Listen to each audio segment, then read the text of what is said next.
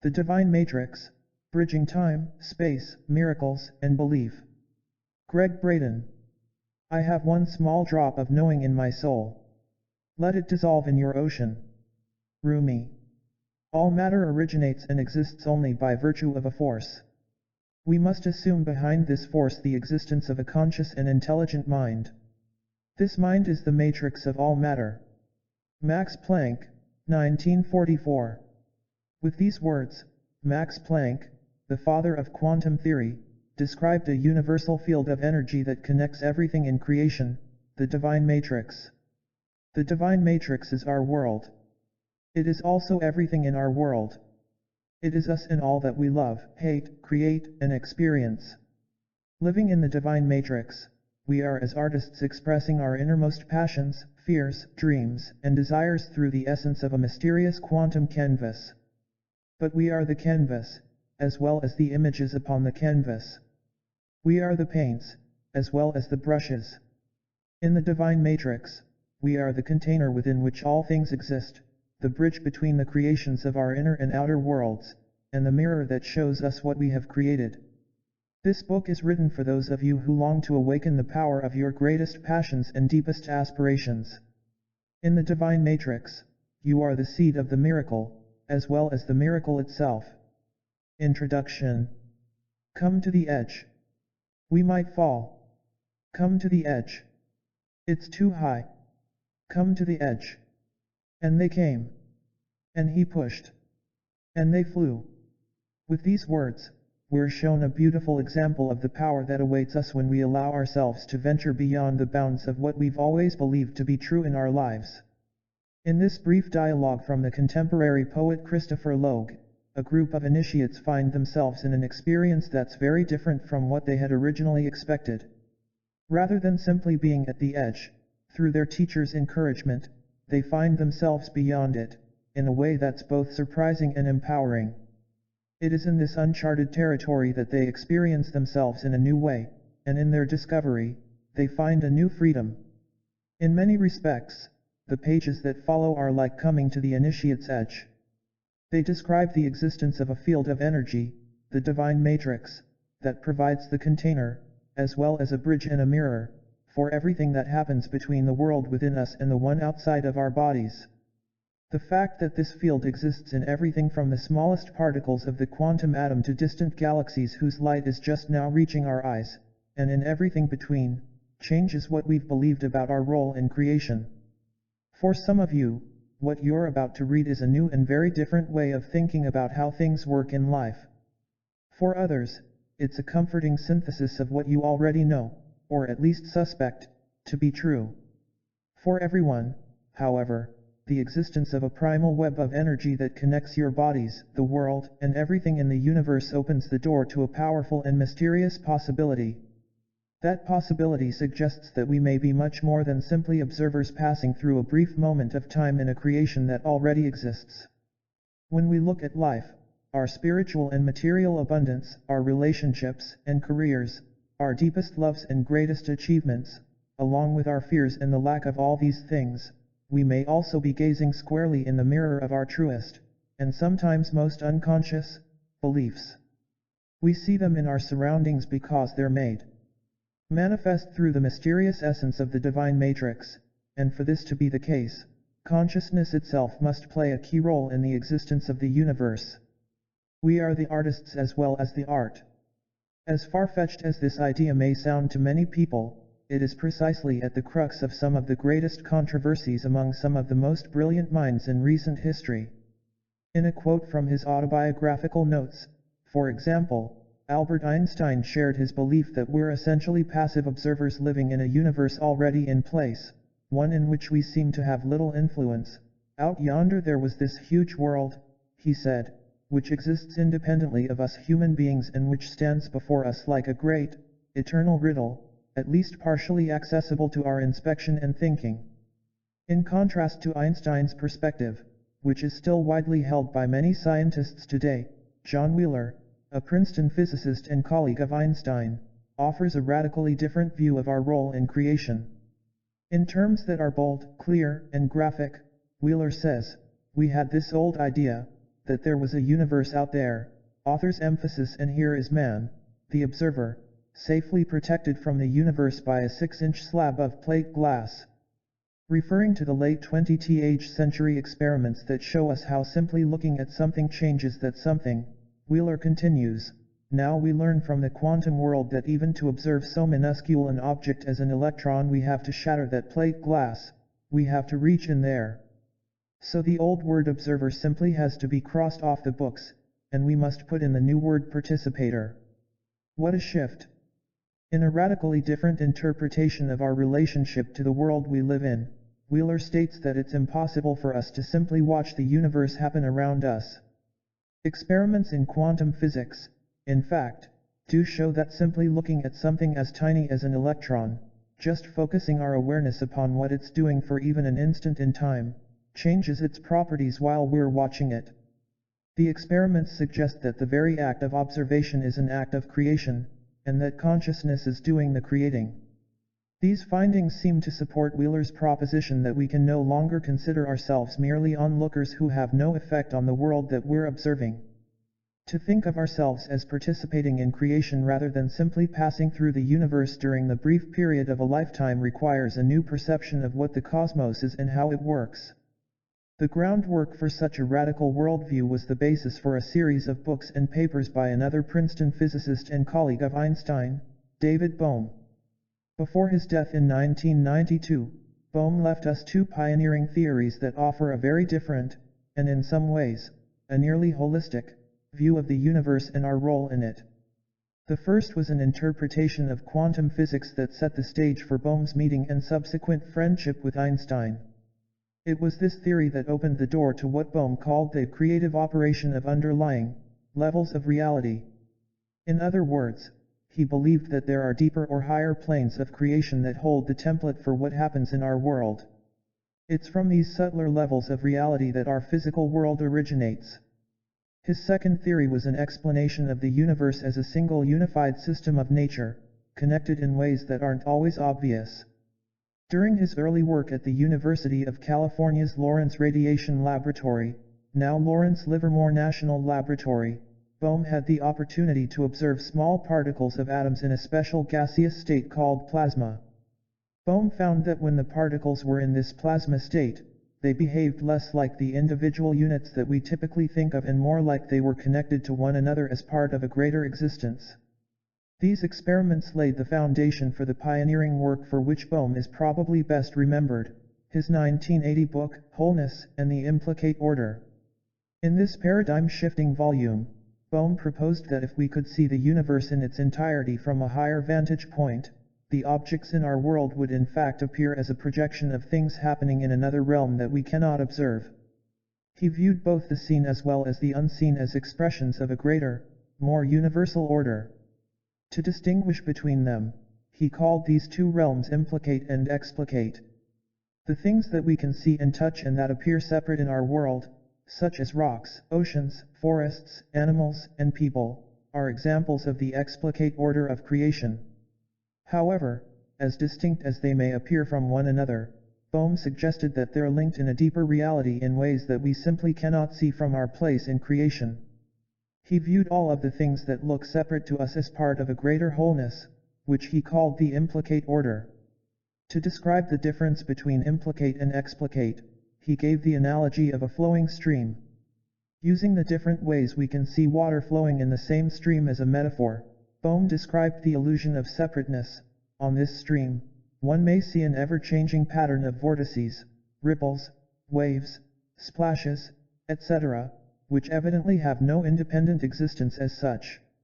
Although the water's disturbances may look separate to us, Bohm viewed them as intimately linked and deeply connected to one another. Such transitory subsistence as may be possessed by these abstracted forms implies only a relative independence, author's emphasis, rather than absolutely independent existence, he stated. In other words, they're all part of the same water. Bohm used such examples to describe his sense that the universe and everything in it, including us, may, in fact, be part of a grand cosmic pattern where all portions are evenly shared by every other. Encapsulating this unified view of nature, Bohm simply stated, the new form of insight can perhaps best be called undivided wholeness in flowing movement. In the 1970s, Bohm offered an even clearer metaphor to describe how the universe may be thought of as a distributed yet undivided whole. Reflecting on the interrelated nature of creation, he became more convinced that the universe works like a grand cosmic hologram. In a hologram, every portion of whatever the object is contains that object in its entirety, only on a smaller scale. For those who may be unfamiliar with the concept of a hologram, a detailed explanation is provided in Chapter 4. From Bohm's perspective, what we see as our world is actually the projection of something even more real that's happening at a deeper level of creation. It is this deeper level that's the original, the implicate. In this view of as above, so below, and as within, so without, patterns are contained within patterns, complete in and of themselves and different only in scale. The elegant simplicity of the human body offers us a beautiful example of a hologram, one that's already familiar. The DNA from any part of our bodies contains our genetic code, the entire pattern of DNA, for the rest of the body, no matter where it comes from. Whether we sample our hair, a fingernail, or our blood, the genetic pattern that makes us who we are is always there in the code, it's always the same. Just as the universe is constantly changing from implicate to explicate, the flow from the unseen to the seen is what makes up the dynamic current of creation. It's this constantly changing nature of creation that John Wheeler had in mind when he described the universe as participatory, that is, unfinished and continually responding to consciousness. Interestingly, this is precisely the way that the wisdom traditions of the past suggest that our world works. From the ancient Indian Vedas, believed by some scholars to date to 5000 BC, to the 2000-year-old Dead Sea Scrolls, a general theme seems to suggest that the world is actually the mirror of things that are happening on a higher realm or in a deeper reality. For example, commenting on the new translations of the Dead Sea Scroll fragments known as the Songs of the Sabbath Sacrifice, its translators summarize the content: what happens on earth is but a pale reflection of that greater, ultimate reality. 8. The implication of both quantum theory and the ancient texts is that in the unseen realms we create the blueprint for the relationships, careers, successes, and failures of the visible world. From this perspective, the divine matrix works like a great cosmic screen that allows us to see the non-physical energy of our emotions and beliefs, our anger, hate, and rage, as well as our love, compassion, and understanding, projected in the physical medium of life. Just as a movie screen reflects without judgment the image of whatever or whoever has been filmed, the matrix appears to provide an unbiased surface for our inner experiences and beliefs to be seen in the world. Sometimes consciously, oftentimes not, we show our truest beliefs about everything from compassion to betrayal through the quality of relationships that surround us. In other words, we're like artists expressing our deepest passions, fears, dreams, and desires through the living essence of a mysterious quantum canvas. However, unlike a conventional painter's canvas, which exists in one place at a given time, our canvas is the same stuff that everything is made of. It is everywhere and is always present. Let's carry the artist/canvas analogy one step further. Traditionally, artists are separate from their work and use their tools to convey an inner creation through an outer expression. Within the divine matrix, however, the separation between art and artist disappears. We are the canvas, as well as the images upon it. We are the tools, as well as the artist using them. The very idea of us creating from within our own creation brings to mind one of those Walt Disney cartoons that were common on black and white television back in the 50s and 60s. We would first see the hand of an unidentified artist sketch a well-known cartoon character such as Mickey Mouse on a drawing pad. As the image was being formed, it would suddenly become animated and lifelike. Then Mickey would begin to create his own drawings of other cartoon characters from within the sketch itself. Suddenly, the original artist was no longer needed and out of the picture, literally. With the hand nowhere to be seen, Mickey and his friends would take on lives and personalities of their own. While everyone in the make-believe house was sleeping, the entire kitchen would become joyously animated. As the sugar bowl danced with the salt shaker and the teacup rocked the world of the butter dish, the characters no longer had any connection to the artist. While this may be an oversimplification of how we function in the divine matrix, it also helps anchor the subtle and abstract idea of us as creators, creating from within our own creations. Just as artists refine an image until it's exactly right in their minds, in many respects it appears that through the divine matrix we do the same thing with our life experiences. Through our palette of beliefs, judgments, emotions, and prayers, we find ourselves in relationships, jobs, and situations of support and betrayal that play out with different individuals in various places. At the same time, these people and situations often feel hauntingly familiar. Both as individuals and together, we share our inner life creations as a never-ending cycle of moment layered upon moment, day after day, and so on. What a beautiful, bizarre, and powerful concept. Just the way a painter uses the same canvas again and again while searching for the perfect expression of an idea, we may think of ourselves as perpetual artists, building a creation that's ever-changing and without end. The implications of being surrounded by a malleable world of our own making are vast, powerful, and, to some, perhaps a little frightening. Our ability to use the divine matrix intentionally and creatively suddenly empowers us to alter everything about the way we see our role in the universe. At the very least, it suggests that there's much more to life than chance happenings and occasional synchronicities that we deal with the best we can. Ultimately, our relationship to the quantum essence that connects us to everything else reminds us that we're creators ourselves. As such, we may express our deepest desires for healing, abundance, joy, and peace in everything from our bodies and lives to our relationships. And we may do so consciously, in the time and manner that we choose.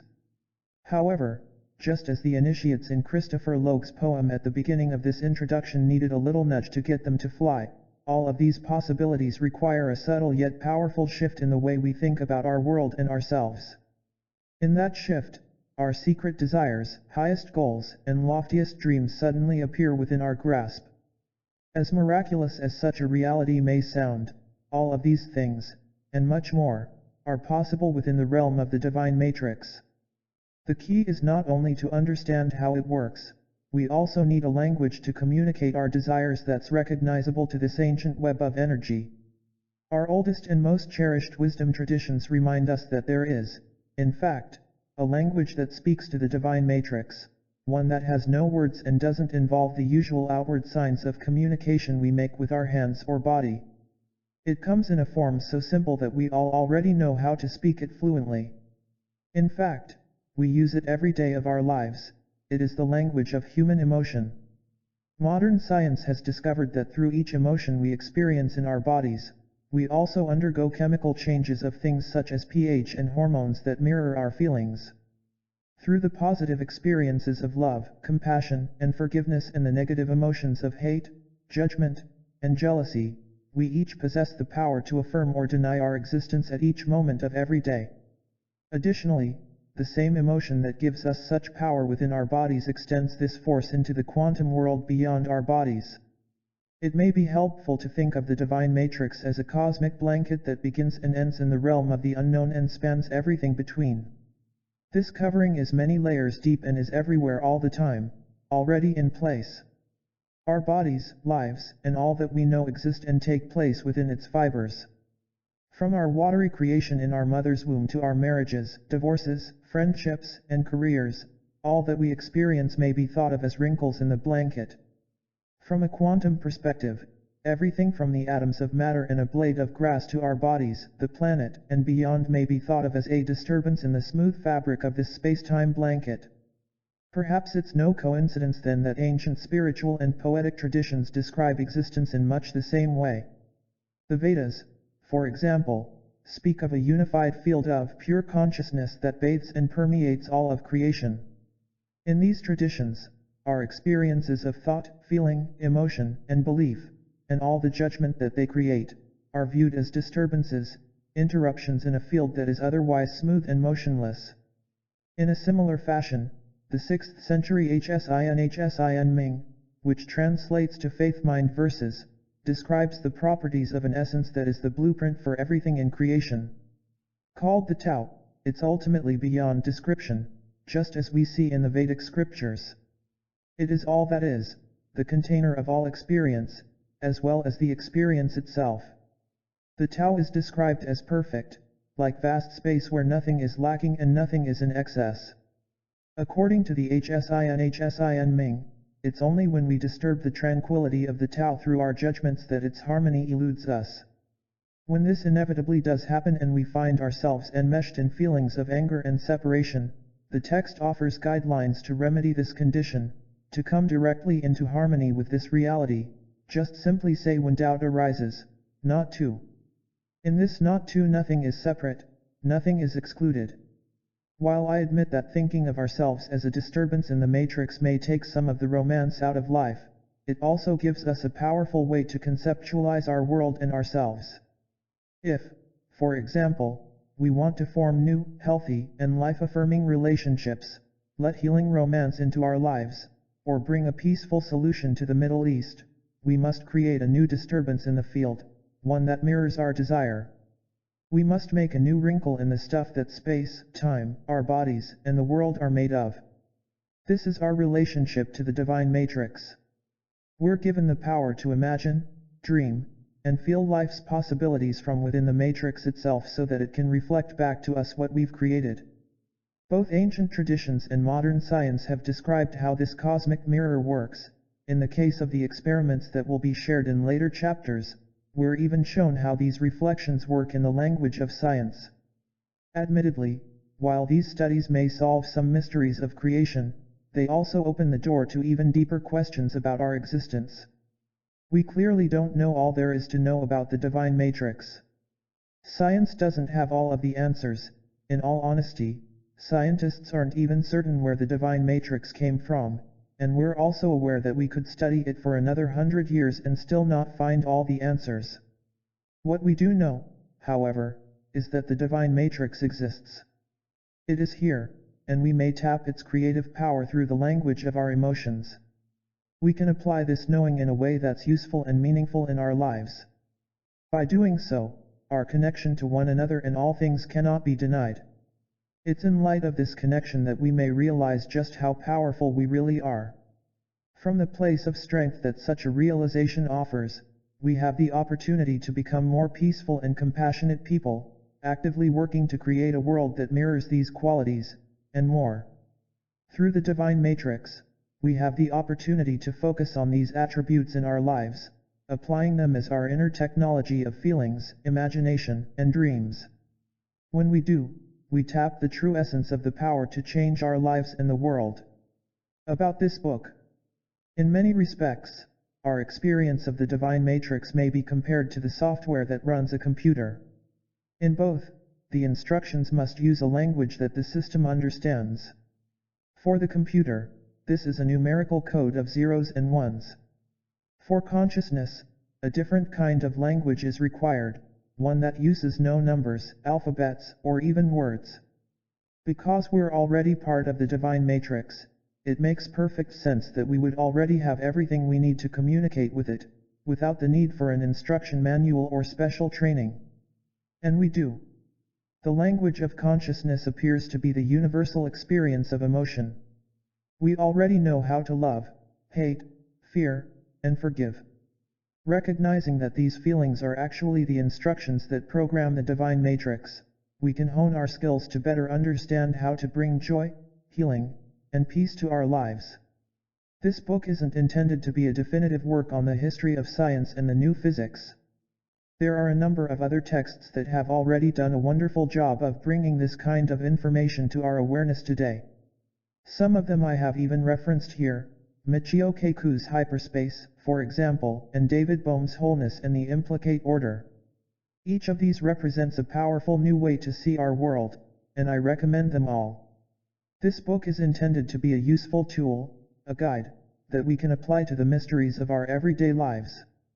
For this reason, there are places where I've chosen to focus more on the radical and unexpected results of the quantum experiments, rather than getting bogged down with too many technical details of the experiments themselves. For us to understand the power to manifest healing, peace, joy, romance, and partnership, as well as to survive our time in history, it's important to emphasize what the results tell us about ourselves. rather than the fine points of how the studies were performed. For those who may be interested in the technical details, I've included the sources as endnotes. For so many people, the breakthroughs in the world of quantum physics are little more than interesting facts, things to talk about at conferences or workshops or over a Starbucks latte. Yet, as deep as the implications go and as high as the philosophy carries us, the discoveries seem to have minimal relevance in our everyday lives.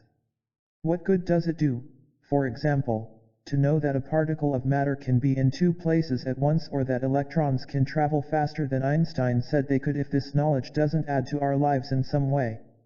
It's only when we can connect these mind-boggling discoveries to the healing of our bodies or to what we experience in the malls, living rooms, airports, and classrooms of our lives that they become important to us. This apparent chasm between the mysteries of the quantum world and our everyday experiences is where the Divine Matrix offers a bridge. In addition to describing the findings, this book takes us one step further. It gives meaning to how those discoveries can help us become better people and build a better world together. I've written this book for one reason: to offer a sense of hope, possibility, and empowerment in a world that often makes us feel small, ineffective, and helpless. And my goal is to do so in a conversational style that describes the awesome insights of the new science in a way that's easy to understand and interesting. My experience with live presentations has shown that in order to reach an audience in a way that's meaningful, it's important to honor the way the listeners learn. Regardless of how left-brained we think we are or how right-brained we feel we are, the fact is that we all use both sides to make sense of the world. And while some people certainly do rely more on one hemisphere or the other, it's important to honor both our intuition as well as our logic when we invite people to make a huge leap in how they see the world. For this reason, the Divine Matrix is written in much the same way that the fabric of a tapestry is created. Throughout these pages, I've woven the right brain descriptions of personal accounts and direct experience into the left brain research and reports of discoveries that tell us why these stories are important. This way of sharing information makes the data seem less textbook-like, while still keeping enough of the leading-edge science to make it meaningful. Just as all life is built from the four chemical bases that create our DNA, the universe appears to be founded upon four characteristics of the Divine Matrix that make things work in the way they do. The key to tapping the power of the Matrix lies in our ability to embrace the four landmark discoveries that link it to our lives in an unprecedented way. Discovery 1. There is a field of energy that connects all of creation. Discovery 2. This field plays the role of a container, a bridge, and a mirror for the beliefs within us. Discovery 3. The field is non-local and holographic. Every part of it is connected to every other, and each piece mirrors the whole on a smaller scale. Discovery 4. We communicate with the field through the language of emotion. It's our power to recognize and apply these realities that determine everything from our healing to the success of our relationships and careers. Ultimately, our survival as a species may be directly linked to our ability and willingness to share life-affirming practices that come from a unified quantum worldview. To do justice to the huge concepts implied by the Divine Matrix, I've written it in 3 parts, each covering one of the key implications of the field. Rather than creating a formal conclusion at the end of each part, I've highlighted the important concepts as an inline summary, noting such an idea as a key designated by number, as in Key 1, Key 2, and so forth. For quick reference, a listing of the 20 keys may be found at the end of Chapter 8. A brief description of each section will help in navigating the material and in finding the information that's useful for everything from important references to deep inspiration. Part I. Discovering the Divine Matrix, the mystery that connects all things, explores the enduring human sense that we're united by a field of energy that connects everything. In Chapter 1, I describe the single experiment that set scientists back over 100 years in the search for such a unified field. It is in this section that I also share the 20th century research that led to advances in quantum physics, forcing scientists to revisit the original experiment that told us everything is separate. This includes 3 representative experiments showing the latest scientific documentation of a previously unrecognized field of energy. Briefly, these findings demonstrate the following. 1. Human DNA has a direct effect on the stuff that our world is made of. 2. Human emotion has a direct effect on the DNA that affects the stuff that our world is made of. 3. The relationship between emotions and DNA transcends the bounds of time and space. The effects are the same regardless of distance. At the end of part 1, there can be little doubt as to the existence of the divine matrix. Whether we're describing it from a spiritual or scientific perspective, it's clear that there's something out there, a field of energy that connects everything we do, as well as all that we are and experience. The logical questions then become, what do we do with this information, and how do we use the divine matrix in our lives? Part 2, the bridge between imagination and reality, how the divine matrix works, explores what it means to live in a universe where, in addition to simply being connected, non-local, everything is linked holographically. The subtle power of these principles is perhaps one of the greatest discoveries of 20th century physics, and at the same time, it's quite possibly the least understood and most overlooked. This section is intentionally non-technical and designed to be a useful guide to the mystery of experiences that we all share yet rarely recognize in their fullest capacity to teach us. When we look at our lives from the viewpoint that everything is everywhere all the time, the implications are so vast that for many they're hard to grasp.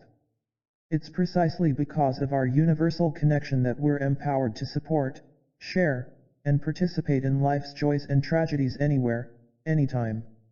How do we make use of such power? The answer begins with our understanding that there really is no here and there, or then and now. From the perspective of life as a universally connected hologram, here is already there, and then has always been now. Ancient spiritual traditions remind us that in each moment of the day, we make the choices that either affirm or deny our lives. Every second we choose to nourish ourselves in a way that supports or depletes our lives, to breathe deep and life-affirming breaths or shallow, life-denying ones, and to think and speak about other people in a manner that is honoring or dishonoring. Through the power of our non-local, holographic consciousness, each of these seemingly insignificant choices has consequences that extend well beyond the places and the moments of our lives. Our individual choices combine to become our collective reality. That's what makes the discoveries both exciting and frightening. Through these understandings, we see why our good wishes, thoughts, and prayers are already at their destination. That we aren't limited by our bodies or the laws of physics. How we support our loved ones everywhere from the battlefield to the boardroom, without ever leaving our home. That we do have the potential to heal instantaneously. That it is possible to see across time and space without ever opening our eyes. Part 3, Messages from the Divine Matrix, Living, Loving, and Healing in Quantum Awareness, delves directly into the practical aspects of what it means to live in a unified field of energy, along with how it affects the events of our lives. With examples of synchronicities and coincidences, powerful acts of intentional healing, and what our most intimate relationships are showing us, this section serves as a template to recognize what similar experiences may mean in our own lives. Through a series of real case histories, I share the power, irony, and clarity of how seemingly insignificant events in our lives are actually us showing ourselves our truest and deepest beliefs. Among the examples used to describe this relationship, I include a case history of how our pets can show us with their bodies the physical conditions that have either gone unnoticed or are still developing in our own. The Divine Matrix is the result of more than 20 years of research, as well as my personal journey to make sense of the great secret held in our most ancient, mystical, and cherished traditions. If you've always sought to answer the questions, are we really connected, and if so, how deep does that connection go, and how much power do we really have to change our world, then you'll like this book. The Divine Matrix is written for those of you whose lives bridge the reality of our past with the hope of our future. It is you who are being asked to forgive and find compassion in a world reeling from the scars of hurt, judgment, and fear. The key to surviving our time in history is to create a new way of thinking while we're still living in the conditions that threaten our existence. Ultimately, we may discover that our ability to understand and apply the rules of the Divine Matrix holds the key to our deepest healing, our greatest joy, and our survival as a species. Gregg Braden, Santa Fe, New Mexico. Discovering the Divine Matrix, the mystery that connects all things. Chapter 1. Q. What's in the space between? A. The divine matrix. Science cannot solve the ultimate mystery of nature. And that is because, in the last analysis, we ourselves are part of the mystery that we are trying to solve. Max Planck, 1858–1947, physicist. When we understand us, our consciousness, we also understand the universe and the separation disappears. Amit Goswami, physicist. There is a place where all things begin, a location of pure energy that simply is. In this quantum incubator for reality, all things are possible. From our personal success, abundance, and healing to our failure, lack, and disease, everything from our greatest fear to our deepest desire begins in this soup of potential. Through the reality makers of imagination, expectation, judgment, passion, and prayer, we galvanize each possibility into existence. In our beliefs about who we are, what we have and don't have, and what should and shouldn't be, we breathe life into our greatest joys as well as our darkest moments. The key to mastering this place of pure energy is to know that it exists, to understand how it works, and finally to speak the language that it recognizes. All things become available to us as the architects of reality in this place where the world begins, the pure space of the divine matrix. Key 1. The divine matrix is the container that holds the universe, the bridge between all things, and the mirror that shows us what we have created. The last thing I expected to see on a late October afternoon hiking in a remote canyon of the Four Corners area in northwestern New Mexico was a Native American wisdom keeper walking toward me on the same trail. Yet there he was, standing at the top of the small incline that separated us as our paths converged that day. I'm not sure how long he'd been there. By the time I saw him, he was just waiting, watching me as I stepped carefully among the loose stones on the path. The low sun created a glow that cast a deep shadow across the man's body. As I held my hand up to block the light from my eyes, I could see a few locks of shoulder-length hair blowing across his face. He seemed as surprised to see me as I was to see him. The wind carried the sound of his voice toward me as he cupped his hands on either side of his mouth. "Hello," he shouted. "Hello," I called back. I didn't expect to see anyone here this time of day. Stepping a little closer, I asked, "How long have you been watching me?" "Not long," he replied. "I come here to listen to the voices of my ancestors in those caves," he said, as one arm pointed toward the other side of the canyon. The path we were following wound through a series of archaeological sites built nearly 11 centuries before by a mysterious clan of people. No one knows where they came from or who they were. With no evidence of their skills evolving over time, the people that modern natives simply call the Ancient Ones showed up one day in history and brought with them the most advanced technology that would be seen in North America for another 1,000 years. From the 4-story tall buildings and perfect stone kivas, round ceremonial structures, buried in the ground to the vast irrigation systems and the sophisticated crops that sustain the people, this place seems to have just appeared one day. And then those who built it were suddenly gone, they just vanished. The Ancient Ones left precious few clues to tell us who they were. With the exception of the rock art on the canyon walls, no written records have ever been found. There are no sites of mass burials or cremations, or weapons of war. Yet the evidence of their existence is there, hundreds of ancient dwellings in an 11-mile long, 1-mile wide canyon in the remote corner of a desolate canyon in northwestern New Mexico. I've gone to this place often to walk, immerse myself in the strange beauty of the open desolation, and feel the past. On that late October afternoon, both the wisdom keeper and I had come to the high desert on the same day for the same reason. As we exchanged our beliefs about the secrets still held there, my new friend shared a story. A long time ago, our world was very different from the way we see it today, the wisdom keeper began. There were fewer people, and we lived closer to the land. People knew the language of the rain, the crops, and the great creator.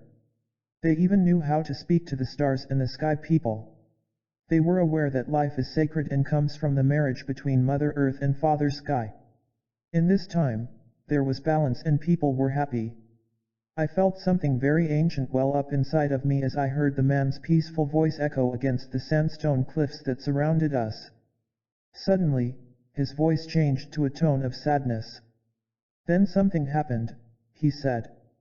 No one really knows why, but people started to forget who they were.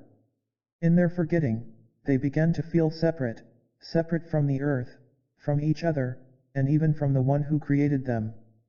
They were lost and wandered through life with no direction or connection. In their separation, they believed that they had to fight to survive in this world and defend themselves against the same forces that gave them the life they had learned to live in harmony with and trust. Soon all of their energy was used to protect themselves from the world around them, instead of making peace with the world within them. Immediately, the man's story resonated with me. As I listened to what he was telling me, it sounded as if he were describing human beings today. With the few exceptions of isolated cultures and remote pockets of tradition that remain, our civilization certainly places its focus more on the world around us and less on the world within us. We spend hundreds of millions of dollars each year defending ourselves from disease and trying to control nature. In doing so, we have perhaps strayed further from our balance with the natural world than ever before. The wisdom keeper had my attention. Now the question was, where was he going with his story? Even though they had forgotten who they were, somewhere inside of them the gift of their ancestors remained, he continued. There was still a memory that lived within them. In their dreams at night they knew that they held the power to heal their bodies, bring rain when they needed to, and speak with their ancestors. They knew that somehow they could find their place in the natural world once again. As they tried to remember who they were, they began to build the things outside of their bodies that reminded them of who they were on the inside. As time went on, they even built machines to do their healing, made chemicals to grow their crops, and stretched wires to communicate over long distances. The farther they wandered from their inner power, the more cluttered their outer lives became with the things that they believed would make them happy. As I listened, I saw the unmistakable parallels between the people I was hearing about and our civilization today. Our civilization has become steeped in feelings of being powerless to help ourselves or make a better world. So often we feel helpless as we watch our loved ones slip away from us into the clutches of pain and addictions. We think that we're powerless to ease the suffering from the horrible diseases that no living thing should ever have to endure. We can only hope for the peace that will bring those we care about safely from the terror of foreign battlefields. And together, we feel insignificant in the presence of a growing nuclear threat as the world aligns itself along the divisions of religious beliefs, bloodlines, and borders. It seems that the farther we stray from our natural relationship with the earth, our bodies, one another, and God, the emptier we become. In our emptiness, we strive to fill our inner void with things. When we look at the world from this perspective, I cannot help but think of a similar dilemma portrayed in the science fiction movie Contact. The President's science advisor, played by Matthew McConaughey, explores the fundamental question that faces every technological society. During a television interview, he asks if we are a better society because of our technology. Has it brought us closer together or made us feel more separate? The question is never really answered in the movie, and the topic could fill an entire book unto itself. However, the point that the advisor is making when he asks how much of our power we give away to our diversions is a good one. When we feel that video games, movies, virtual online relationships, and voiceless communication are necessities and they become substitutes for real life and face-to-face contact, this may be signs of a society in trouble. While electronics and entertainment media certainly seem to make life more interesting, they could also be red flags telling us how far we've strayed from our power to live rich, healthy, and meaningful lives. Additionally, when the focus of our lives becomes how to avoid disease rather than how to live in a healthy way, how to stay out of war rather than how to cooperate in peace, and how to create new weapons rather than how to live in a world where armed conflict has become obsolete, clearly the path we're on has become one of survival. In such a mode, no one is truly happy, nobody really wins. When we find ourselves living this way, the obvious thing to do would be to look for another route. And that's precisely what this book is about and why I'm sharing this story. How does the story end? I asked the wisdom keeper. Did the people ever find their power and remember who they were? By this time, the sun had disappeared behind the canyon walls, and for the first time I could actually see who I was talking to. The sun-darkened man standing in front of me smiled broadly upon hearing my question. He was quiet for just a moment, and then he whispered, "No one knows because the story isn't finished. The people who got lost are our ancestors, and we are the ones who are writing the ending." What do you think? I only saw the man a couple of times after that in various places throughout the land and communities that we both love. I think about him often, though. As I see the events of the world unfold, I remember his story and wonder if we'll complete the ending in this lifetime. Will you and I be the ones who remember? The implications of the story that the man in the canyon shared are vast.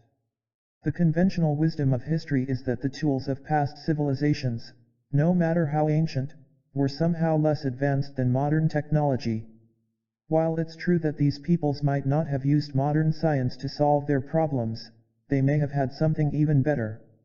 In discussions with historians and archaeologists whose livelihoods are based on interpreting the past, this topic is generally the source of passionately heated emotion.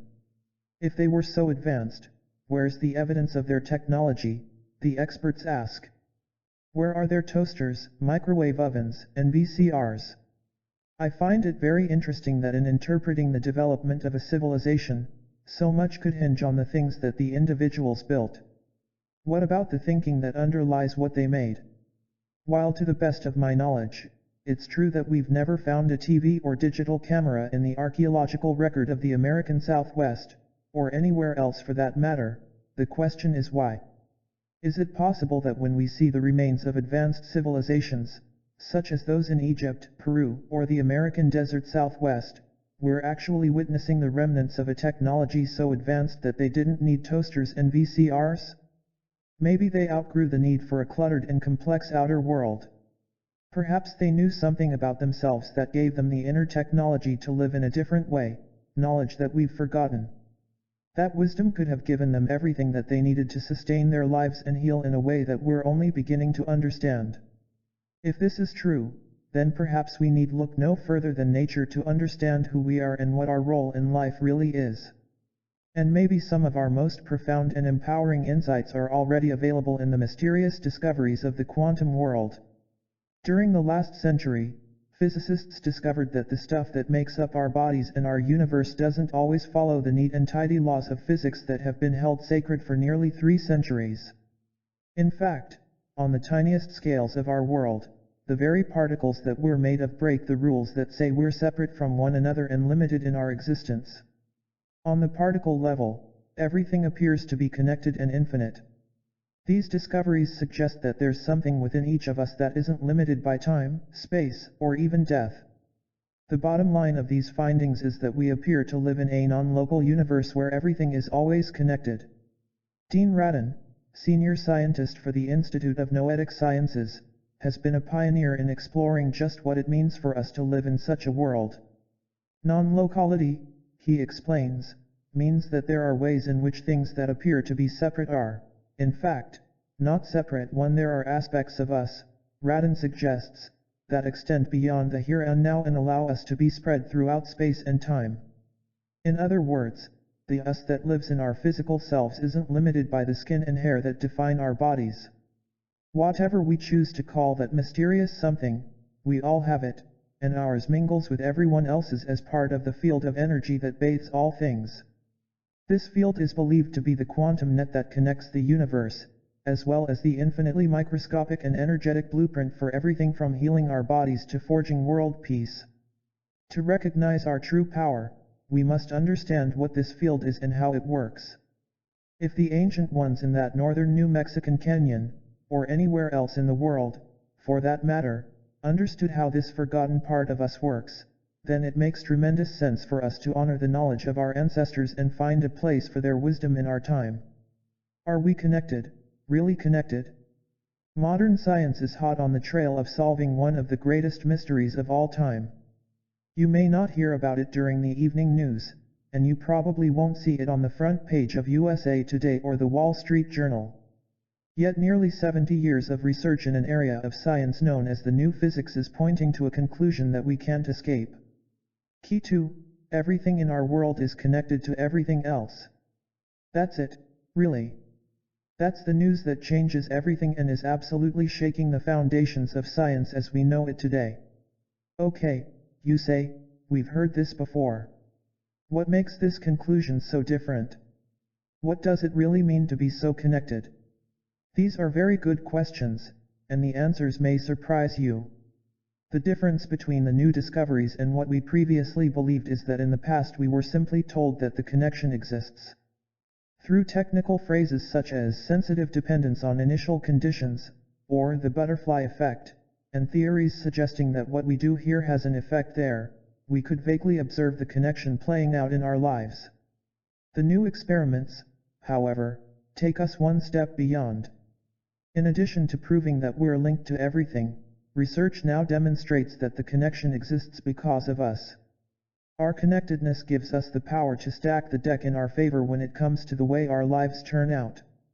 In everything from searching for romance and healing our loved ones to the fulfillment of our deepest aspirations, we are an integral part of all that we experience each day.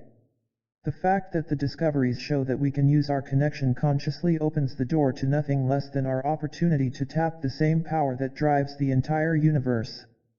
Through the oneness that lives inside of you, me, and all humans who walk the planet, we have a direct line to the same force that creates everything from atoms and stars to the DNA of life. There's one small catch, however: our power to do so is dormant until we awaken it. The key to awakening such an awesome power is to make a small shift in the way we see ourselves in the world. Just as Logue's initiates found that they could fly after receiving a little nudge off the cliff, from the poem on page 9, with a small shift in perception we can tap the most powerful force in the universe in order to address even seemingly impossible situations. This happens when we allow ourselves a new way of seeing our role in the world. Because the universe seems like a really big place, almost too vast for us to even think about, we can begin by seeing ourselves differently in our everyday lives. The small shift that we need is to see ourselves as part of the world rather than separate from it. The way to convince ourselves that we're truly one with everything that we see and experience is to understand how we're joined and what that connection means. Key 3, to tap the force of the universe itself, we must see ourselves as part of the world rather than separate from it. Through the connection that joins all things, the stuff that the universe is made of, waves and particles of energy, appears to break the laws of time and space as we once knew them. Although the details sound like science fiction, they're very real. Particles of light, photons, for example, have been observed to bilocate, that is, to be in two different places separated by many miles at precisely the same instant. From the DNA of our bodies to the atoms of everything else, things in nature appear to share information more rapidly than Albert Einstein predicted anything could ever travel, faster than the speed of light. In some experiments, data has even arrived at its destination before it's left its place of origin. Historically, such phenomena were believed to be impossible, but apparently they're not only possible, they also may be showing us something more than just the interesting anomalies of small units of matter. The freedom of movement that the quantum particles demonstrate may reveal how the rest of the universe works when we look beyond what we know of physics. While these results may sound like the futuristic script of a Star Trek episode, they're being observed now, under the scrutiny of present-day scientists. Individually, the experiments that produce such effects are certainly fascinating and deserve more investigation. Considered together, however, they also suggest that we may not be as limited by the laws of physics as we believe. Perhaps things are able to travel faster than the speed of light, and maybe they can be in two places at once. And if things have this ability, what about us? These are precisely the possibilities that excite today's innovators and stir our own imaginations. It is in the coupling of the imagination, the idea of something that could be, with an emotion that gives life to a possibility, that it becomes a reality. Manifestation begins with the willingness to make room in our beliefs for something that supposedly doesn't exist. We create that something through the force of consciousness and awareness. The poet William Blake recognized the power of imagination as the essence of our existence, rather than something that we simply experience occasionally in our spare time. Man is all imagination, he said, clarifying, the eternal body of man is the imagination, that is, God himself. Philosopher and poet John Mackenzie further explained our relationship with the imagination, suggesting, the distinction between what is real and what is imaginary is not one that can be finely maintained, all existing things are imaginary.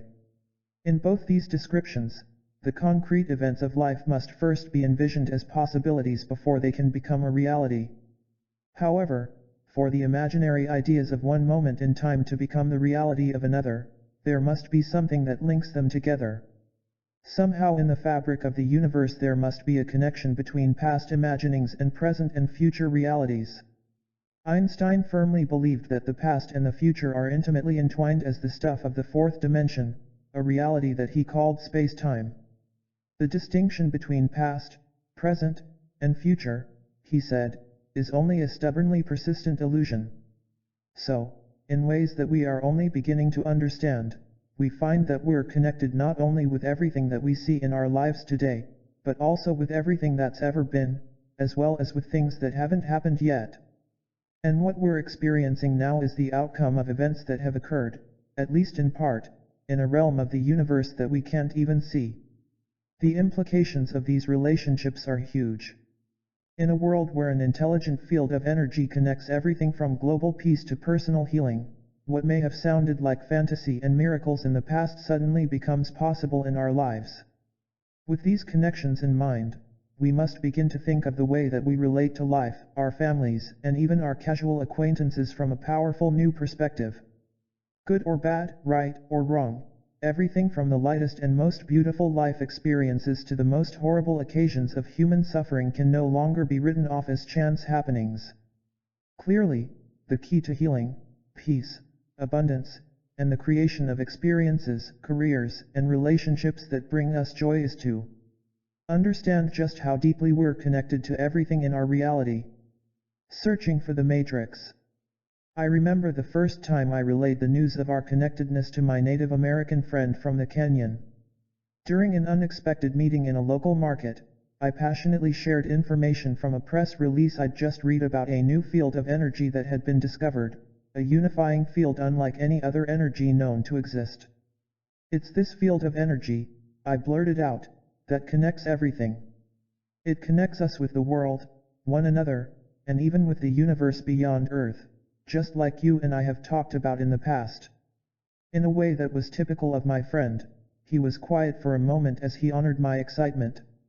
After a few seconds, he took a breath and then replied with a directness that I'd seen many times before. He was honest and to the point. So, he said, you have found that everything is connected. That is what our people have been saying all along. It is good that your science has figured it out, too. If an intelligent field of energy really plays such a powerful role in how the universe works, then why didn't we know about it until recently? We've just emerged from the 20th century, a time historians may well come to regard as the most remarkable period in history. Within a single generation, we learned how to unleash the power of the atom, to store a library the size of a city block on a computer chip, and to read and engineer the DNA of life. How could we have accomplished all of these scientific marvels yet missed the single most important discovery of all, the one understanding that gives us access to the power of creation itself? The answer may surprise you. There was a time in our not-so-distant past when scientists did, in fact, attempt to solve the mystery of whether or not we're connected through an intelligent field of energy by proving once and for all whether or not the field even exists.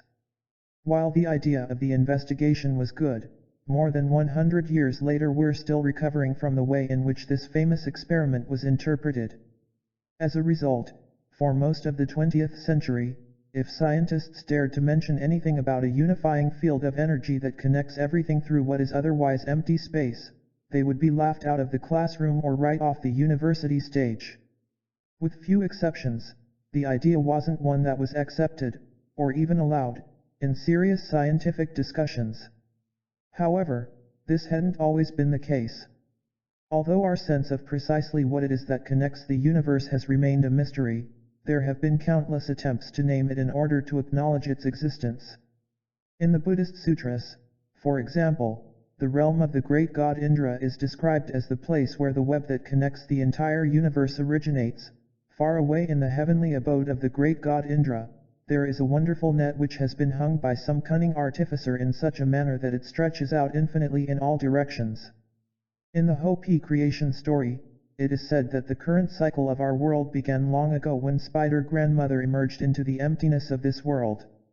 The first thing she did was to spin the great web that connects all things, and through it she created the place where her children would live their lives.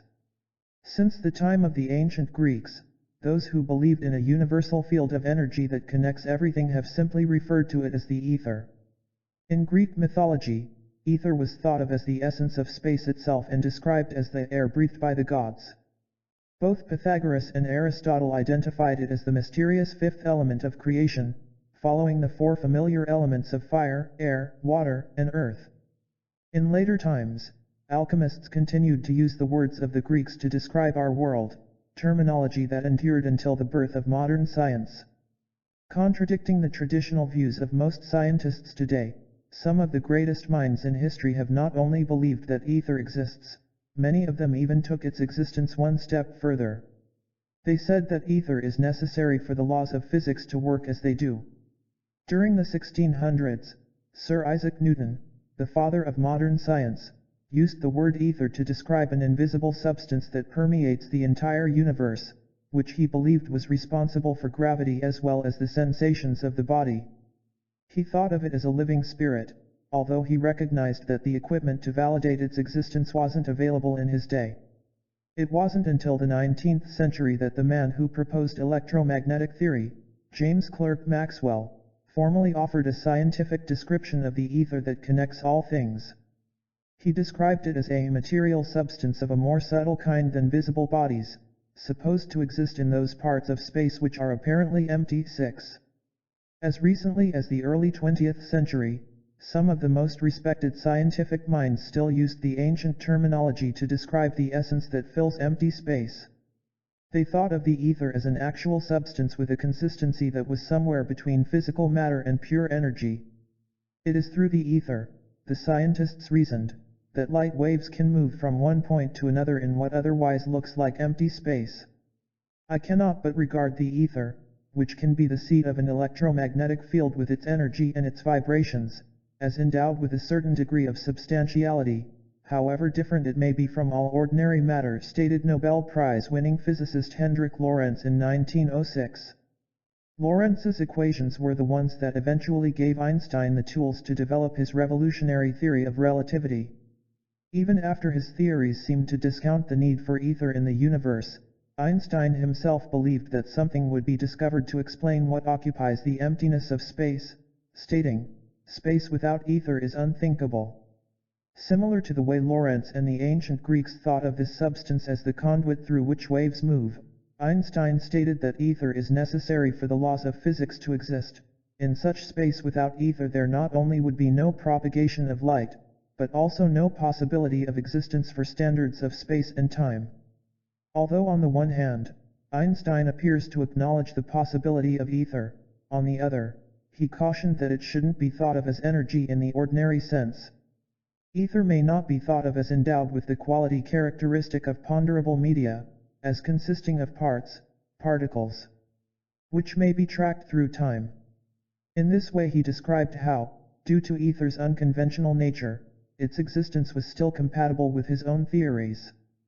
The mere mention of the ether field today still ignites debate about whether or not it exists. Almost in the same breath, it resurrects the memory of one famous experiment that was designed to prove or disprove the field's existence once and for all. As is often the case with this kind of investigation, the outcome raised more questions and controversy than it resolved. History's greatest failed experiment. Performed more than 100 years ago, the ether experiment is named after the two scientists who designed it, Albert Michelson and Edward Morley. The sole purpose of the Michelson-Morley experiment was to determine whether or not the mysterious ether of the universe did in fact exist.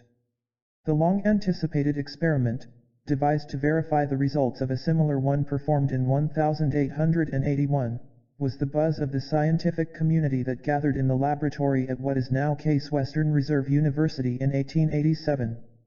Ultimately, it held consequences that even the best minds of the late 19th century couldn't have known. The thinking behind the experiment was innovative, to be sure. If ether really exists, Michelson and Morley reasoned, then it must be an energy that is everywhere, quiet, and still. And if this is true, then the Earth's passage through this field in space should create a movement that can be measured. Just as we're able to detect the air as it ripples through the vast fields of golden wheat on the plains of Kansas, we should be able to detect the ether's breeze. Michelson and Morley named this hypothetical phenomenon the ether wind.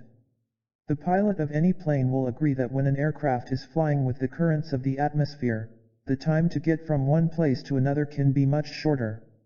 However, when the plane is flying against the flow, it endures a rough ride, and wind resistance can add hours to the flight. Michelson and Morley reasoned that if they could shoot a ray of light in two directions simultaneously, the difference in the amount of time it took for each beam to reach its destination should allow the experimenters to detect the presence and flow of the ether wind. While the experiment was a good idea, the results surprised everyone. If ether was present, Michelson and Morley believed that a beam of light should travel slower as it moved against the ether's currents, A, and faster as it traveled with the currents, B. The experiment, conducted in 1887, found no ether currents. The conclusion was that no ether exists. The consequences of this interpretation have haunted scientists for more than 100 years. In 1986, the journal Nature reported on the results of experiments conducted with more sensitive equipment. The bottom line, a field with the characteristics of the ether was detected, and it behaved just as the older predictions had suggested it would a century before. The bottom line was that Michelson and Morley's equipment detected no ether wind. Finding what looked like the absence of the wind, both the 1881 and 1887 experiments seemed to lead to the same conclusion: no ether exists. Michelson interpreted the results of what has been called the most successful failed experiment in history in the prestigious American Journal of Science. The result of the hypothesis of a stationary ether field is thus shown to be incorrect, and the necessary conclusion follows that the hypothesis is erroneous. While the experiment may be described as a failure with regard to proving the existence of ether, it actually demonstrated that the ether field just might not behave in the way scientists originally expected. Just because no movement was detected doesn't mean that ether wasn't there. An analogy for this would be to hold your finger above your head to test for wind. To conclude that no air existed because you felt no breeze during the test would be a rough equivalent of the thinking behind the conclusions of the 1887 experiment. Accepting this experiment as proof that ether doesn't exist, modern scientists operate under the assumption that things in our universe happen independently of each other. They accept that what an individual does in one part of the world is completely unrelated to other areas and has no effect on someone else half a planet away. Arguably, this experiment has become the basis for a worldview that has had a profound impact on our lives and the Earth. As a consequence of this kind of thinking, we govern our nations, power our cities, test our atomic bombs, and exhaust our resources, believing that what we're doing in one place has no impact anywhere else. Since 1887, we've based the development of an entire civilization on the belief that everything is separate from everything else, a premise that more recent experiments show is simply not true. Today, more than 100 years after the original experiment, new studies suggest that the ether, or something like it, does in fact exist. It just does not appear to come in the form that Michelson and Morley had expected. Believing that the field must be motionless and made of electricity and magnetism, just as the other forms of energy discovered in the mid-1800s were, they searched for the ether as they would a conventional form of energy. But ether is far from conventional. In 1986, Nature published an unassuming report simply titled Special Relativity. With implications that absolutely shake the foundation of the Michelson-Morley experiment as well as everything we believe about our connection to the world, It described an experiment by a scientist named E.W. Silvertooth that was sponsored by the U.S. Air Force. Duplicating the 1887 experiment, but with equipment that was much more sensitive, Silvertooth reported that he did detect a movement in the ether field. Furthermore, it was precisely linked to the motion of the Earth through space, just as had been predicted. This experiment, and others since then, suggest that the ether does in fact exist, just as Planck suggested in 1944. Although modern experiments continue to indicate that the field is there, we can be sure that it will never be called ether again. In scientific circles, the mere mention of the word conjures up adjectives ranging from pseudoscience to hogwash. As we'll see in Chapter 2, the existence of a universal field of energy that permeates our world is being thought of in very different terms. The experiments that prove its existence are so new that a single name has yet to be chosen. Regardless of what we choose to call it, however, something is definitely there. It connects everything in our world and beyond and affects us in ways that we're only beginning to understand. So how could this have happened? How might we have missed such a powerful key to understanding how the universe works? The answer to this question cuts to the very core of the quest that's created the most intense controversy and heated debate among the greatest minds of the last 2 centuries, a dispute that continues to this day. It's all about the way we see ourselves in the world and our interpretation of that viewpoint. The key is that the energy connecting everything in the universe is also part of what it connects. Rather than thinking of the field as separate from everyday reality, the experiments tell us that the mundane visible world actually originates as the field. It's as if the blanket of the divine matrix is spread smoothly throughout the universe, and every once in a while it wrinkles here and there into a rock, tree, planet, or person that we recognize. Ultimately, all of these things are just ripples in the field, and this subtle yet powerful shift in thinking is the key to tapping the power of the divine matrix in our lives. To do so, however, we must understand why scientists view the world as they do today. A brief history of physics. Different rules for different worlds. Science is simply a language to describe the natural world, along with our relationship to it and the universe beyond. And it is only one language.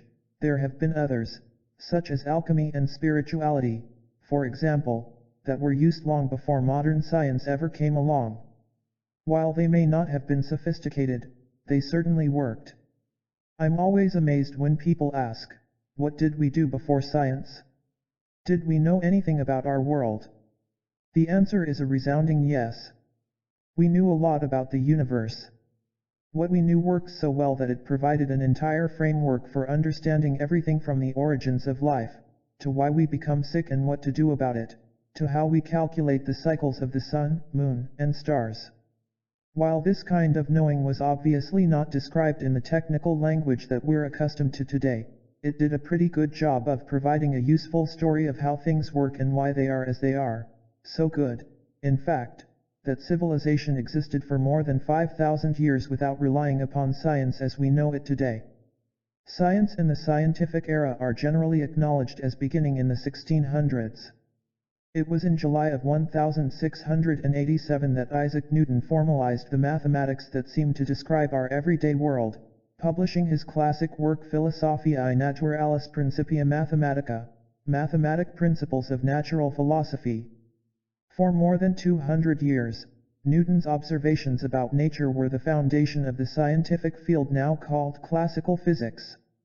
Along with Maxwell's theories of electricity and magnetism from the late 1800s and Einstein's theories of relativity from the early 1900s, classical physics has been tremendously successful in explaining the large-scale things that we see, such as the movement of planets and apples falling from trees. It has served us so well that we were able to calculate the orbits for our satellites and even put a man on the moon. During the early 20th century, however, advances in science revealed a place in nature where Newton's laws just don't seem to work, the very small world of the atom. Before then, we simply didn't have the technology to peer into the subatomic world or watch the way particles behave during the birth of a star in a distant galaxy. In both realms, the smallest and the largest, scientists began to see things that couldn't be explained by traditional physics. A new kind of physics had to be developed, with the rules that would explain the exceptions to our everyday world, the things that happen in the realm of quantum physics.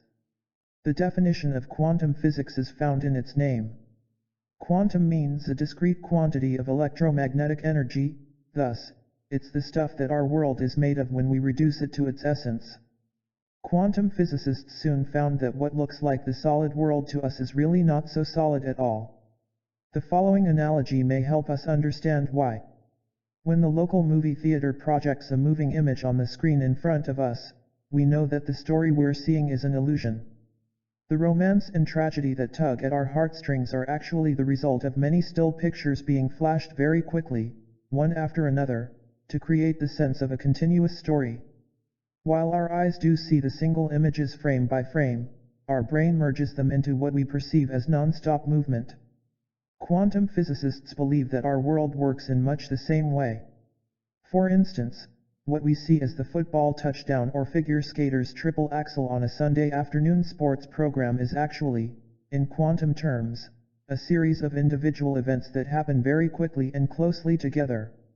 Similar to the way that many images strung together make a movie look so real, life actually occurs as brief, tiny bursts of light called quanta. The quanta of life happen so quickly that unless our brain is trained to operate differently, as in some forms of meditation, it simply averages the pulses to create the uninterrupted action we see as the Sunday sports. Quantum physics, then, is the study of the things that happen on the very small scale of the forces that underlie our physical world. The difference in the ways that the quantum and everyday worlds seem to work has created two schools of thought among scientists in contemporary physics, the classical and the quantum. And each has its own theories to support it.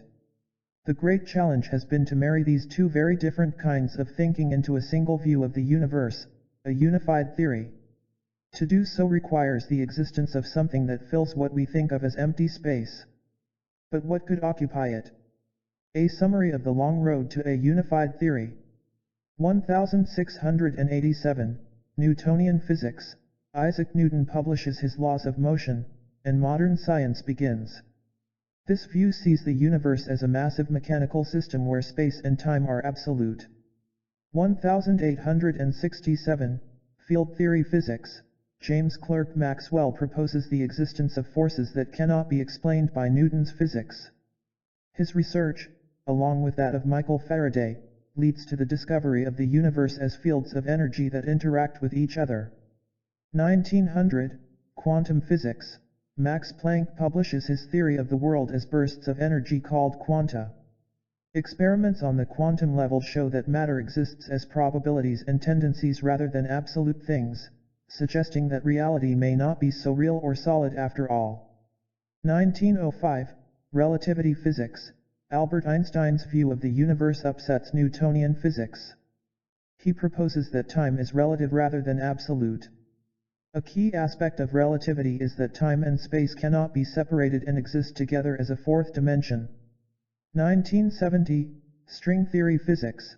Physicists discover that theories describing the universe as tiny vibrating strings of energy can be used to explain the observations of both the quantum and everyday worlds. The theory is formally accepted by the mainstream physics community in 1984 as a possible bridge to unite all other theories. The new and improved unified theory of physics. Someday in the future, physicists will discover a way to explain the holographic nature of what we observe in the quantum universe, as well as what we see in our everyday world. They will formulate the equations to unify their explanation into one consistent story. What's in the space between?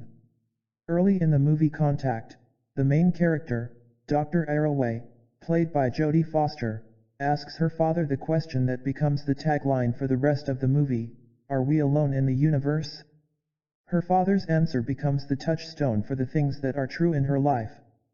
When she finds herself in particularly vulnerable situations, such as opening herself up to romance or trusting her experience in the distant universe where she's been transported, her father's words become the guiding principle of her beliefs. His response is simply that if we're alone in the universe, it seems like an awful waste of space. In much the same way, if we believe that the space between any two things is empty, then it seems like a tremendous waste as well. Scientists believe that more than 90% of the cosmos is missing and appears to us as empty space.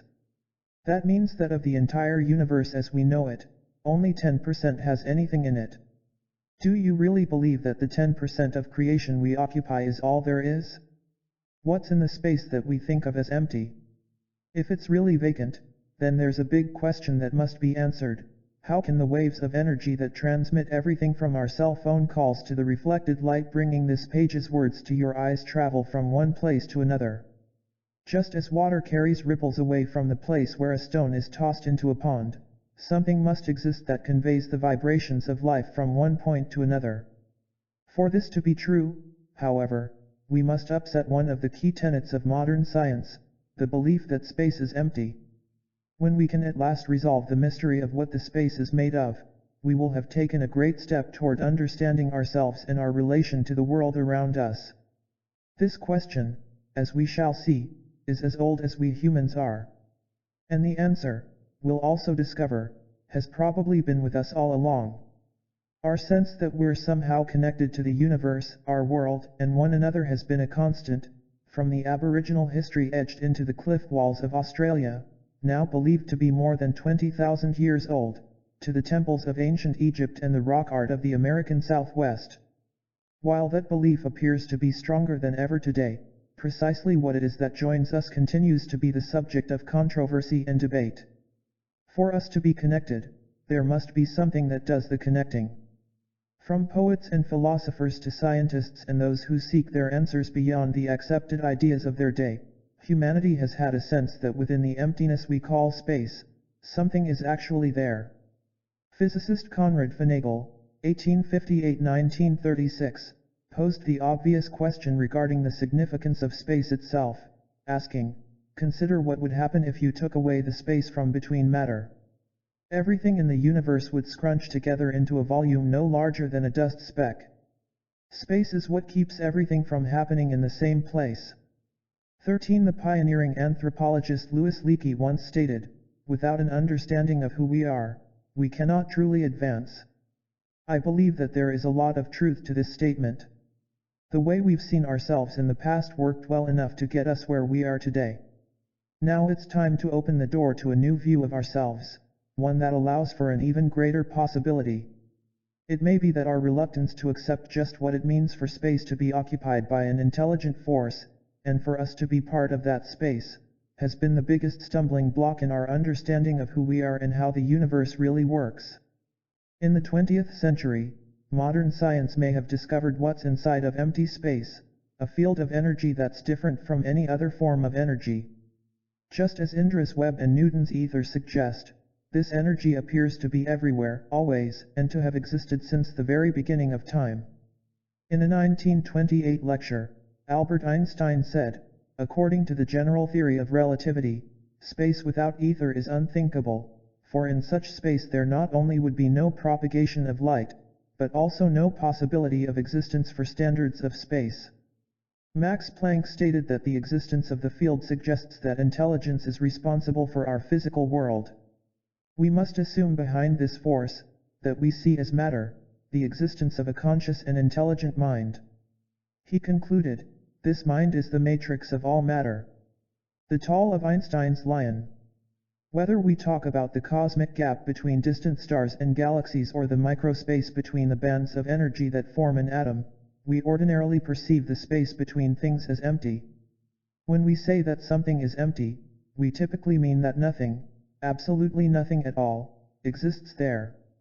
Without a doubt, to the untrained eye what we call space certainly looks vacant.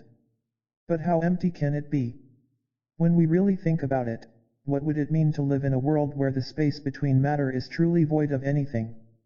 First, we know that to find such a place in the cosmos is probably impossible for one reason, as the saying goes, nature abhors a vacuum.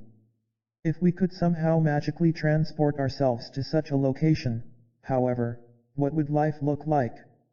To begin with, it would be a very dark place.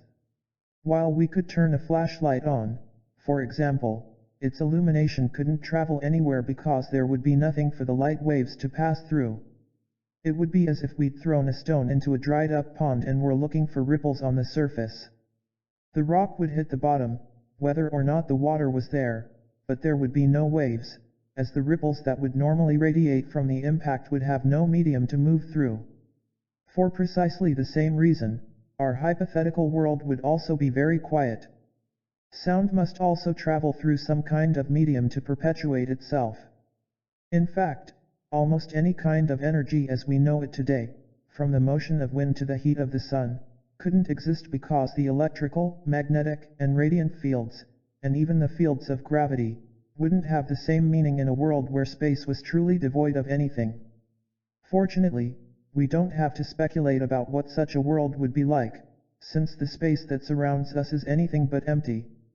Regardless of what we call it or how science and religion define it, it's clear that there's a field or presence that is the great net that connects everything in creation and links us to the higher power of a greater world. Early in the 20th century, Einstein made reference to the mysterious force that he was certain exists in what we see as the universe around us. Nature shows us only the tail of the lion, he stated, suggesting that there's something more to what we see as reality, even if we can't see it from our particular cosmic vantage point. With a beauty and eloquence that's typical of Einstein's view of the universe, he elaborated on his analogy of the cosmos. I do not doubt that the lion belongs to it, the tail, even though he cannot at once reveal himself because of his enormous size. 16 In later writings, Einstein went on to say that regardless of who we are or what our role in the universe may be, we're all subject to a greater power, human beings, vegetables, or cosmic dust. We all dance to a mysterious tune, intoned in the distance by an invisible piper. 17. With his declaration of an intelligence underlying creation, Planck had described the energy of Einstein's lion. By doing so, he ignited a flame of controversy that continues to burn more intensely than ever today. At the center of it, the old ideas about what our world is made of, and the reality of the universe, for that matter, have flown right out the window. More than half a century ago, the father of quantum theory told us that everything is connected through a very real, although unconventional, energy. Connected at the source. Quantum entanglement. Since Planck offered his equations of quantum physics early in the 20th century, many theories have developed and numerous experiments have been performed that seem to precisely prove that notion. On the smallest levels of the universe, atoms and subatomic particles do in fact act as if they're connected. The problem is that scientists don't know how or even if the behavior that's observed on such tiny scales has any meaning for the larger realities of our daily lives. If it does, then the findings suggest that the amazing technologies of science fiction may soon be the reality of our world. As recently as 2004, physicists from Germany, China, and Austria published reports that sounded more like fantasy than a scientific experiment. In Nature, the scientists announced the first documented experiments of open destination teleportation, that is, sending the quantum information about a particle, its energetic blueprint, to different locations at the same time. In other words, the process is like faxing a document and in the process destroying the original. Other experiments have demonstrated equally impossible sounding feats, such as beaming particles from one place to another and bilocating. As different as each investigation sounds from the others, they all share a common denominator that implies an even greater story. For these experiments to work as they do, a medium must exist. In other words, there has to be something for the particles to move through. And herein lies what may be the greatest mystery of modern times, since conventional physics states that this medium doesn't exist. In 1997, scientific journals throughout the world published the results of something that traditional physicists say shouldn't have happened. Reported to over 3,400 journalists, educators, scientists, and engineers in more than 40 countries, an experiment had been performed by the University of Geneva in Switzerland on the stuff that our world is made of, particles of light called photons, with results that continue to shake the foundation of conventional wisdom.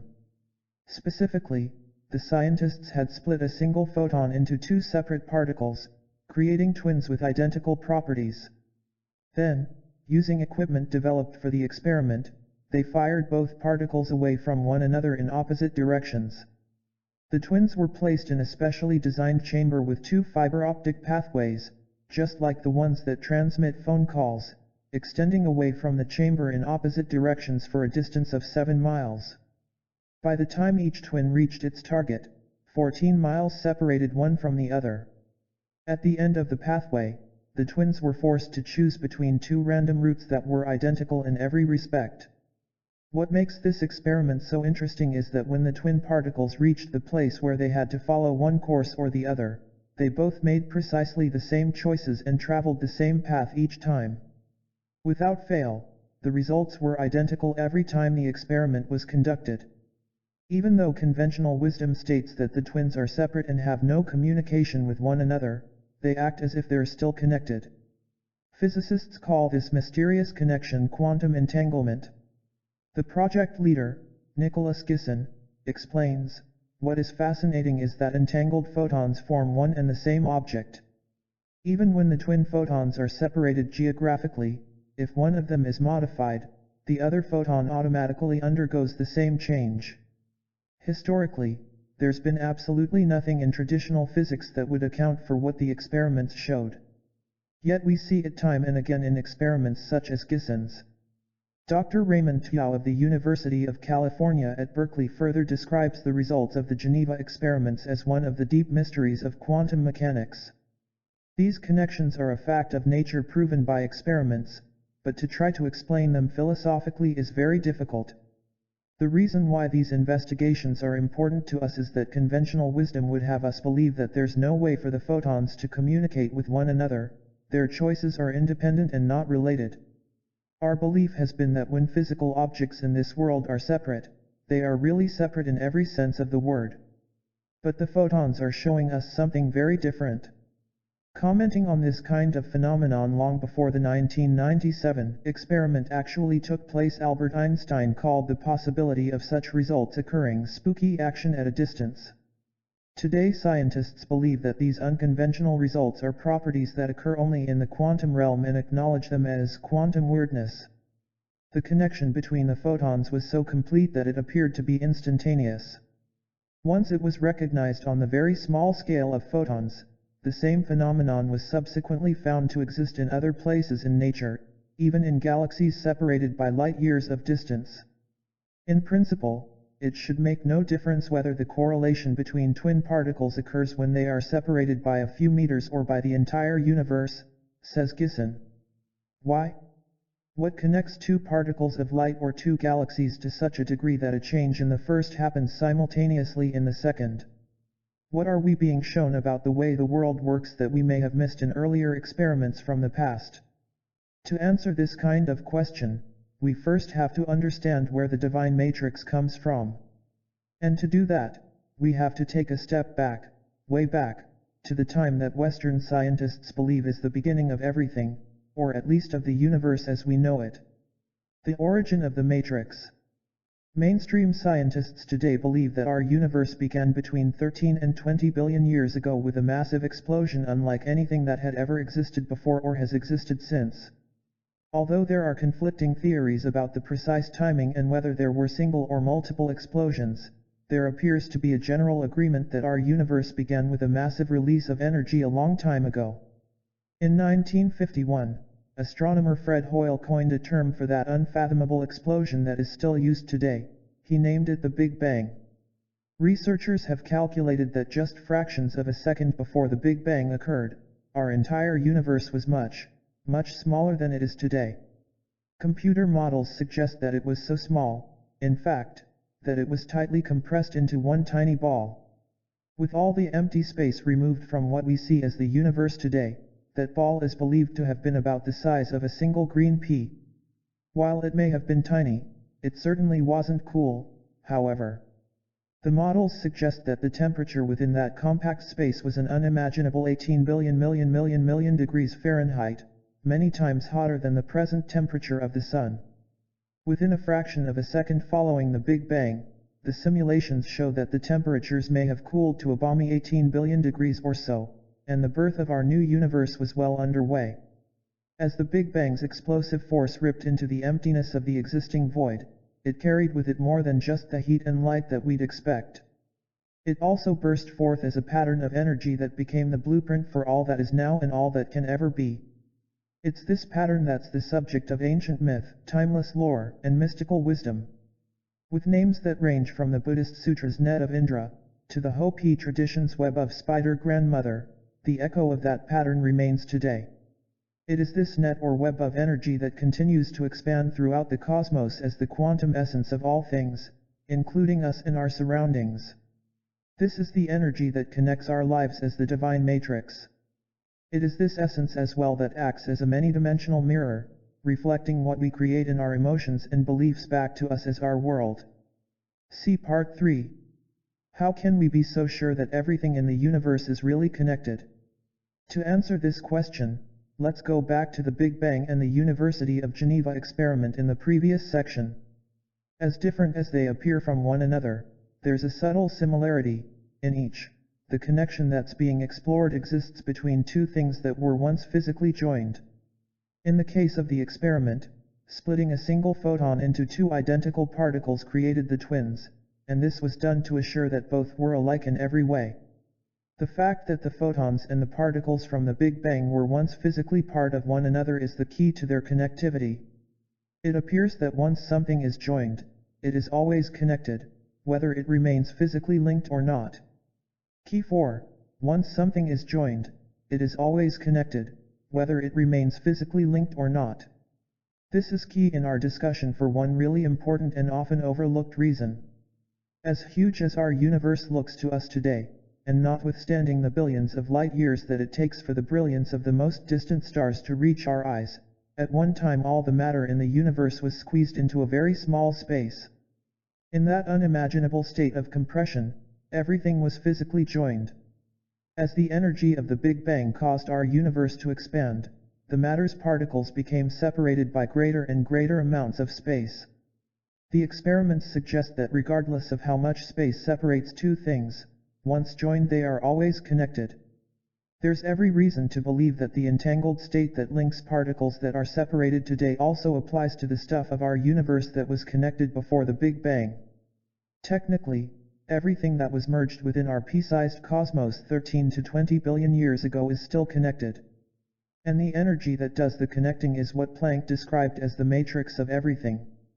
Today, modern science has refined our understanding of Planck's matrix, describing it as a form of energy that's been everywhere, always present since time began with the Big Bang. The existence of this field implies three principles that have a direct effect upon the way we live, all that we do, what we believe, and even how we feel about each day of our lives. Admittedly, these ideas directly contradict many well-established beliefs of both science and spirituality.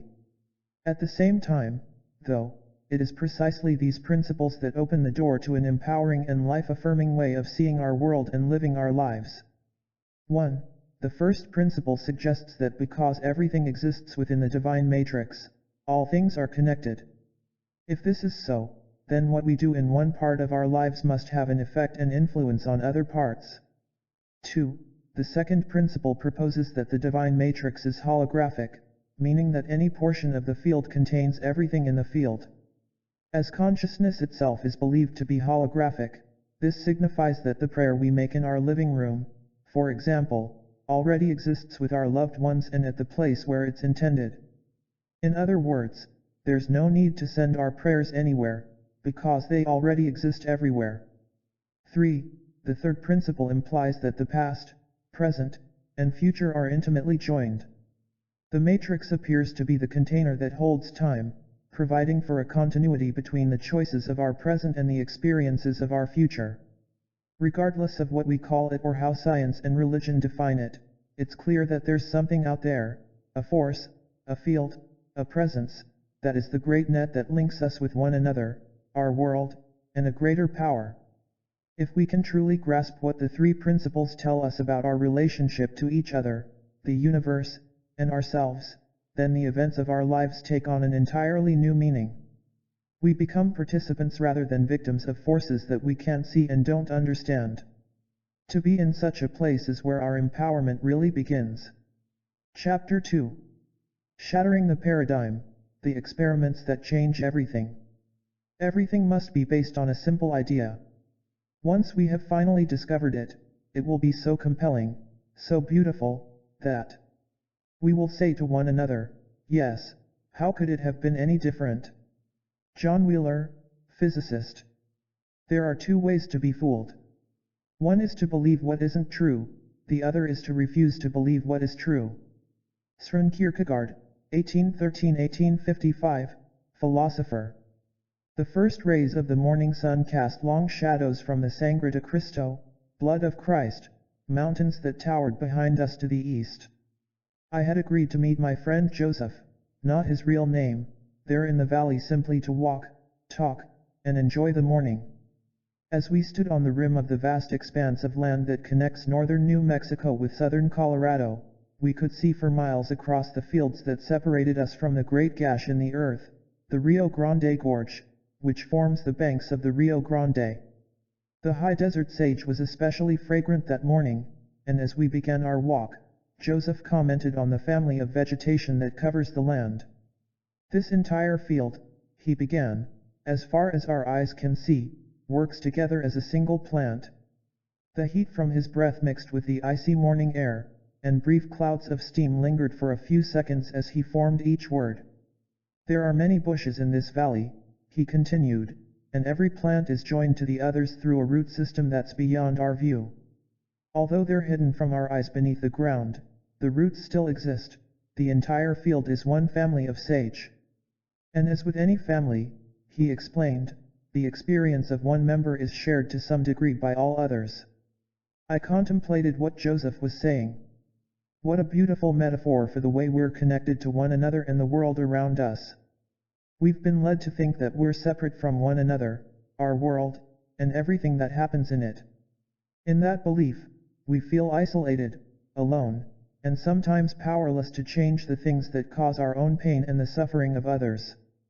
The irony is that we also find ourselves inundated with self-help books and workshops that tell us how connected we are, how powerful our consciousness is, and how humankind is really a single, precious family. As I listened to Joseph, I couldn't help but think of the way in which the great poet Rumi described our condition. What strange beings we are, he said. That sitting in hell at the bottom of the dark, we're afraid of our own immortality. Precisely, I thought. Not only are the plants in this field connected, but they possess a power together that's greater than any of them has alone. Any single shrub in the valley, for example, influences only the small area of earth that surrounds it. Put hundreds of thousands of them together, though, and you have a power to reckon with. Together, they change features such as the pH of the soil in a way that assures their survival. And in doing so, the byproduct of their existence, their abundant oxygen, is the very essence of ours. As a unified family, these plants can change their world. We may actually have more in common with the sage in that New Mexico valley than you'd think. Just as they have the power individually and collectively to change their world, so do we. A growing body of research suggests that we're more than cosmic latecomers simply passing through a universe that was completed long ago. Experimental evidence is leading to a conclusion that we're actually creating the universe as we go and adding to what already exists. In other words, we appear to be the very energy that's forming the cosmos, as well as the beings who experience what we're creating. That's because we are consciousness, and consciousness appears to be the same stuff from which the universe is made. This is the very essence of quantum theory that troubled Einstein so much. Until the end of his life, he held to a belief that the universe exists independently of us. Responding to analogies about our effect on the world and the experiments showing that matter changes when we observe it, he simply stated, "I like to think that the moon is there even if I am not looking at it too." While our precise role in creation is still not fully understood, experiments in the quantum realm clearly show that consciousness has a direct effect on the most elementary particles of creation. And we are the source of the consciousness. Perhaps John Wheeler, Professor Emeritus at Princeton and a colleague of Einstein, may have best summarized our newly understood role. Wheeler's studies have led him to believe that we might live in a world that's actually created by consciousness itself, a process that he calls a participatory universe. According to it, the participatory principle, says Wheeler, we could not even imagine a universe that did not somewhere and for some stretch of time contain observers, because the very building materials of the universe are these acts of observer participancy. He offers the central point of quantum theory, stating, no elementary phenomenon is a phenomenon until it is an observed, or registered, phenomenon. Space is the matrix. If the building materials of the universe are made from observation and participation, our observation and our participation, what's the stuff that we're creating? To make anything, there must first be something there for us to create with, some malleable essence that's the equivalent of Play-Doh for the universe. What are the universe, the planet, and our bodies made of? How does it all fit together? Do we really have control of anything? To answer these kinds of questions, we must move beyond the boundaries of our traditional sources of knowledge, science, religion, and spirituality, and marry them into a greater wisdom. This is where the divine matrix comes in. It's not that it plays the small role of a byproduct in the universe or is simply a part of creation, the matrix is creation. It's both the material that comprises everything as well as the container for all that's created. When I think of the matrix in this way, I'm reminded of how University of California at Santa Cruz cosmologist Joel Primack described the instant that creation began. Rather than the Big Bang being an explosion that happened in one place, in the manner we typically expect explosions to happen, he says, the Big Bang did not occur somewhere in space, it occupied the whole of space. The Big Bang was space itself bursting into a new kind of energy, as that energy. Just as the origin of the universe was space itself manifesting energetically, the matrix is reality itself, all possibilities, ever moving, as the enduring essence that connects all things. The force before the beginning. The ancient collection of writings from India called the Vedas are among the world's oldest scriptures and are believed by some scholars to date as far back as 7,000 years. In what's perhaps the best known text, the Rig Veda, there's a description of a force that underlies creation from which all things are formed, the force that was there before the beginning. This power, named Brahman, is identified as the unborn, in whom all existing things abide. Further in the text it becomes clear that all things exist because the one manifests as the many, the formless putting on forms. In different language, we could think of the divine matrix in precisely the same way, as the force before other forces. It's the container that holds the universe as well as the blueprint for everything that happens in the physical world. Because it's the substance of the universe, it stands to reason that it has existed since the beginning of creation. If this is the case, then the logical question is, why haven't scientists found evidence of the matrix before now? This very good question is one that I ask scientists and researchers investigating this field every opportunity I get. Each time I do so, the response is so similar that I can almost predict what's about to happen. First, there's the look of disbelief that I could in any way imply that science has somehow missed a discovery as important as the field of energy that connects everything in creation. Next, the discussion turns to equipment and technology. We simply haven't had the technology to detect such a subtle field is the way the answer usually goes. While this may have been true at some point, for at least the last 100 years we have had the ability to build the detectors that would tell us that the divine matrix, or the ether, web of creation, or whatever we choose to call it, exists. It may be more accurate to say that the greatest stumbling block to our discovery of the divine matrix has been the reluctance of mainstream science to acknowledge that it's there. This primal force of energy provides the essence of all that we experience and create. It holds the key to unraveling the deepest mysteries of who we are, as well as to answering the oldest questions about how things work in our world. 3 experiments that change everything. History will look upon the last century as the one of discovery and scientific revolution. Arguably, the key breakthroughs that have become the foundation for entire disciplines have occurred over the course of the last 100 years. From the 1947 discovery of the Dead Sea Scrolls to Watson and Crick's model of the DNA double helix to our ability to miniaturize the electronics for microcomputers, the 20th century was unprecedented in terms of scientific advancement. Many of the findings came so quickly, however, that they left us reeling in their wake. While they opened the door to new possibilities, we weren't yet able to answer the question, what does this new information mean in our lives? Just as the 20th century was a time of discovery, we may find that the 21st is a period for making sense of what we've found out. Many of the mainstream scientists, teachers, and researchers of our day are engaged in this process. While the existence of a universal energy field had been theorized, visualized, written about, and imagined for a long while, it's only been recently that experiments were performed proving once and for all that the matrix exists. Between 1993 and 2000, a series of unprecedented experiments demonstrated the existence of an underlying field of energy that bathes the universe.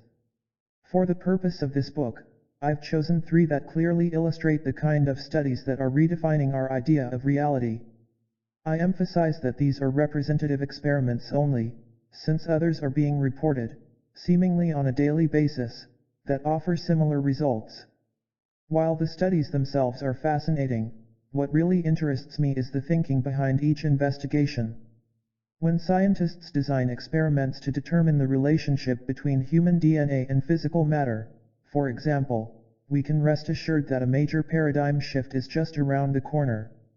I say this because before these experiments proved that such a relationship exists, the common belief was that everything in our world is separate.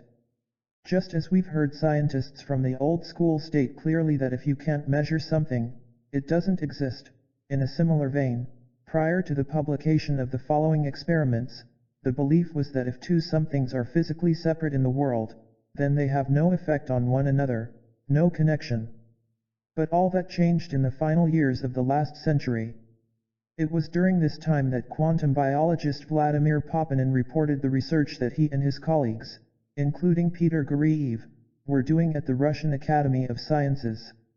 In a paper that appeared in the US in 1995, they described a series of experiments suggesting that human DNA directly affects the physical world through what they believed was a new field of energy connecting the two. My sense is that the field they found themselves working with is probably not really new in the truest sense of the word. The more likely scenario is that it's always existed and has simply never been recognized because it's made of a form of energy that we've never had the equipment to measure. Dr. Poponin was visiting an American institution when this series of experiments was repeated and published. The magnitude of what his study, the DNA phantom effect, tells us about our world is perhaps best summarized in the words of Poponin himself. In the introduction to his report, he says, "We believe this discovery has tremendous significance for the explanation and deeper understandings of the mechanisms underlying subtle energy phenomena, including many of the observed alternative healing phenomena." So what is Poponin really saying to us here? Experiment I describes the phantom effect and what it says about our relationship to our world, one another, and the universe beyond. It's all about our DNA and us. Experiment 1. Poponin and Guriev designed their pioneering experiment to test the behavior of DNA on light particles, photons, the quantum stuff that our world is made of. They first removed all the air from a specially designed tube, creating what's thought of as a vacuum. Traditionally, the term vacuum implies that the container is empty, but even with the air taken out, the scientists knew that something remained inside, photons. Using precisely engineered equipment that could detect the particles, the scientists measured their location within the tube. They wanted to see if the particles of light were scattered everywhere, clinging to the sides of the glass, or perhaps clustered in a pile at the bottom of the container. What they found first came as no surprise: the photons were distributed in a way that was completely unordered. In other words, the particles were everywhere inside of the container, which is precisely what Poponin and his team expected. In the next part of the experiment, samples of human DNA were placed inside the closed tube with the photons. In the presence of the DNA, the particles of light did something that no one anticipated. Rather than the scattered pattern that the team had seen before, the particles arranged themselves differently in the presence of the living material. The DNA was clearly having a direct influence on the photons, as if shaping them into regular patterns through an invisible force. This is important, since there's absolutely nothing in the tenets of conventional physics that would allow for this effect. Yet in this controlled environment, DNA, the substance that composes us, was observed and documented to have a direct effect on the quantum stuff that our world is made of. The next surprise came when the DNA was removed from the container. There was every reason for the scientists involved to believe that the particles of light would return to their original scattered state throughout the tube. Following the Michelson-Morley experiment, described in Chapter 1, nothing in the traditional literature suggests that anything other than this would happen. But instead, the scientists witnessed a very different occurrence. The photons remained ordered, just as if the DNA were still in the tube. In his own words, Papanen described the light as behaving surprisingly and counterintuitively. After checking the instruments and the results, Papanen and his colleagues were faced with the task of finding an explanation for what they'd just observed. With the DNA removed from the tube, what was affecting the particles of light? Did the DNA leave something behind, a residual force that lingered after the physical material was removed? Or was an even more mysterious phenomenon at work? Were the DNA and the light particles still connected in some way and on some level that we don't recognize, even though they were physically separated and no longer in the same tube? In his summary, Papanen wrote that he and the researchers were forced to accept the working hypothesis that some new field structure is being excited. Because the effect appeared to be directly related to the presence of the living material, the phenomenon was named the DNA phantom effect. Papanen's new field structure sounds surprisingly similar to the matrix that Max Planck identified more than 50 years earlier, as well as the effects suggested in ancient traditions. Summary of Experiment 1.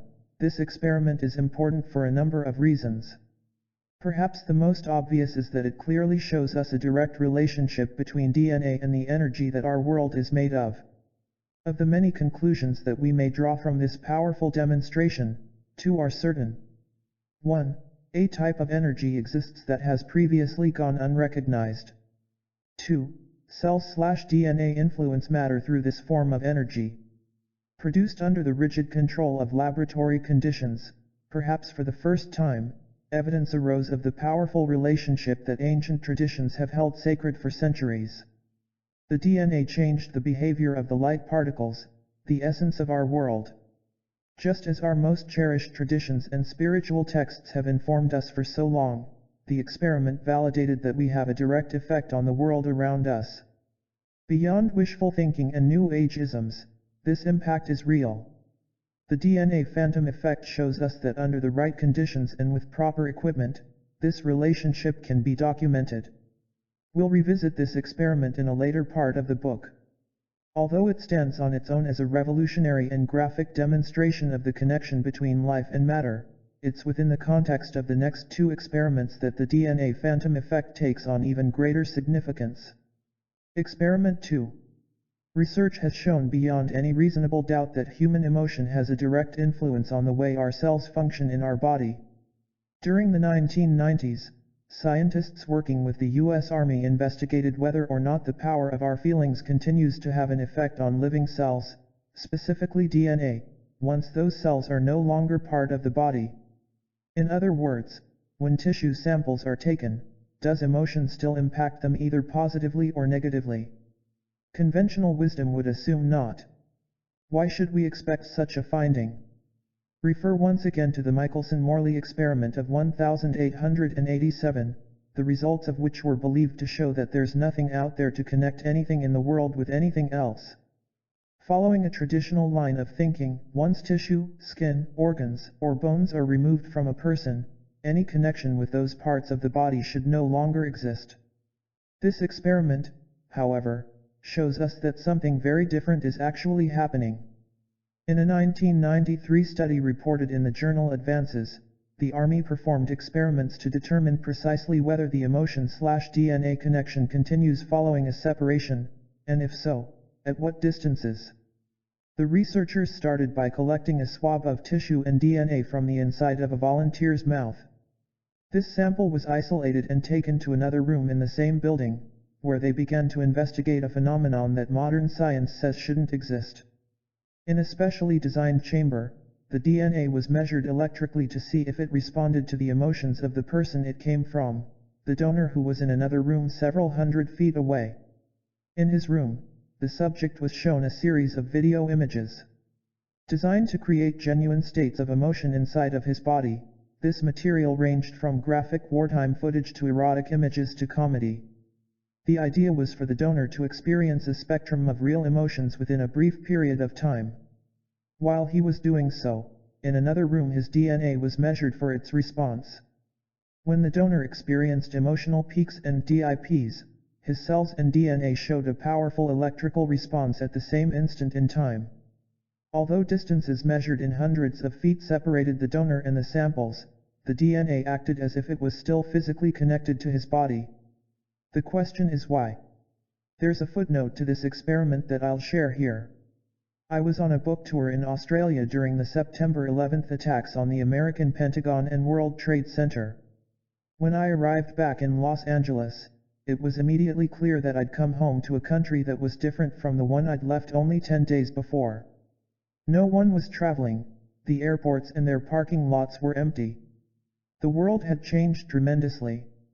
I was scheduled to speak at a conference there in LA shortly after returning, and even though it appeared that very few people would show up, the hosts made the decision to go forward with the program. When the presentations began, the producers' fears were realized. Only a handful of attendees had shown up. As the scientists and authors began their talks, it was almost as if we were presenting to one another. I'd just finished offering my program on the interconnected nature of all things, complete with the Army experiment I just described. At dinner that evening, another presenter came up to me, thanked me for my program, and informed me that he had been a part of the study that I'd spoken of. To be accurate, the man, Dr. Cleve Baxter, had designed the experiment for the Army as part of an ongoing project. His pioneering work on the way that human intention affects plants had led to the military experiments. What Dr. Baxter offered next is the reason why I'm sharing the story here. The Army stopped their experiments with the donor and his DNA when they were still in the same building, separated by distances of only hundreds of feet. Following those initial studies, however, Dr. Baxter described how he and his team had continued the investigations at even greater distances.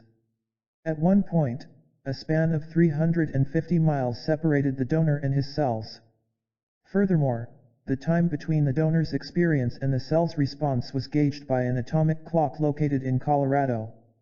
In each experiment, the interval measured between the emotion and the cell's response was 0, the effect was simultaneous. Whether the cells were in the same room or separated by hundreds of miles, the results were the same. When the donor had an emotional experience, the DNA reacted as if it were still connected to the donor's body in some way.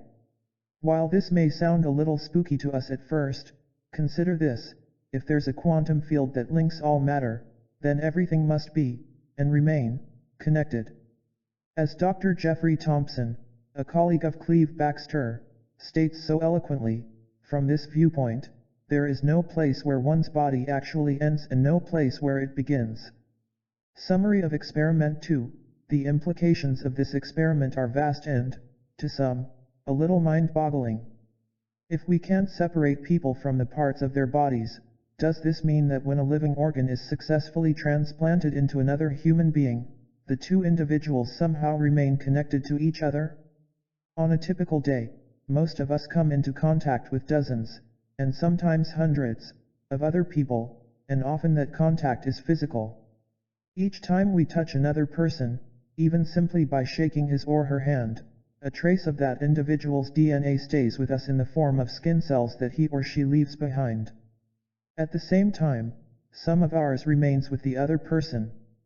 Does this mean that we continue to be linked to those we touch as long as the DNA in the cells we share is alive? And if so, just how deep does our connection with them go? The answer to these questions is yes, it appears that the link exists. The quality of that connection, however, appears to be determined by how conscious we are of its existence. All of these possibilities illustrate the magnitude of what this experiment is showing us. At the same time, they lay the foundation for something even more profound. If the donor is experiencing emotions within his or her body and the DNA is responding to those emotions, then something must be traveling between them that allows the emotion to get from one to the other, right? Perhaps, or perhaps not. This experiment could just be showing us something else, a powerful idea that's so simple it's easy to overlook. Maybe the donor's emotions didn't have to travel at all. It could be that there's no need for the energy to travel from the donor to a distant location in order for it to have an effect. The person's emotions might have already been in the DNA, and everywhere else, for that matter, the instant they were created. I mention this here to plant the seed of an amazing possibility that we'll explore with all the consideration that it deserves in Chapter 3. The bottom line, the reason why I've chosen to share this experiment, is simply this: for the DNA and the donor to have any connection whatsoever, there must be something that links them together. The experiment suggests 4 things. 1. A previously unrecognized form of energy exists between living tissues. 2. Cells and DNA communicate through this field of energy. 3. Human emotion has a direct influence on living DNA. 4. Distance appears to be of no consequence with regard to the effect. Experiment 3. While the effect of human emotion on our body's health and immune system has long been accepted in spiritual traditions throughout the world, rarely has it been documented in a way that's useful to the average person. In 1991, an organization named the Institute of Heart Math was formed for the specific purpose of exploring the power that human feelings have over the body, and the role that those emotions may play in our world. Specifically, Heart Math chose to focus its research on the place in our bodies where emotion and feeling seem to originate, the human heart. The pioneering work of its researchers has been extensively published in prestigious journals and cited in scientific papers. One of the most significant findings reported by Heart Math is the documentation of the donut-shaped field of energy that surrounds the heart and extends beyond the body. This field of electromagnetic energy exists in a configuration called a torus and is between 5 and 8 feet in diameter. Although the heart field is not the body's aura or the prana described in ancient Sanskrit traditions, it may well be an expression of the energy that begins in this area. Knowing that this field exists, the Heart Math researchers asked themselves if there could be another kind of energy we haven't yet discovered that's carried within this known field. To try out their theory, the researchers decided to test the effects of human emotion on DNA, the essence of life itself. The experiments were conducted between 1992 and 1995, and began by isolating human DNA in a glass beaker 16 and then exposing it to a powerful form of feeling known as coherent emotion. According to Glenn Rain and Rollin McCready, the principal researchers, this physiological state may be created intentionally by using specially designed mental and emotional self-management techniques which involve intentionally quieting the mind, shifting one's awareness to the heart area and focusing on positive emotions. They performed a series of tests involving up to 5 people trained in applying coherent emotion. Using special techniques that analyze the DNA both chemically and visually, the researchers could detect any changes that happened. The results were undeniable and the implications were unmistakable. The bottom line, human emotion changed the shape of the DNA. Without physically touching it or doing anything other than creating precise feelings in their bodies, the participants were able to influence the DNA molecules in the beaker. In the first experiment, which involved only one person, effects were produced by a combination of directed intention, unconditional love, and specific imagery of the DNA molecule. In the words of one of the researchers, these experiments revealed that different intentions produced different effects on the DNA molecule, causing it to either wind or unwind. 18 Clearly, the implications are beyond anything that's been allowed for in traditional scientific theory until now. We've been conditioned to believe that the state of the DNA in our body is a given. Contemporary thinking suggests that it's a fixed quantity. We get what we get when we're born, and with the exception of drugs, chemicals, and electrical fields, our DNA doesn't change in response to anything that we can do in our lives. But this experiment shows us that nothing could be further from the truth. The inner technology to change our world. So what are these experiments telling us about our relationship to the world? The common denominator among all 3 is that they involve human DNA. There's absolutely nothing in conventional wisdom that allows for the material of life in our bodies to have any effect whatsoever on our outer world. And there's also nothing to suggest that human emotion can in any way affect DNA when it's inside the body of its owner, let alone when it's hundreds of miles away. Yet this is precisely what the results are showing us. When we think of each experiment on its own, without any consideration of the others, it's interesting. Each one shows us something that appears to be an anomaly existing beyond the bounds of conventional thinking, and some of the findings may even be a little surprising. Without a greater context, we might be tempted to put the experiments into the category of things to take another look at on another day, one far, far away.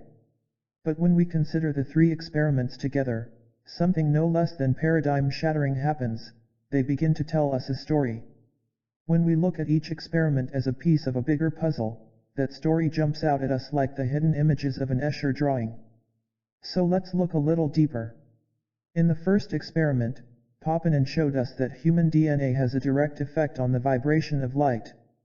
In the second, the military experiment, we learned that whether we're in the same room with our DNA or separated by distances of hundreds of miles, we're still connected to its molecules, and the effect is the same. In the third experiment, the HeartMath researchers showed us that human emotion has a direct effect on DNA, which in turn directly impacts the stuff our world is made of. This is the beginning of a technology, an inner technology, that does more than simply tell us we can have an effect on our bodies and our world. It shows us that this effect exists and how it works. All these experiments suggest two similar conclusions, which are the crux of this book. 1. There is something out there, the matrix of an energy that connects any one thing with everything else in the universe. This connective field accounts for the unexpected results of the experiments. 2. The DNA in our bodies gives us access to the energy that connects our universe, and emotion is the key to tapping into the field. In addition, the experiments show us that our connection to the field is the essence of our existence. If we understand how it works and the way we're connected to it, then we have all that we need to apply what we know of the field to our lives. I invite you to think about what these results and conclusions mean in your life. What problem can't be solved, what illness can't be healed, and what condition can't be improved if we're able to tap the force and change the quantum blueprint where all of these things come from. That blueprint is the previously unrecognized field of energy that Max Planck described as the conscious and intelligent mind. The divine matrix. The experiments show that the matrix is made of an energy form that's unlike any we've ever known in the past. That's why it took so long for scientists to find it. Called subtle energy, it simply doesn't work the way a typical, conventional electrical field does. Rather, it appears to be a tightly woven web, and it makes up the fabric of creation that I'm calling the divine matrix. Of the many ways we could define the divine matrix, perhaps the simplest is to think of it as being three basic things. 1. The container for the universe to exist within. 2. The bridge between our inner and outer worlds. And 3. The mirror that reflects our everyday thoughts, feelings, emotions, and beliefs. There are three more attributes that set the divine matrix apart from any other energy of its kind. First, it can be described as being everywhere all the time. It already exists. Unlike a broadcast from a TV or radio station that has to be created in one place before being sent and received somewhere else, this field seems to be everywhere already. Second, it appears that this field originated when creation did, with the Big Bang or whatever we choose to call the beginning. Obviously, no one was here to tell us what was present before, but physicists believe that the massive release of energy that jolted our universe into existence was the very act of creating space itself. As the hymn of creation from the ancient Rig Veda suggests, before the beginning not even nothing existed then, no air yet, nor a heaven.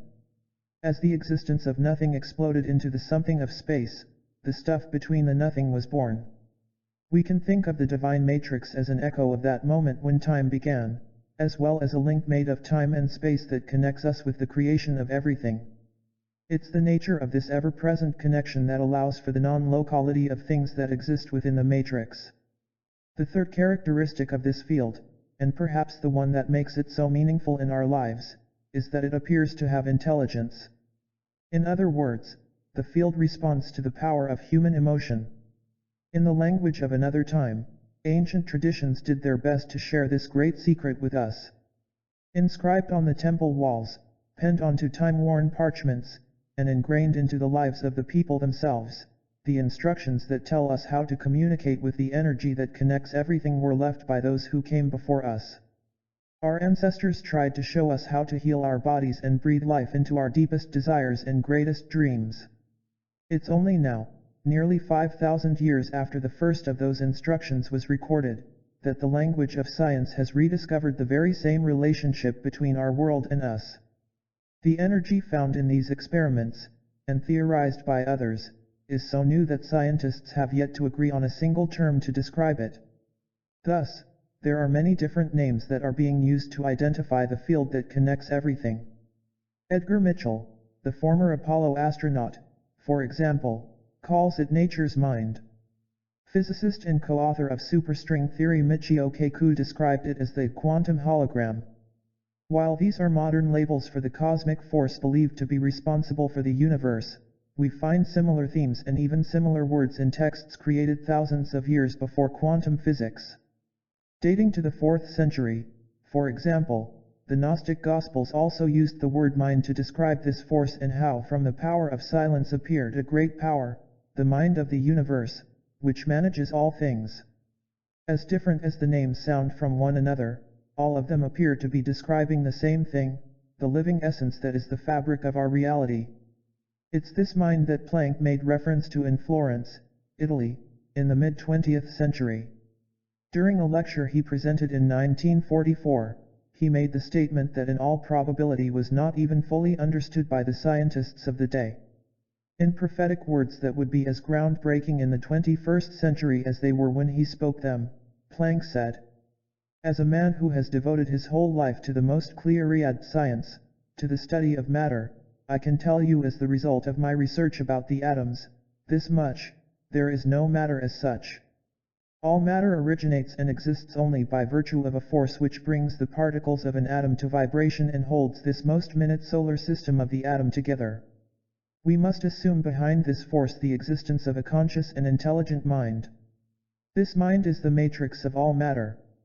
Beyond any reasonable doubt, the experiments and discussion of this chapter show us that Planck's matrix exists. Regardless of what we choose to call it or which laws of physics it may or may not conform to, the field that connects everything in creation is real. It's here in this very instant, it exists as you and as me. It's the universe inside of us as well as the one that surrounds us, the quantum bridge between all that's possible in our minds and what becomes real in the world. The matrix of energy that explains why the 3 experiments work as they do also demonstrates how the positive feelings and prayers within us can be so effective in the world around us. But our connection to the matrix of all matter doesn't stop there, it continues into the things that we can't see. The divine matrix is everywhere and everything. From the bird that's flying in the air high above us to the cosmic particles that pass through our bodies and homes as if we were empty space, all matter exists within the same container of reality, the divine matrix. It's what fills the emptiness between you and the words on this page. It's what space itself is made of. When you think about the matrix and wonder about its location, you can rest assured that wherever space exists, there is also subtle energy. So what does it all mean? Like the great secret that everyone suspects but rarely talks about, through the divine matrix we're all connected in the most intimate way imaginable. But what does that connection really mean? What does it imply to be so deeply enmeshed with our world and one another's lives that we share the pure quantum space where imagination lives and reality is born?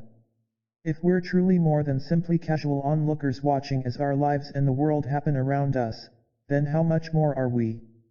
The previous experiments demonstrate that there's a power within each of us that's unlike any ever created by a machine in a laboratory. It's a force that's not bound by the laws of physics, at least not the ones we understand today. And we don't need a lab experiment to know that this connection exists. How many times have you gone to call someone on the phone, and found that he or she was already on the line when you picked up the receiver, or when you dialed the number, you discovered that the line was busy because your pal was calling you? On how many occasions have you found yourself enjoying time with friends in a busy street, mall, or airport, only to have the eerie feeling that you've already been in that place or with those people before, doing exactly what you're doing at that moment. While these simple examples are fun to talk about, they're more than random coincidences. Although we may not be able to prove scientifically why these things happen, we all know that they do. In such moments of connectedness and déjà vu, we find ourselves spontaneously transcending the limits imposed by physical laws. In those brief instances, we're reminded that there's probably more to the universe and us than we may consciously acknowledge. This is the same power that tells us we're more than just observers in this world. The key to experiencing ourselves in this way is to create those experiences intentionally, to have our transcendent insights when we want to have them, rather than just when they seem to happen. With the exception of a few gifted people among us, there appears to be a very good reason why we're not bilocating, time traveling, and communicating faster than the laws of physics permit. It all comes down to what we believe about ourselves and our role in the universe. And that's what the next section is all about. We're creators, and even more than that, we're connected creators. Through the divine matrix, we participate in the constant change that gives meaning to life. The question now is less about whether or not we're passive observers and more about how we can intentionally create. The bridge between imagination and reality, how the divine matrix works. Chapter 3. Are we passive observers or powerful creators? So, why is the universe as big as it is? Because we're here. John Wheeler, physicist. Imagination creates reality. Man is all imagination. Neville, 1905-1972, visionary and mystic. In 1854, Chief Seattle warned the legislators in Washington, D.C., how the destruction of North America's wilderness had implications that would reach far beyond the current time and threaten the survival of future generations. With a profound wisdom that's as true today as it was in the mid-19th century, the chief reportedly stated, "Man did not weave the web of life, he is merely a strand in it. Whatever he does to the web, he does to himself." The parallel between Chief Seattle's description of our place in the web of life and our connection to, and within, the divine matrix is unmistakable. As part of all that we see, we're participants in an ongoing conversation, a quantum dialogue, with ourselves, our world, and beyond. Within this cosmic exchange, our feelings, emotions, prayers, and beliefs at each moment represent our speaking to the universe. And everything from the vitality of our bodies to the peace in our world is the universe answering back. What does it mean to participate in the universe? As mentioned in the last chapter, physicist John Wheeler suggests that not only do we play a role in what he calls a participatory universe, but we fulfill the primary role. The key to Wheeler's proposition is the word participatory. In this type of universe, you and I are part of the equation. We're both catalysts for the events of our lives, as well as the experiencers of what we create. These things are happening at the same time. We're part of a universe that is a work in progress. In this unfinished creation, we are tiny patches of the universe looking at itself, and building itself. Wheeler's suggestion opens the door to a radical possibility. If consciousness creates, then the universe itself may be the result of this awareness. While Wheeler's views were proposed later in the 20th century, we can't help but think back to Max Planck's 1944 statement that everything exists because of an intelligent mind, which he called the matrix of all matter. The question that begs to be asked here is simply, what mind? In a participatory universe, the act of focusing our consciousness, of us looking somewhere and examining the world, is an act of creation in and of itself. We're the ones observing and studying our world. We're the mind, or at least part of a greater mind, as Planck described. Everywhere we look, our consciousness makes something for us to look at. Key 5. The act of focusing our consciousness is an act of creation. Consciousness creates. In our search to find the smallest particle of matter in our quest to define the edge of the universe, this relationship suggests that we may never find either. No matter how deeply we peer into the quantum world of the atom or how far we reach into the vastness of outer space, the act of us looking with the expectation that something exists may be precisely the force that creates something for us to see. A participatory universe, exactly what would that entail?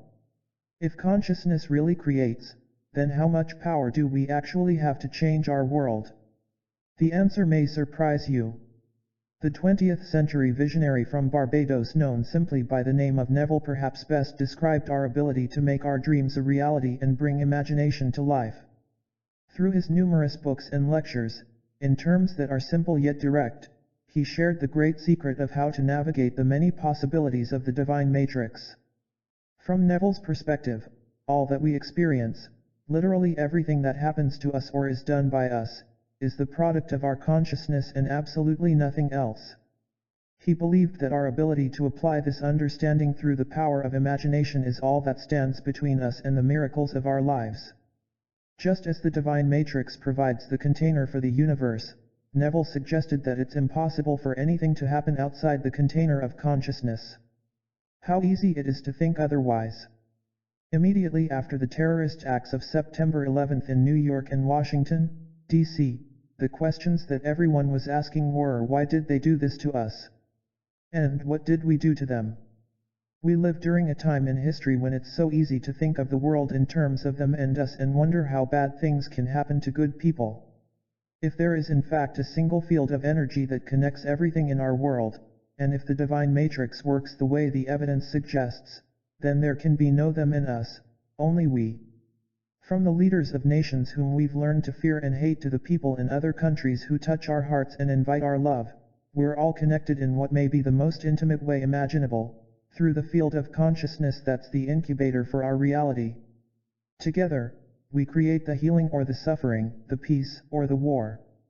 This could very well be the most difficult implication of what the new science is showing us. And it might also be the source of our greatest healing and survival.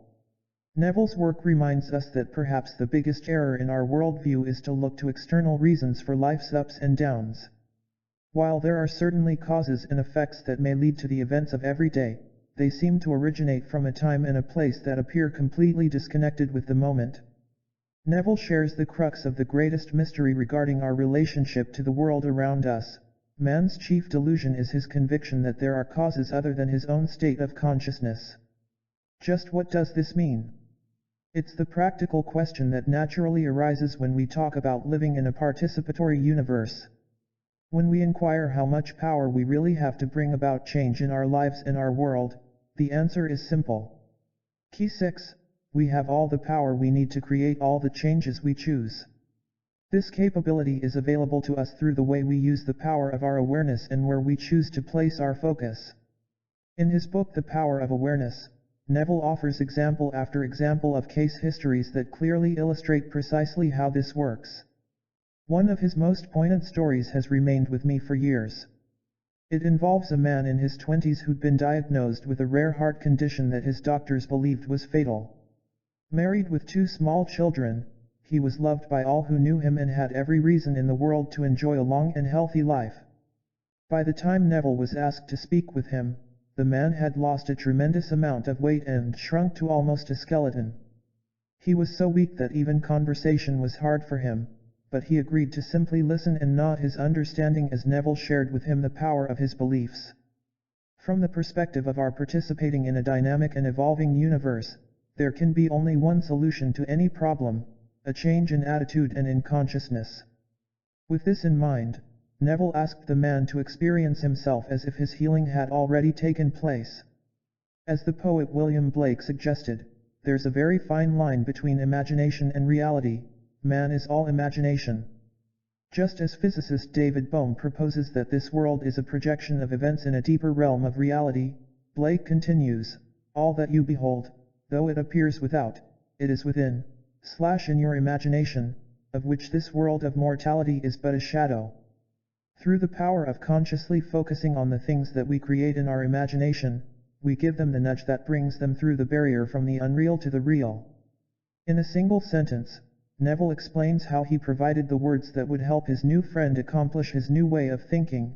I suggested that in imagination, he see the doctor's face expressing incredulous amazement in finding him recovered, contrary to all reason, from the last stages of an incurable disease, that he see him double-checking in his examination and hear him saying over and over, "It's a miracle, it's a miracle." Well, you can guess the reason why I'm sharing this story. The fellow did get better. Months later, the visionary received a letter telling him that the young man had, in fact, made a truly miraculous recovery. Neville later met with him and found that he was enjoying his family and his life in perfect health. The secret, the man revealed, was that rather than simply wishing for his health, since the day of their meeting, he had lived from the assumption of already being well and healed. And herein we find the secret of propelling our heart's desires from the state of imagination to the reality of our everyday lives. It's our ability to feel as if our dreams have already come to life, our wishes are fulfilled, and our prayers already answered. In this way, we actively share in what Wheeler called our participatory universe. Living from the answer. There's a subtle yet powerful difference between working toward a result and thinking and feeling from it. When we work toward something, we embark upon an open-ended and never-ending journey. While we may identify milestones and set goals to get us closer to our accomplishment, in our minds we're always on our way to the goal, rather than in the experience of achieving it. This is precisely why Neville's admonition that we must enter the image of our heart's desire and think from it is so powerful in our lives. In the ancient study of martial arts, we see a beautiful metaphor in the physical world for precisely the way this principle works in consciousness. You've no doubt seen the demonstrations of people trained in these disciplines marrying their powers of concentration and strength into a single moment of intense focus where they're able to perform a feat, such as breaking a concrete block or stack of boards, that would otherwise be impossible for them to achieve. The principle that allows for these displays is the same one that Neville described in his story of the young man's healing. While there are tricks that can sometimes be used in order to do these amazing feats without the spiritual emphasis, when they're authentically performed, the key to success lies in where the martial artists place their attention. When they choose to break a concrete block, for example, the very last thing in their mind is the point of contact where their hand will touch the surface. Just as Neville suggested in his instruction to the dying man, the key is to put our focus in the place of the completed act, the healing already accomplished or the brick already broken. Martial artists do this by centering their awareness on a point that's beyond the bottom of the block. The only way their hand can be in this place is if they've already passed through the space between them and that point. The fact that the space happens to be occupied by something solid, such as a concrete block, becomes almost secondary. In this way, they're thinking from the point of completion, rather than about the difficulty of getting to there.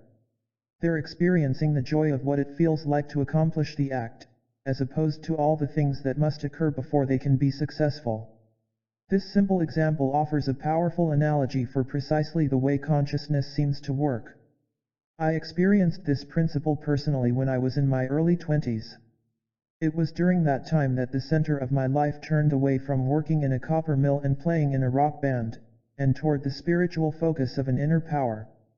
On the morning of my 21st birthday, I suddenly and unexpectedly found myself drawn to the combination of long-distance running, yoga, meditation, and martial arts. I passionately began to pursue all four together, and they became the rock that I clung to whenever it seemed that my world was crumbling around me. One day in the dojo, the martial arts studio, before our karate class began, I witnessed the power of a concentrated focus unlike anything that I'd ever seen growing up in the heartland of northern Missouri. On that day, our instructor walked into the room and asked us to do something very different from the form and movement practices that were familiar to us. He explained that he would seat himself in the center of the thick mat where we honed our skills, close his eyes, and go into a meditation. During this exercise, he would stretch his arms out on either side of his body, with his palms open and face down. He asked us to give him a couple of minutes to anchor himself in this T position and then invited us to do anything that we could to move him from his place. The men in our class outnumbered the women by about 2 to 1, and there had always been a friendly competition between the sexes. On that day, however, there was no such division. Together, we all sat close to our instructor, silent and motionless. We watched as he simply walked to the center of the mat, sat down with his legs crossed, closed his eyes, held out his arms, and changed his breathing pattern. I remember that I was fascinated and observed closely as his chest swelled and shrank, slower and slower with each breath until it was hard to tell that he was breathing at all. With a nod of agreement, we moved closer and tried to move our instructor from his place. At first, we thought that this was going to be an easy exercise, and only a few of us tried. As we grabbed his arms and legs, we pushed and pulled in different directions with absolutely no success. Amazed, we changed our strategy and gathered on one side of him to use our combined weight to force him in the opposite direction. Still, we couldn't even budge his arms or the fingers on his hands. After a few moments, he took a deep breath, opened his eyes, and with the gentle humor we'd come to respect, he asked, "What happened? How come I'm still sitting here?" After a big laugh that eased the tension and with a familiar gleam in his eyes, he explained what had just happened. "When I closed my eyes," he said, "I had a vision that was like a dream, and that dream became my reality. I pictured two mountains, one on either side of my body, and myself on the ground between the peaks." As he spoke, I immediately saw the image in my mind's eye and felt that he was somehow imbuing us with a direct experience of his vision. "Attached to each of my arms," he continued, "I saw a chain that bound me to the top of each mountain. As long as the chains were there, I was connected to the mountains in a way that nothing could change." Our instructor looked around at the faces that were riveted on each word he was sharing. With a big grin, he concluded, "Not even a classroom full of my best students could change my dream." Through a brief demonstration in a martial arts classroom, this beautiful man had just given each of us a direct sense of the power to redefine our relationship to the world.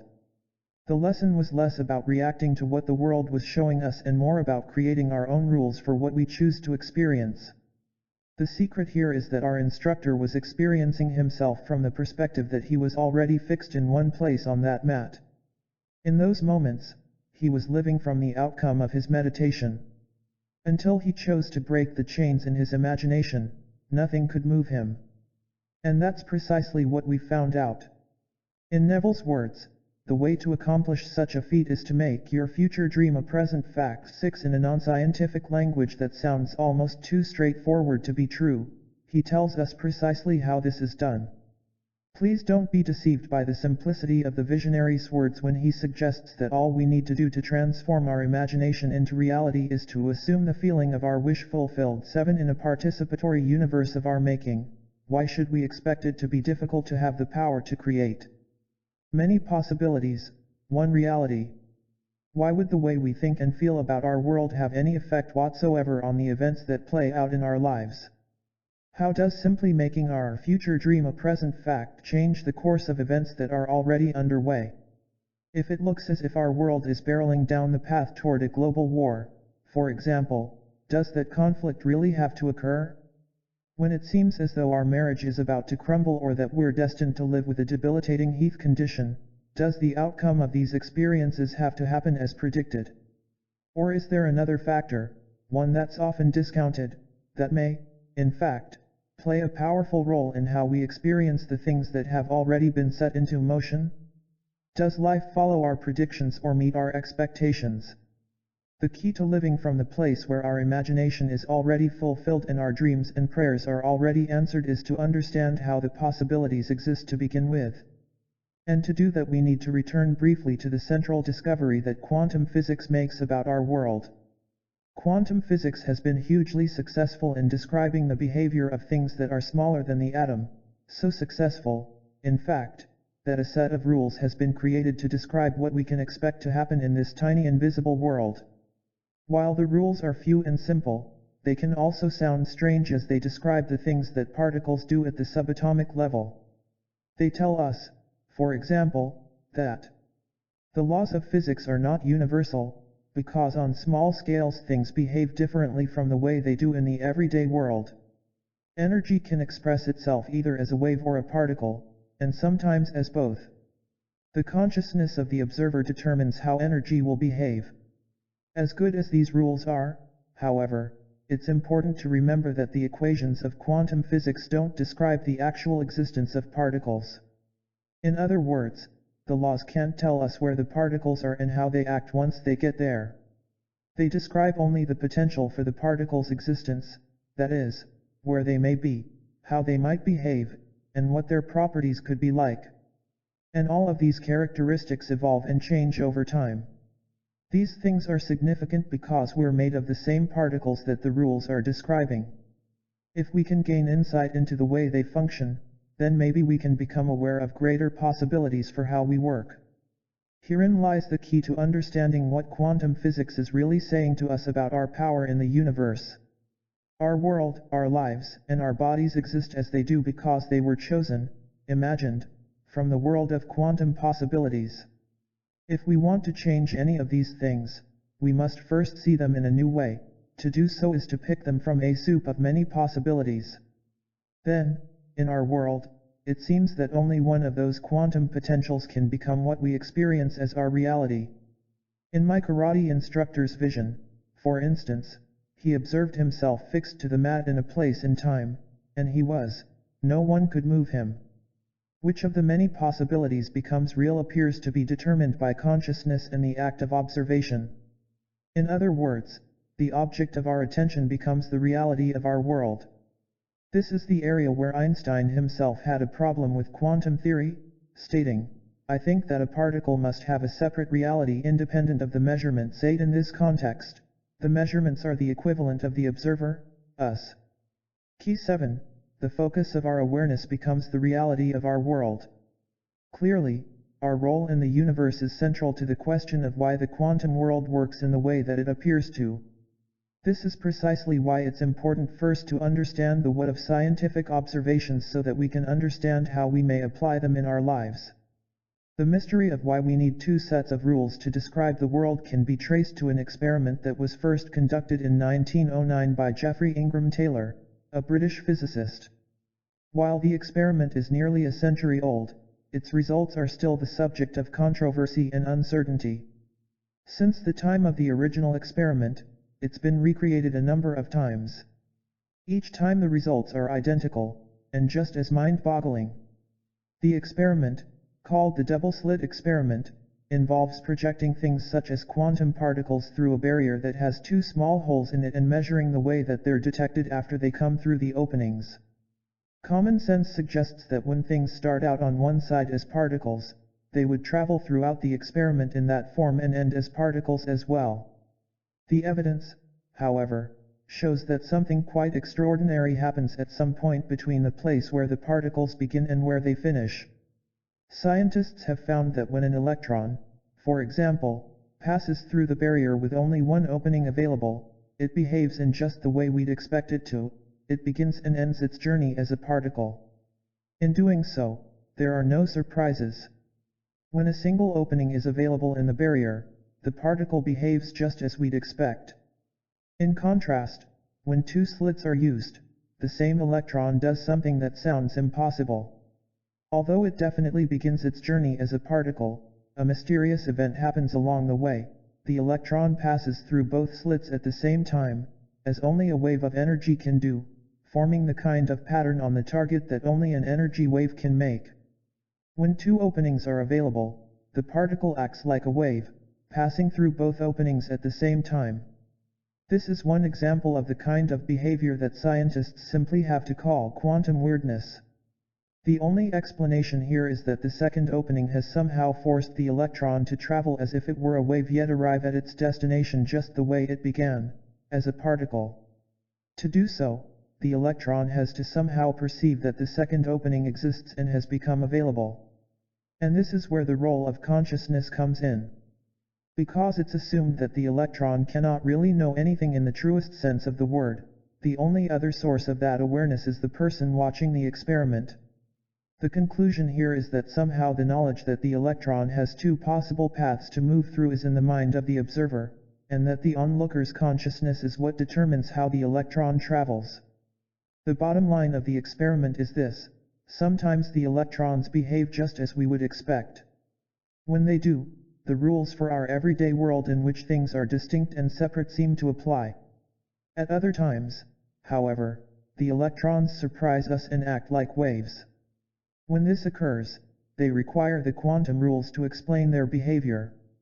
And this is where we have the opportunity to see our world and ourselves in a new light, because it means that we're a part of everything, and that consciousness plays a key role in the universe. Historically, scientists look to one of two main theories to explain the results of the double-slit experiment. Each has its strengths and possesses certain aspects that make more sense than the other explanation. At the time of this writing, both are still theories, and a third possibility has been proposed more recently. Let's take a brief look at all three interpretations.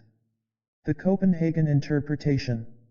In 1927, physicists Niels Bohr and Werner Heisenberg at the Institute for Theoretical Physics in Copenhagen, Denmark, tried to make sense of the quantum weirdness that the new theories were revealing. The result of their work is known as the Copenhagen interpretation. So far, this is the most widely accepted explanation of why quantum particles act as they do. According to Bohr and Heisenberg, the universe exists as an infinite number of overlapping possibilities. They're all there in a kind of quantum soup with no precise location or state of being until something happens to lock one of the possibilities into place. That something is a person's awareness, the simple act of observation. As the experiment proves, when we look at something such as an electron moving through a slit in the barrier, the very act of observation is what appears to turn one of the quantum possibilities into reality.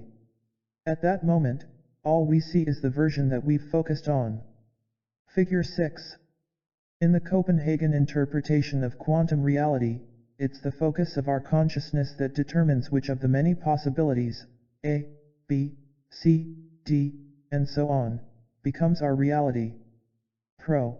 This theory has been tremendously successful in explaining the behavior of quantum particles as they're observed in experiments. Con. The main criticism of this theory, if it can be considered to be one, is that it suggests that the universe can manifest itself only in the presence of someone or something observing it. Additionally, the Copenhagen interpretation doesn't take the factor of gravity into consideration. The many worlds interpretation. Following the Copenhagen interpretation, the next most popular explanation for the bizarre behavior of quantum particles is called the many worlds interpretation of parallel universes. First proposed in 1957 by Princeton University physicist Hugh Everett III, this theory has gained tremendous popularity and support because it seems to address many of the apparent mysteries of the quantum world. Similar to the Copenhagen interpretation, it suggests that at any given moment in time, there are an infinite number of possibilities occurring, and that all of them already exist and are happening simultaneously. In the many worlds interpretation of quantum reality, there are an infinite number of possibilities, A, B, C, D, and so on, that already exist. Each possibility exists in its own universe that the other possibilities can't see. As with the Copenhagen interpretation, it's the focus of our consciousness that determines which possibility becomes our reality. The difference between this and the Copenhagen interpretation is that according to the many worlds interpretation, each possibility happens in its own space and can't be seen by the others. The unique spaces are called alternate universes. Supposedly, we travel along a timeline of a single possibility in one universe and every once in a while make a quantum leap into another possibility in a different universe. From this perspective, someone could be living a life of illness and disease, and through a shift of focus, suddenly find himself miraculously healed while the world around him looks much as it did before. Everett's interpretation suggests that we already exist in each of these alternate universes. When we take them all into consideration, we live out each and every dream and fantasy that we could ever imagine. Some proponents of this theory even suggest that when we're asleep at night, our dreams are the result of relaxing the focus that keeps us here in our reality, allowing us to drift through other worlds of parallel possibilities. Similar to observers in the Copenhagen interpretation, we only see the possibility we focus on. And that's the key to locking that particular possibility into place as reality. Pro. This theory seems to explain why we don't see the many possibilities proposed by the Copenhagen interpretation. Con. as with any of the ideas based on quantum theory, the theory can't account for the force of gravity. Although it may explain some of what we see in the quantum world, until it can account for all of nature's forces, it's seen as incomplete. In recent years, a third theory has been proposed, one that seems to address the shortcomings of both the Copenhagen and the many worlds interpretations. Named after its author, Oxford University professor of mathematics Sir Roger Penrose, the Penrose interpretation suggests that the force of gravity that quantum physicists often dismiss is the very thing holding the universe together. The Penrose interpretation. Similar to the proponents of the other interpretations, Penrose does believe that many possibilities or probabilities exist at the quantum level. His theory differs, however, as to what it is that locks one particular possibility into our reality. Penrose proposes that the quantum possibilities of the other realms are a form of matter. Because all matter creates gravity, each of the possibilities has its own gravitational field. However, it takes energy to maintain this, and the more energy a probability requires, the more unstable it really is. Because it's impossible to sustain enough energy to keep all of them going forever, eventually they collapse into a single state, the most stable one, which we see as our reality. In the Penrose interpretation, there are many possibilities, A, B, C, D, and so on, that eventually collapse into a single reality simply because it requires too much energy to sustain them all indefinitely. While all of the possibilities exist at some point in time, the state that needs the lowest amount of energy is the most stable and the one that we experience as our reality. The greatest strength of this theory is that for the first time, it addresses gravity, the one factor that separated Einstein's ideas and the quantum theories, and makes this force central to the existence of reality. Perhaps the greatest drawback to Penrose's theory, if it can be considered to be one, is that his critics believe that it may not be necessary. Although quantum theory is still only a theory, so far it has been 100% successful in predicting the outcome of quantum experiments. So we already have a viable theory for reality. Penrose's interpretation provides this as well, while also including the factor of gravity, which the other theories have failed to do. So which one is it? Theoretical physicist Michio Kaku, co-author of the unifying theory of superstrings, may have described the quandary of quantum physics best when he said, "It is often stated that of all the theories proposed in this century, the silliest is quantum theory. Some say that the only thing that quantum theory has going for it, in fact, is that it is unquestionably correct." Does one of the three prevailing theories explain both the anomalous events of the very small subatomic realm and why the world we see works as it does? As good as each interpretation is and as well as it may account for what we notice in the laboratory, the one factor that may be the missing link is the role that the divine matrix plays in connecting us with the container for all that's observed. While the onlooker seems to be the wild card in the experiments that produce the unexpected results, what if the anomalies aren't anomalies at all? What if the weirdness of quantum particles is actually the normal way that matter behaves? Is it possible that everything, from information traveling faster than the speed of light to two things existing in the same place at the same instant in time, is really showing us our potential, rather than our limitations? If so, then we have to ask ourselves, what's the one factor that links all these things together and prevents us from experiencing the same freedom that quantum particles seem to? We're the precise factor that's missing in the existing theories. Specifically, it's our ability to purposefully create the conditions of consciousness, thoughts, feelings, emotions, and beliefs, that lock one possibility of our choosing into the reality of our lives. And this is what brings science full circle with the world's ancient spiritual traditions. Both science and mysticism describe a force that connects everything together and gives us the power to influence how matter behaves, and reality itself, simply through the way we perceive the world around us. The key is that there's a big difference in the significance that various spiritual traditions and mainstream science give to the discoveries in the quantum world. For reasons that I described earlier, physicists for the most part believe that the way electrons and photons behave has little to do with how we live our everyday lives. The ancient traditions, on the other hand, suggest that it's because of the way things work on a subatomic level that we can change our bodies and the world. If this is true, then what happens in the quantum realm has everything to do with our day-to-day lives. As my Native American friend Joseph suggested in the Kenyan, we don't need machines to create the miraculous effects that we see in quantum particles. Through the power of our forgotten inner technology, we can heal, relocate, be everywhere at once, remote view, connect telepathically, choose peace, and do everything in between.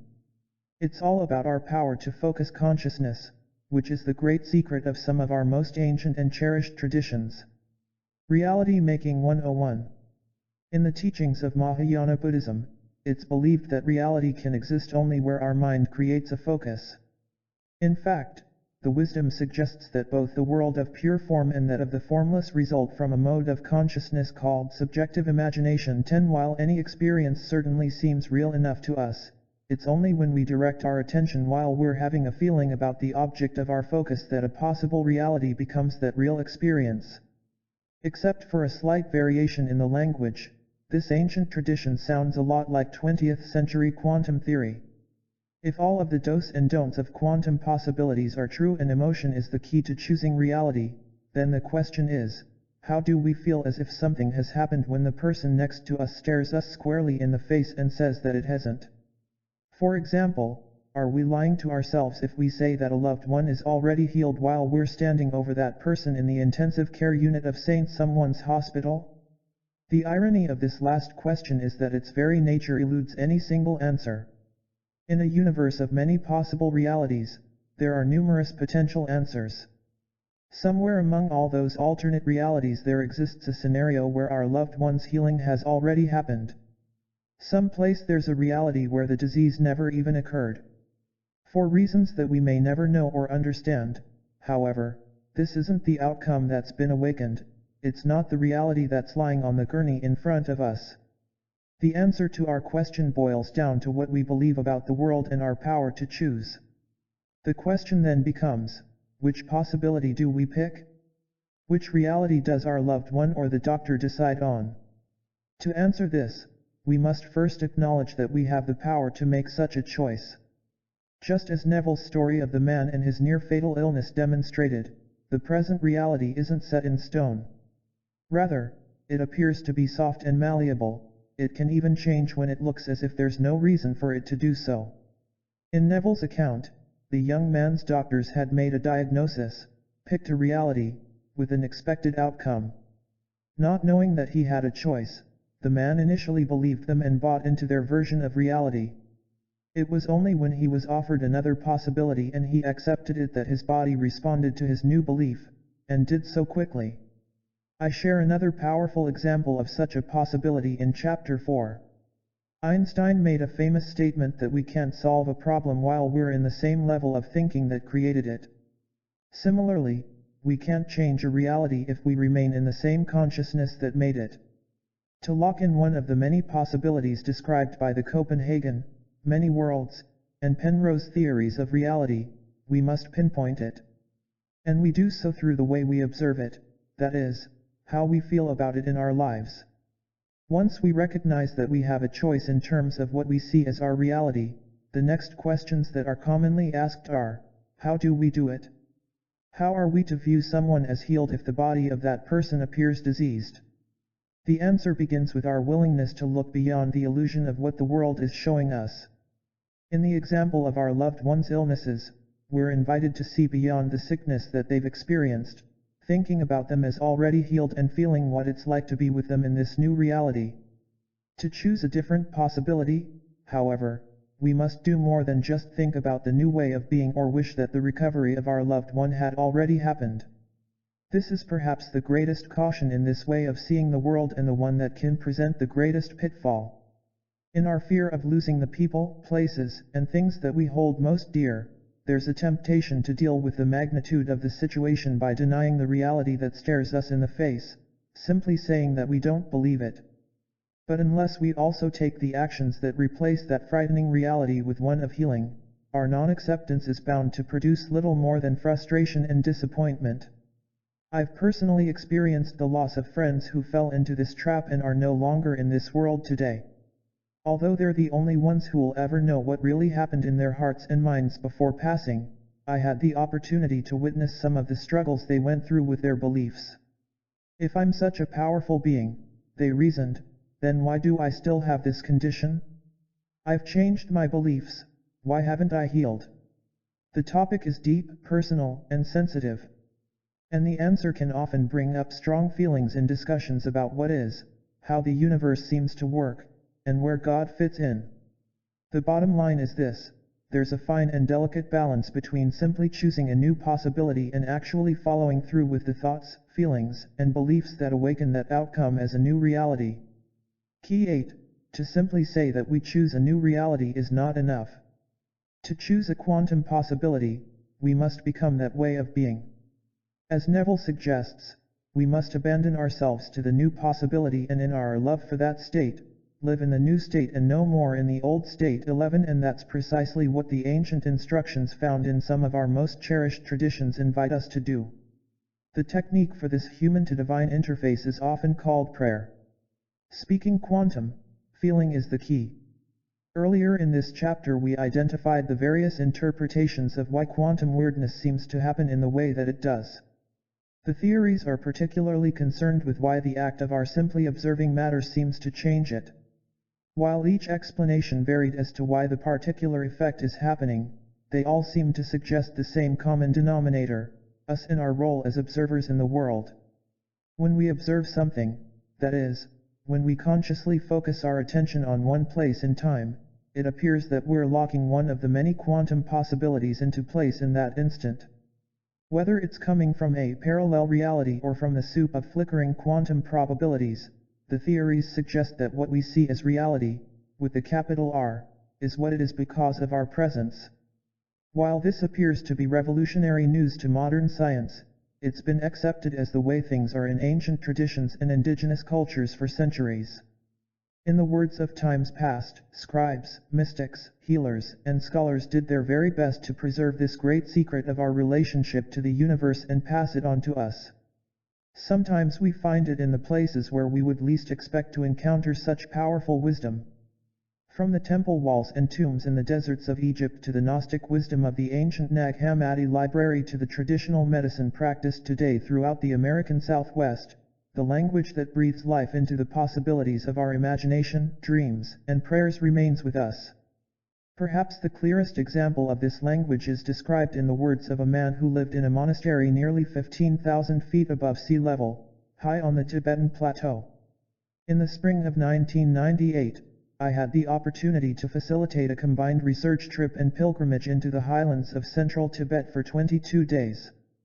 During that time, the group and I found ourselves immersed in some of the most magnificent, rugged, pristine, and remote land remaining on the planet today. Along the way, we visited 12 monasteries, 2 nunneries, and some of the most beautiful humans that you could ever imagine, including monks, nuns, nomads, and pilgrims. It was during that time that I found myself face to face with the abbot of one of the monasteries and got the chance to ask the question that we'd traveled so far and longed to ask. On an icy morning, we found ourselves cramped into a tiny chapel surrounded by Buddhist altars and ancient thangkas, the intricately brocaded tapestries that depict the great teachings of the past. I focused my attention directly on the eyes of the timeless-looking man seated lotus-style in front of me.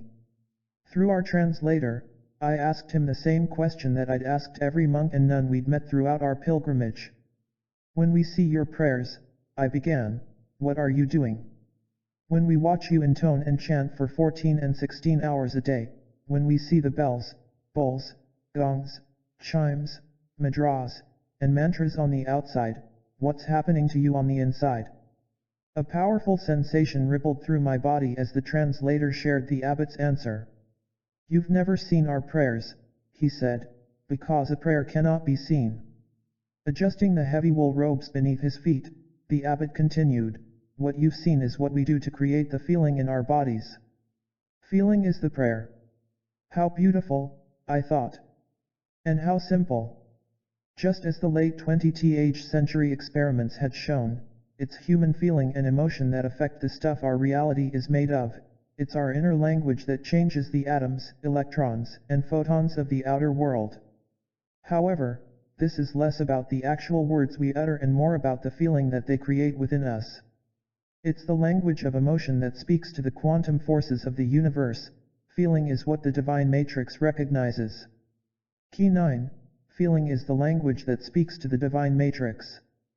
Feel as though your goal is accomplished and your prayer is already answered.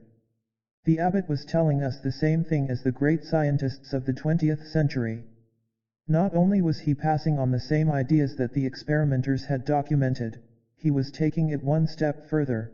He was sharing the instructions that describe how we can speak the language of quantum possibilities, and he was doing so through a technique that we know today as a form of prayer. No wonder prayers work miracles. They put us in touch with the pure space where the miracles of our minds become the reality of our world. Compassion, a force of nature and a human excellence. The clarity of the abbot's answer sent me reeling. His words echoed the ideas that had been recorded in ancient Gnostic and Christian traditions 2,000 years ago. For our prayers to be answered, we must transcend the doubt that often accompanies the positive nature of our desire. Following a brief teaching on overcoming such polarities, the words of Jesus recorded in the Nag Hammadi library remind us of the power of our commands. In words that should be familiar to us by now, we're reminded that when we say to the mountain, "Mountain, move away," it will move away. Through the clarity of his words, the abbot answered the mystery of what it is the monks and nuns were doing in their prayers. They were speaking the quantum language of feeling and emotion, one that has no words or outer expression. In 2005, I had the chance to revisit the monasteries of Tibet for a total of 37 days. During the journey, our group learned that the abbot who'd shared the secret of feeling in 1998 had died. Although the circumstances were never made quite clear, we simply knew that he was no longer in this world. Even though we'd never met the man who took his place, when he heard of our return, he welcomed us back and allowed us to continue the conversation that began in 1998. On another frosty Tibetan morning in a different chapel, we found ourselves face to face with the new abbot of the monastery. Only minutes before, we'd been led through the meandering stone-lined passageway that brought us to this tiny, cold, and dimly lit room. In absolute darkness, we'd carefully felt our way one step at a time along the slippery floor, which was dangerously smooth from centuries of spilled yak butter packed onto the surface. It was in the cool, thin air of the ancient room nestled in the heart of this monastery that I asked the new abbot my follow-up questions. What connects us with one another, our world, and the universe? What's the stuff that carries our prayers beyond our bodies and holds the world together? The abbot looked directly at me as our translator echoed my question in Tibetan. Instinctively, I glanced to the guide, who was our go-between for the entire conversation. I wasn't prepared for the translation that I heard coming back to me. Compassion, he said. The Geshe, great teacher, says that compassion is what connects us. How can that be? I asked, looking for clarity in what I was hearing. Is he describing compassion as a force of nature or as an emotional experience? Suddenly, an animated exchange broke out as the translator put my question to the abbot. Compassion is what connects all things, was his final answer. And that was it. Following nearly 10 minutes of intensive dialogue involving the deepest elements of Tibetan Buddhism, all I got to hear was those 6 words. A few days later, I found myself engaged in the same conversation once again, asking the identical question of a high-ranking monk in another monastery. Rather than the formality we experienced in the presence of the abbot, however, we were in the monk's cell, the tiny room where he ate, slept, prayed, and studied when he wasn't in the great chanting hall. By now, our translator was becoming familiar with the form of my questions and what I was trying to understand. As we huddled around the yak butter lamps in the dimly lit room, I looked up at the low ceiling. It was covered with black soot from countless years of the same lamps burning for heat and light in the very place where we found ourselves on that afternoon. Just as I'd asked the abbot only days before, I posed the same question, through the translator, to the monk: is compassion a force of creation, or is it an experience? His eyes turned to the place on the ceiling where I'd been looking only seconds before. Taking a deep sigh, he thought for a moment, collecting the wisdom of what he'd learned since entering the monasteries at the age of 8. He appeared to be in his mid-20s now. Suddenly, he lowered his eyes, looking at me as he responded. The answer was short, powerful, and made tremendous sense. "It is both," were the words that came back to me from the monk. "Compassion is both a force in the universe as well as a human experience." On that day, in a monk's cell halfway around the world, nearly 15,000 feet above sea level and hours from even the nearest town, I heard the words of a wisdom that's so simple many Western traditions have overlooked it to this day. The monk had just shared the secret of what connects us to everything in the universe, as well as the quality that makes our feelings and emotions so powerful. They're one and the same. Not just any feeling will do.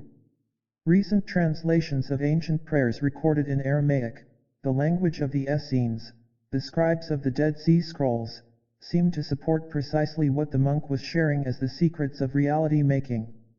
These new interpretations also offer fresh clues as to why such instructions often appear to be so vague. By retranslating the original New Testament documents, it's clear that tremendous liberties were taken over the centuries with the ancient author's words and intent. As the saying goes, a lot was lost in the translation. I described this, and other examples that I share in these pages, in my last book, Secrets of the Lost Mode of Prayer, but they're so relevant that I decided to include them here, too. Relating to our ability to participate in the events of life, health, and family, a comparison of the modern biblical version of Ask and you shall receive, for example, with its original text gives us an idea of just how much can be lost. The modern and condensed King James Version of the Bible reads, "Whatsoever yet ask the Father in my name, he will give it to you. Hitherto have ye asked nothing in my name, ask and ye shall receive, that your joy may be full." When we compare this with the original text, we see the key that's left out. In the following paragraph, I've emphasized the missing part by underlining it. "All things that you ask straightly, directly, from inside my name, you will be given." So far you haven't done this. So ask without hidden motive and be surrounded by your answer. Be enveloped by what you desire, that your gladness be full. With these words, we're reminded of the quantum principle telling us that feeling is a language to direct and focus our consciousness. It's a state of being that we're in, rather than something that we do at a certain time of day. While it's clear that emotion is the language that the divine matrix recognizes, it's also apparent that not just any feeling will do. If it did, then the world would be a very confusing place, with one person's idea of what should be overlapping with someone else's very different conception. The monk stated that compassion is both a force of creation and the experience that accesses it. The deepest elements of the teaching suggest that in order to achieve compassion, we must approach a circumstance without a strong expectation of the rightness or wrongness of that situation's outcome. In other words, we must perceive it without judgment or ego. And it appears to be precisely this quality of emotion that's the key to speaking to the divine matrix in a way that's meaningful and effective. As the physicist Amit Goswami suggests, it takes more than a regular state of consciousness to make a quantum possibility a present reality. In fact, to do so he indicates that we must be in what he describes as a non-ordinary state of consciousness. To get to this point, the Aramaic translation states that we must ask without hidden motive. Another way of clarifying this very important part of the instruction is to say in modern terms that we must make our decisions from a desire that's not based in our ego. The great secret to bringing the focus of our imagination, beliefs, healing, and peace into a present reality is that we must do so without a strong attachment to the outcome of our choice. In other words, we're invited to pray without our judgments of what should or shouldn't be happening. Key 10, not just any feeling will do. The ones that create must be without ego and judgment. Perhaps one of the best descriptions of how we experience this neutral place is found in the work of the great Sufi poet Rumi. With words that are simple and powerful, he states, "Out beyond ideas of wrongdoing and right doing there is a field. I'll meet you there." 16. How often can we truly say that we're in Rumi's field of non-judgment at any time in our lives, especially when the fate of our loved ones is hanging in the balance? Yet this appears to be precisely the greatest lesson of our power, the biggest challenge of our lives, and the enormous irony of our ability to create in a participatory universe. It seems that the stronger our desire is to change our world, the more elusive our power to do so becomes. This is because what we want is so often ego-based. If it weren't, the change wouldn't hold such significance for us. As we mature into the state of consciousness where we know that we can alter our reality, however, it also seems that it becomes less important for us to do so. Similar to the way our desire to drive a car, for example, wanes after we actually begin to do so, in having the ability to work miracles of healing and peace, the urgency to make them happen seems to disappear. This may be because along with knowing that we can change things comes an acceptance of the world just the way it is. It's this freedom of possessing power without attaching so much importance to it that allows us to be even more effective in our prayers. And herein may lie the answer to the question asked by those who meditated, chanted, omed, danced, and prayed for the recovery of their loved ones. Although every act was undoubtedly well-intentioned, it often involved a strong attachment to having or making the healing of our loved ones happen. It entailed a belief that a miraculous recovery was necessary. And if the healing still needed to occur, the implication was that it hadn't taken place yet. If it had, we wouldn't be asking for it in our prayers. It's as if by wanting the outcome of healing, the efforts to create it actually reinforced the reality that the disease was present. This leads to the second part of the ancient instruction, something that's often overlooked in our attempts to bring miracles into our lives. The next part of the translation invites us to be surrounded by our answer and be enveloped by what we desire so that our joy may come to pass. This passage reminds us in words of precisely what the experiments and the ancient traditions suggest in their shared wisdom. We must first have the feeling of healing, abundance, peace, and the answers to our prayers of well-being in our hearts as if they've already happened before they become the reality of our lives. In the passage, Jesus suggests that those he's speaking with haven't done that. Just like my friends with the powerful medicine of prayer and good intentions, while they may have believed that they asked for their prayers to be answered, if their request was simply the words "please let this healing happen," then he says that this isn't a language that the universal field of the divine matrix recognizes. Jesus reminds his disciples that they must speak to the universe in a way that's meaningful. When we feel as though we're surrounded by healing in our loved ones and enveloped by peace in our world, that's both the language and the code that opens the door to all possibilities. In this feeling, we move from the viewpoint that suspects we're simply experiencing whatever comes our way to the perspective that knows we're part of all that is. Thus, we create a shift of energy that may be described as the classic quantum leap. In much the same way that an atom's electron jumps from one energy level to another without moving through the space between, when we really know that we're speaking the quantum language of choice and not simply thinking that we might be, we're in another state of consciousness. It's this state that becomes the pure space where dreams, prayers, and miracles begin. We're wired to create. During a conversation with the Indian poet and mystic Rabindranath Tagore in 1930, Albert Einstein summarized the two viewpoints of the early 20th century regarding our role in the universe. There are two different conceptions about the nature of the universe, he began. The first sees the world as a unity dependent on humanity, and the second perceives the world as a reality independent of the human factor. While the experiments described in Chapter 2 certainly show that our conscious observation of the stuff our world is made of, including atoms and electrons, directly affects the way that matter behaves, we'll probably find that there's a third possibility, one that falls somewhere between Einstein's two extremes. This possibility may show that our universe came into existence through a process that didn't involve us initially. Although creation could have started without our presence, we're here now as it continues to grow and evolve. From the stars so distant that their lives are over before their light ever reaches our eyes to energy that's disappearing into the mysterious vortices we simply call black holes, change is the universal constant that we can count on. It's happening as part of everything we see and even in the realms we don't. By now it should be clear that it's impossible for us to be simply bystanders in our world.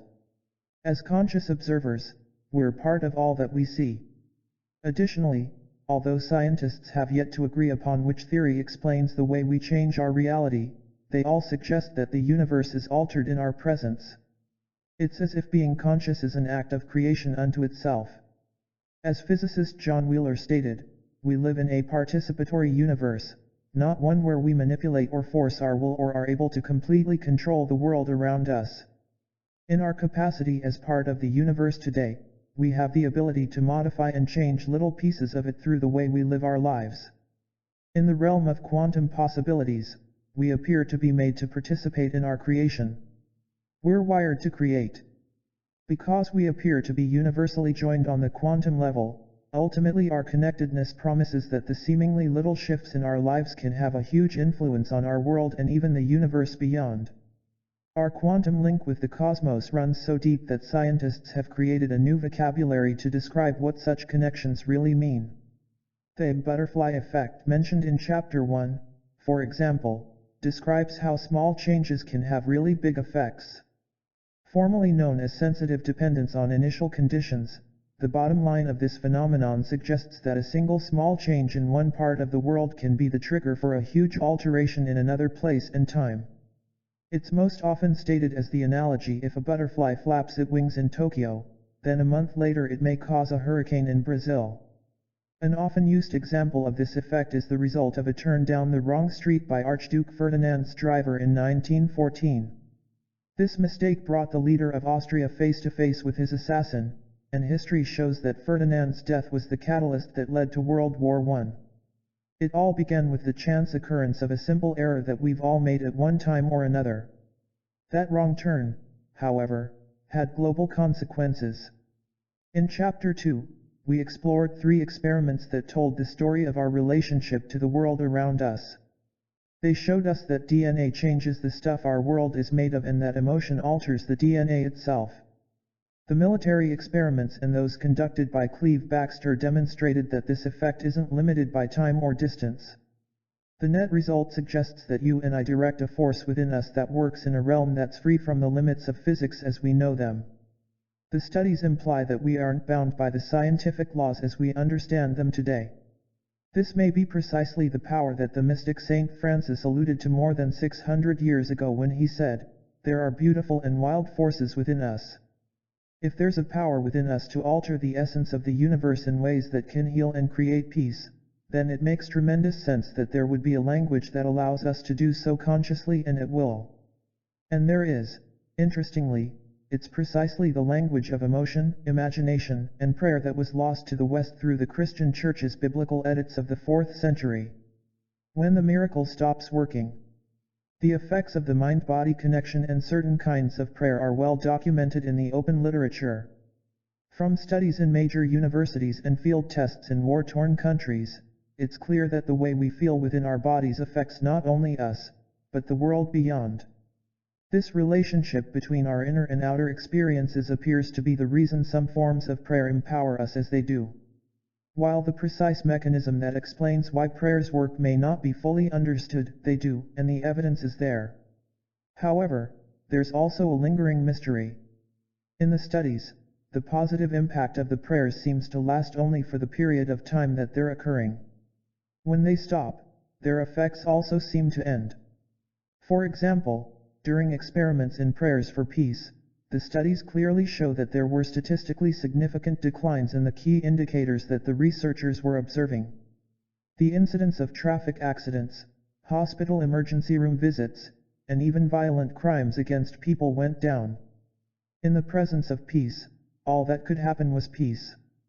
As interesting as these results are, however, what they demonstrate next has been an ongoing mystery to those studying this effect.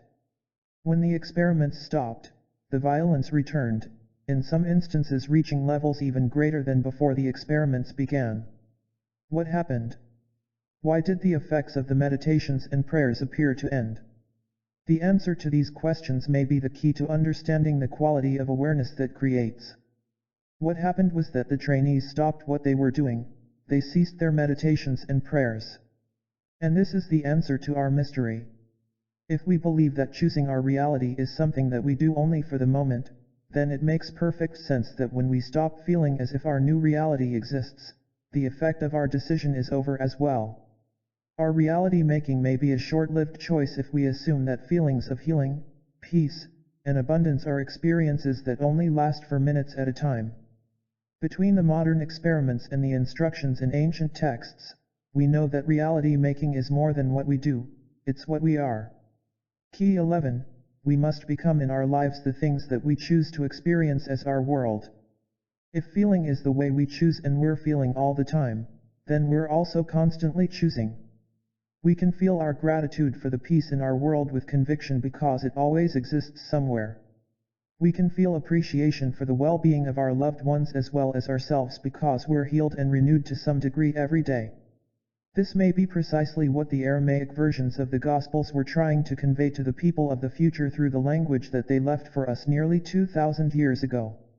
It may be this very effect that's described in the Gnostic text of the Lost Gospel of Thomas, as well, that which you have will save you if you bring it forth from yourselves. That which you do not have within you will kill you if you do not have it within you. Although the admonition is brief, the implication is powerful. Through the words attributed to the Master, Jesus, we're reminded that the power to shape our lives and world is something that lives inside of us as an ability that we all share. Life doesn't always follow the rules of physics. What happens if we live in a way that breaks the accepted rules of physics? Or what if we don't even know the rules exist? Is it possible that we can follow the example of quantum particles that seem to do precisely this? Common sense tells us that if something exists in one location, then it certainly can't be somewhere else at the same time, regardless of what it is. Yet that's precisely what the experiments have shown. The obvious question that follows such discoveries is, if the stuff that the world is made of can be in two places at once and we're part of the world, then why can't we do the same thing? Why can't we fulfill our duty in the workplace or classroom and at the same time be enjoying ourselves on a sunny beach or hiking through a mountain canyon somewhere? While we've all wondered from time to time if such a thing could occur, the possibility is really just pure fantasy, isn't it?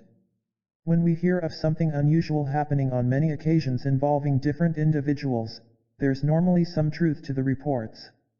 While the specifics may vary, it's often possible to trace the underlying theme to an actual event in time. The Great Flood is a perfect example of what I mean here. Throughout history and in a multitude of cultures, there's an almost universal theme that's recounted time and again. Playing out on various continents, in diverse languages, and with different people, the story and the outcome are nearly identical. Although the details vary, history is similarly punctuated with reports of people who've bilocated, that is, they physically appeared in different locations at the same instant in time.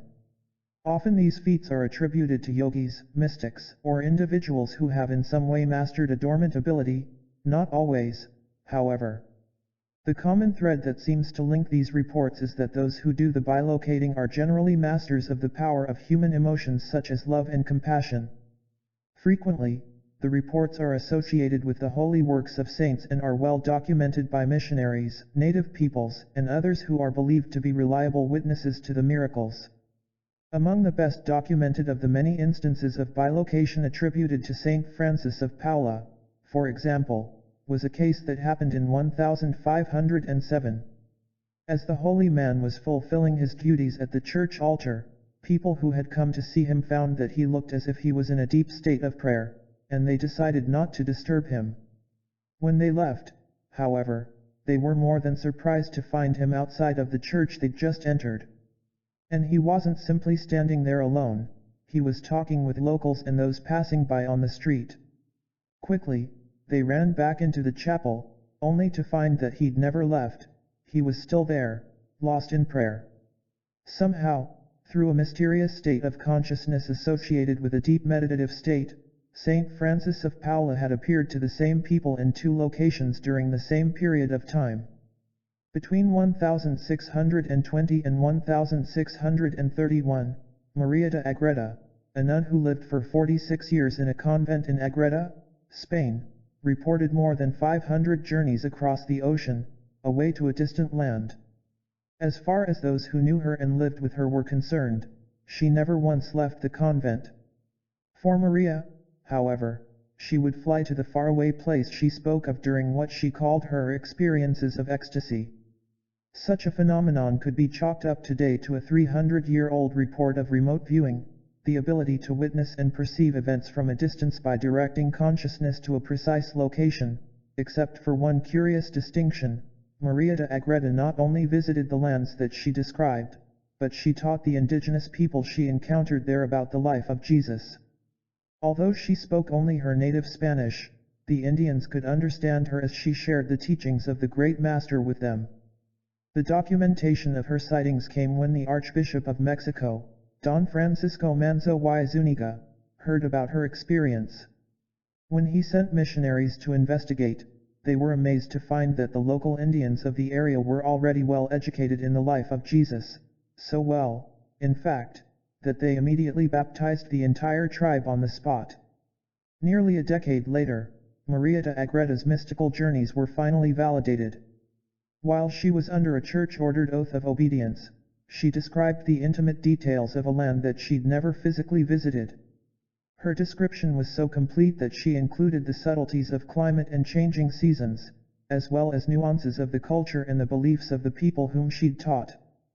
Following a rigorous ecclesiastical examination, Maria de Agreda's mystical journeys were declared by the Church to be authentic, and she was given the consideration of the highest rank among the mystics of past ages. Not all reports of Bilokatayan are from the murky years of the 16th and 17th centuries. As recently as World War II, there have been many instances of holy men appearing in multiple places at once. One of the best documented is that of Italy's mystical Padre Pio. Following his promise that the Nazi-occupied city of San Giovanni Rotondo would be spared from destruction by the Allies, he appeared in broad daylight in a way that's rare even for Bilokatayan. As the bombers arrived over the city to target German strongholds, the image of Padre Pio in brown robes appeared in front of their planes, hovering in midair. Unlike the brief apparitions that are sometimes reported under the stress of battlefield conditions, the image lingered for all to see. And as long as it remained, any attempt to release bombs on the city failed. Frustrated and mystified, the pilots changed course and landed their planes at a nearby airfield with all of the bombs that were with them when they began their mission. Shortly afterward, one of the pilots went to a nearby chapel. To his amazement, inside of it he found the same friar that he'd seen earlier hovering in front of his plane. It was Padre Pio. The Padre wasn't a ghost or the apparition of a long-deceased saint, as the pilot had suspected. He was real. He was alive. And on that day, he'd somehow been in two places at the same time, on the ground in the chapel and in the air directly in front of the planes. While the Allies liberated Italy, the city of San Giovanni Rotondo was spared, just as Padre Pio had promised. When we experience something that appears to happen beyond the realm of what we know to be true, we often credit it as a miracle. So what are we to make of the reports and documented cases of Bilokatayan and other seemingly miraculous feats that span more than 600 years? Can we write them off as pure fantasy or wishful thinking? Possibly. There's always the chance that they were conjured up by people with too much time on their hands or who honestly wanted them to be true. However, what if there's something more happening here? If it's proven to us beyond any doubt that we aren't limited by the current laws of physics, that confirmation allows us to see ourselves in a powerful new light by offering us something beyond faith upon which to base our new beliefs. Just as the initiates mentioned in the poem in the introduction to this book found a new freedom in their unexpected experiences, if we find that we can follow in the footsteps of quantum particles that operate beyond the boundaries of space and time, then we can certainly use our ability to heal our bodies and bring joy to our lives. The key is this: to do what seems to be impossible, one person first has to push the limits of what we previously thought to be true. Just as the initiates discovered that they were more than they'd formerly believed once they moved beyond their fear of the edge, in order to live miracles in our lives, we must first overcome our beliefs that such phenomena are impossible. Key 12. We are not bound by the laws of physics as we know them today. For us to do so, someone must perform that miracle first so that we can see it happen. Maybe that person is particularly gifted in one area of life, such as healing. Or perhaps that individual simply has the openness to see the world differently.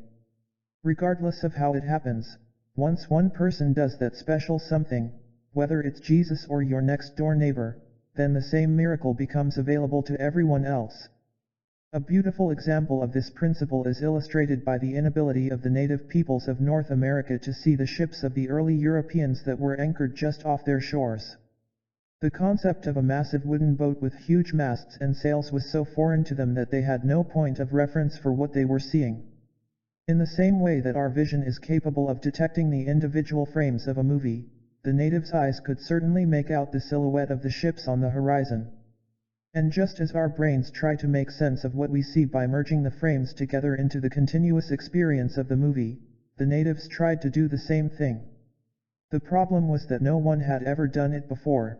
Nothing in their collective experience told them how to see a European sailing vessel. It was only when the medicine man of the tribe squinted and used his vision a little differently that he could begin to make out the ships. Once he did, it wasn't long before everyone in the group was able to see what only hours before had been invisible. It was all about the way the people allowed themselves to perceive. In their willingness to try something different, a whole new world opened up to them. Maybe we're not so different from those natives on the shore a little more than 500 years ago. We can only imagine what's in store for us when we think of our world, our universe, and ourselves a little differently. At the beginning of this section, we asked the question: if an electron is able to be in two places, why can't we? Perhaps the answer could be found if we posed our query a little differently. Rather than buying into the belief that particles can do something that we can't, let's ask what it takes for an electron to bilocate. If we understand how the stuff we're made of behaves under the circumstances of a miracle, maybe we can find those conditions in our own lives. And to understand how this works, we'll need to explore the single facet of our existence that gives each of us the ourselves, the power of the hologram. Chapter 4. Once connected, always connected, living in a holographic universe. So here we are, all part of this great hologram called creation, which is everybody else's self. It's all a cosmic play, and there is nothing but you. Itzhak Bentov, 1923–1979, scientist, author, and mystic. To see a world in a grain of sand, and heaven in a wild flower. Hold infinity in the palm of your hand, and eternity in an hour. William Blake, 1757–1827, poet and visionary mystic. A mystery was alluded to in the experiments of the last section, one that was never solved. A part of the proof that the divine matrix actually exists was offered when two somethings that were once joined, two photons, the DNA and the photons, or the donor and his DNA, acted as if they were still connected to one another, even though they were separated by distances ranging from feet to hundreds of miles. The question is, why? Is it real, or is it a hologram? We've all heard that a picture is worth 1,000 words. As a visual person, I know that this is true for me.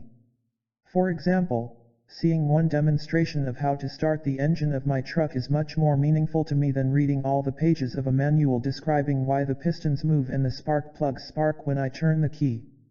Once I see the big picture, then I can always go back in order to understand the details, if they're even still important. Sometimes I just want my truck to start. I suspect that many of us work in this way. Although we find ourselves in the high-tech world of how-to manuals and computer tutorials about why something is the way it is, a direct experience is still the best way to explain a new idea clearly. A powerful example of such an experience is our introduction to the idea of a hologram. Holograms have been used in research since their discovery in the late 1940s.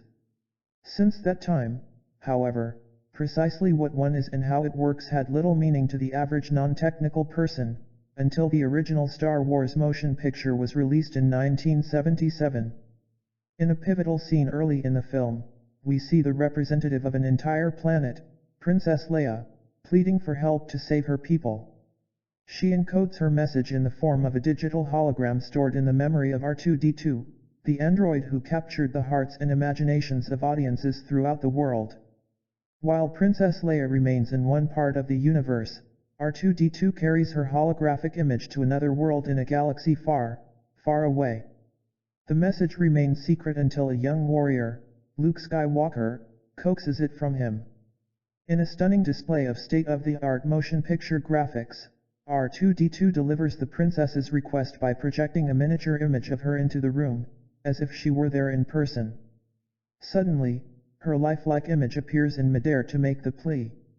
Because she looks three-dimensional to the movie audience, we're given the feeling that if we were there, we'd be able to reach out and touch her just the way we could the person sitting next to us in the theater.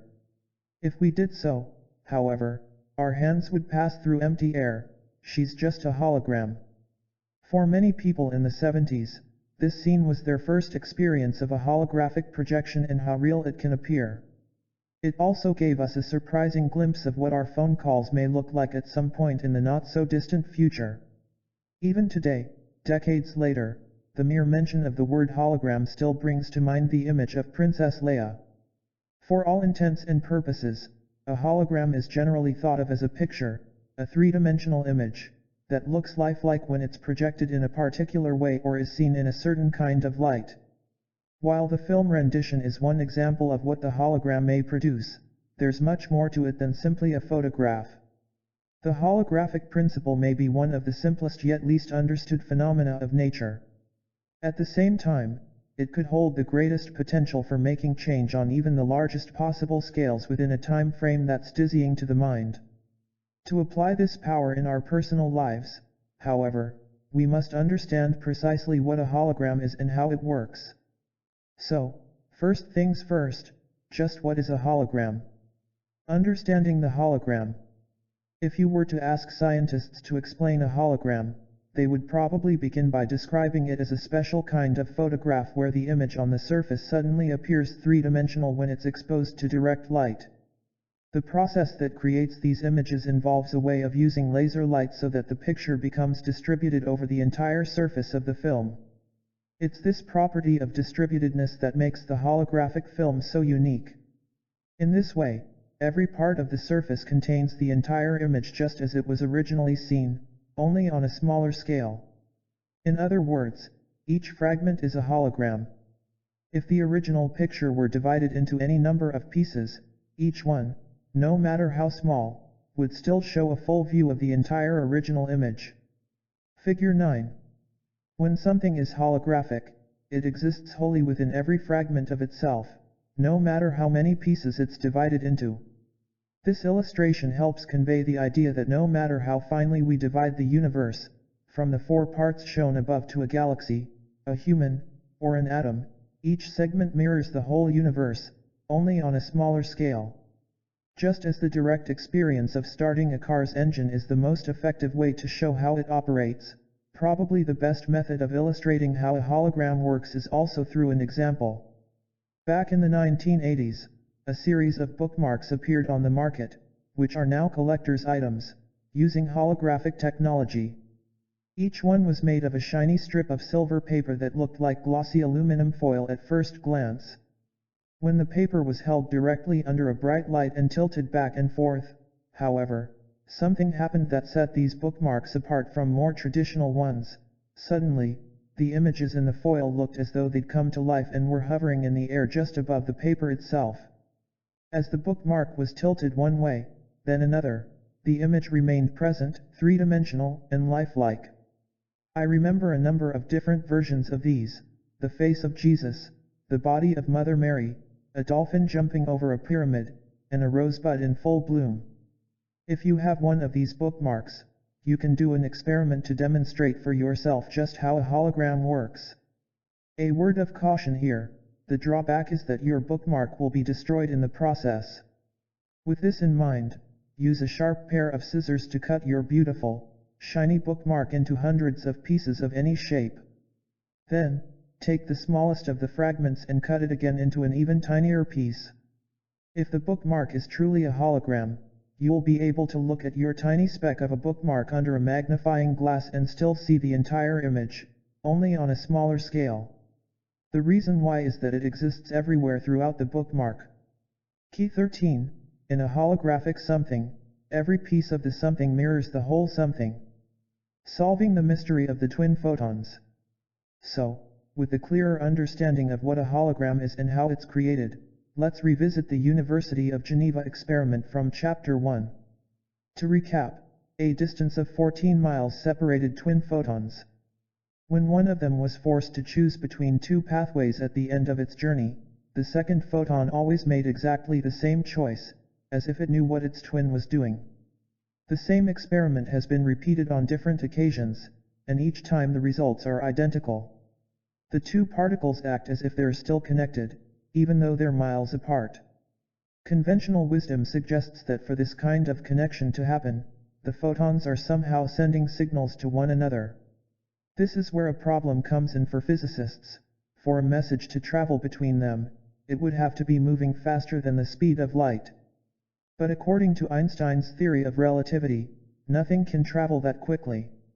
So is it possible that these particles are violating the laws of physics, or are they demonstrating something else to us? Could they be showing us something so foreign to the way we think about our world that we're still trying to force the mystery of what we see into the comfortable familiarity of how we believe energy gets from one place to another? What if the signal from one photon never traveled to reach the other? Is it possible that we live in a universe where the information between photons, the prayer for our loved ones, or the desire for peace in a place halfway around the world never needs to be transported anywhere to be received? The answer is yes. This appears to be precisely the kind of universe we live in.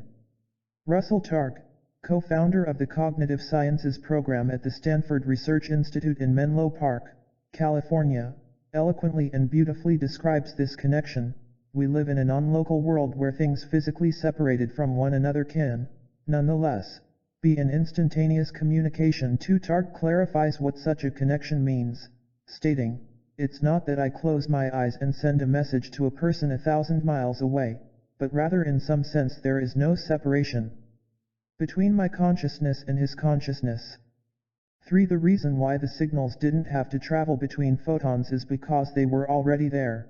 They never left from anywhere and were never carried to another location in the conventional sense. By definition, every place in a hologram is a reflection of every other. And a property that exists anywhere within it also exists everywhere else. So in the non-local hologram of our universe, the underlying energy that links all things instantly connects them as well. Spiritual teachers generally agree with scientists on this view of reality. As Ervin Laszlo, the founder of systems philosophy, describes, life evolves, as does the universe itself, in a sacred dance with an underlying field. For this seems to be precisely what the ancient Avatasaka Sutra of Mahayana Buddhism is describing, as the wonderful net of energy that connects all things in the cosmos. If the universe is non-local and holographic, not only does this net link everything together, each point within it also reflects all others. The sutra begins by stating that at one time in the distant past, this net was hung so that it stretches out infinitely in all directions as the universe itself. In addition to being the universe, the net contains it and gives it holographic qualities. The ancient sutra describes an infinite number of jewels throughout the net that serve as cosmic eyes. Thus, all things are visible to all other things. In what may well be the oldest known description of a hologram discovered so far, the sutra then reveals the power of each jewel to create change throughout the entire net. Each of the jewels reflected in this one jewel is also reflecting all the other jewels, so that there is an infinite reflecting process occurring.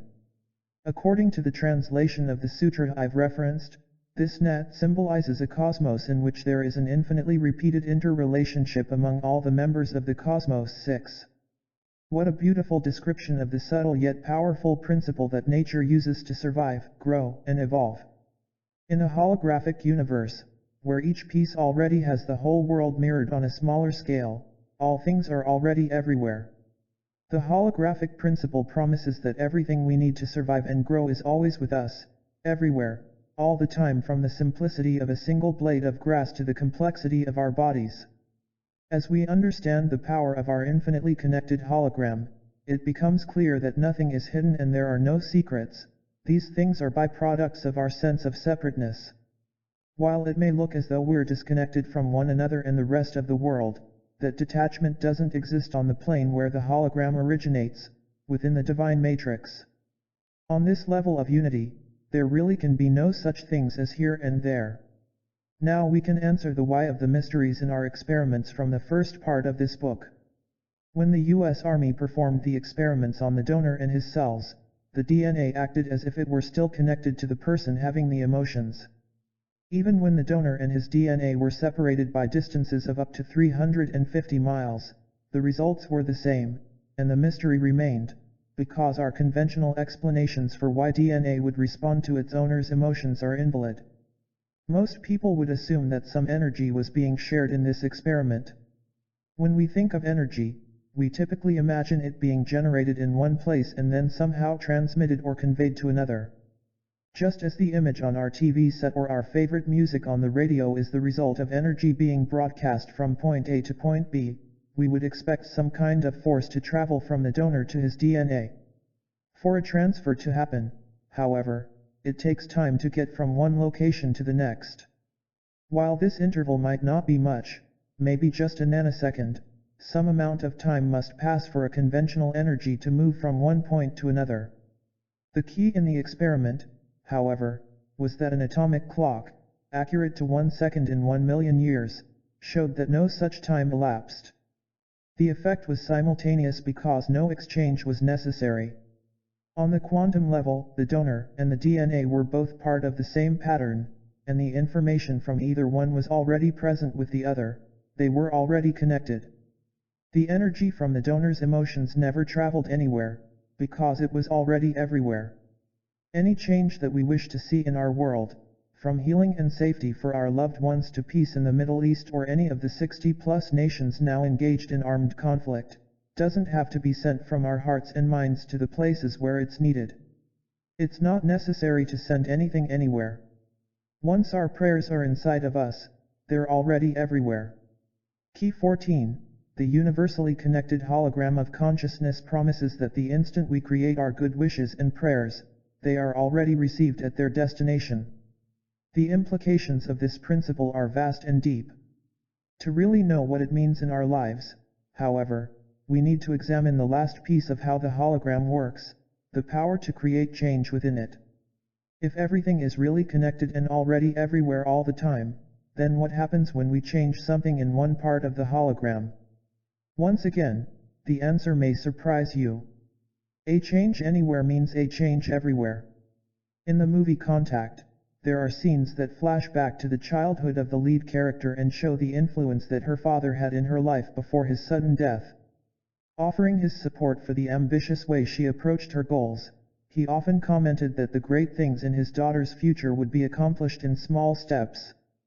Not only is this great advice for all parents to pass along to their children, it appears to be precisely the way the hologram of consciousness in life works. When we make a little change here and another one there, suddenly everything seems to change. In fact, a small alteration in one place can permanently shift an entire paradigm. Visionary and philosopher Ervin Laszlo describes the reason why this is so. All that happens in one place happens also in other places. All that happened at one time happens also at times after that. Nothing is local, limited to where and when it is happening. As the great spiritual teachers such as Mahatma Gandhi and Mother Teresa demonstrated so eloquently, the non-local holographic principle is an immense force, a David to the Goliath of change in the quantum world. Just as a hologram contains the original image in all of its many parts, any change made to just one of those segments becomes reflected everywhere throughout the pattern. What a powerful relationship! A single change in one place can make a difference everywhere. Perhaps the best example of how little modifications can affect an entire system can be seen in something that we're all familiar with, the DNA of our bodies. Watching any movie based on modern crime scene investigation, we learn quickly that the identity of the perpetrator can be detected from traces of him or her left at the place where the crime was committed. If the investigators can identify any part of a person's body or anything that comes from it, from a splatter of blood or a broken strand of hair to stains of semen or even torn fingernails, then they can identify someone. And it makes no difference where in the body the DNA comes from because of the holographic principle, all parts mirror the whole. Each piece of DNA exactly resembles the others, barring mutations. It's estimated that the average human has between 50 and 100 trillion cells in his or her body. Each of those cells holds 23 pairs of chromosomes that contain an individual's DNA, life code. When we do the math, this means that people carry somewhere between 2,300 trillion and 4,600 trillion copies of DNA in their bodies. Just imagine how long it would take to make a change in someone's DNA if we attempted to update each copy, one cell at a time. But when DNA does modify the blueprint of a species, it doesn't have to do so in a linear fashion, one strand at a time. Because of the holographic principle, when the DNA is altered, that change is reflected throughout the whole. Key 15. Through the hologram of consciousness, a little change in our lives is mirrored everywhere in our world. In a hologram, every part of something reflects every other part, and change is mirrored throughout the whole. Even if we divide the universe into 4 smaller fragments, for example, every piece is a mirror of the entire universe. A change in one place is reflected in every mirror. You're probably asking yourself, why is this important in my life? While this is an obvious question, the answer may be less so.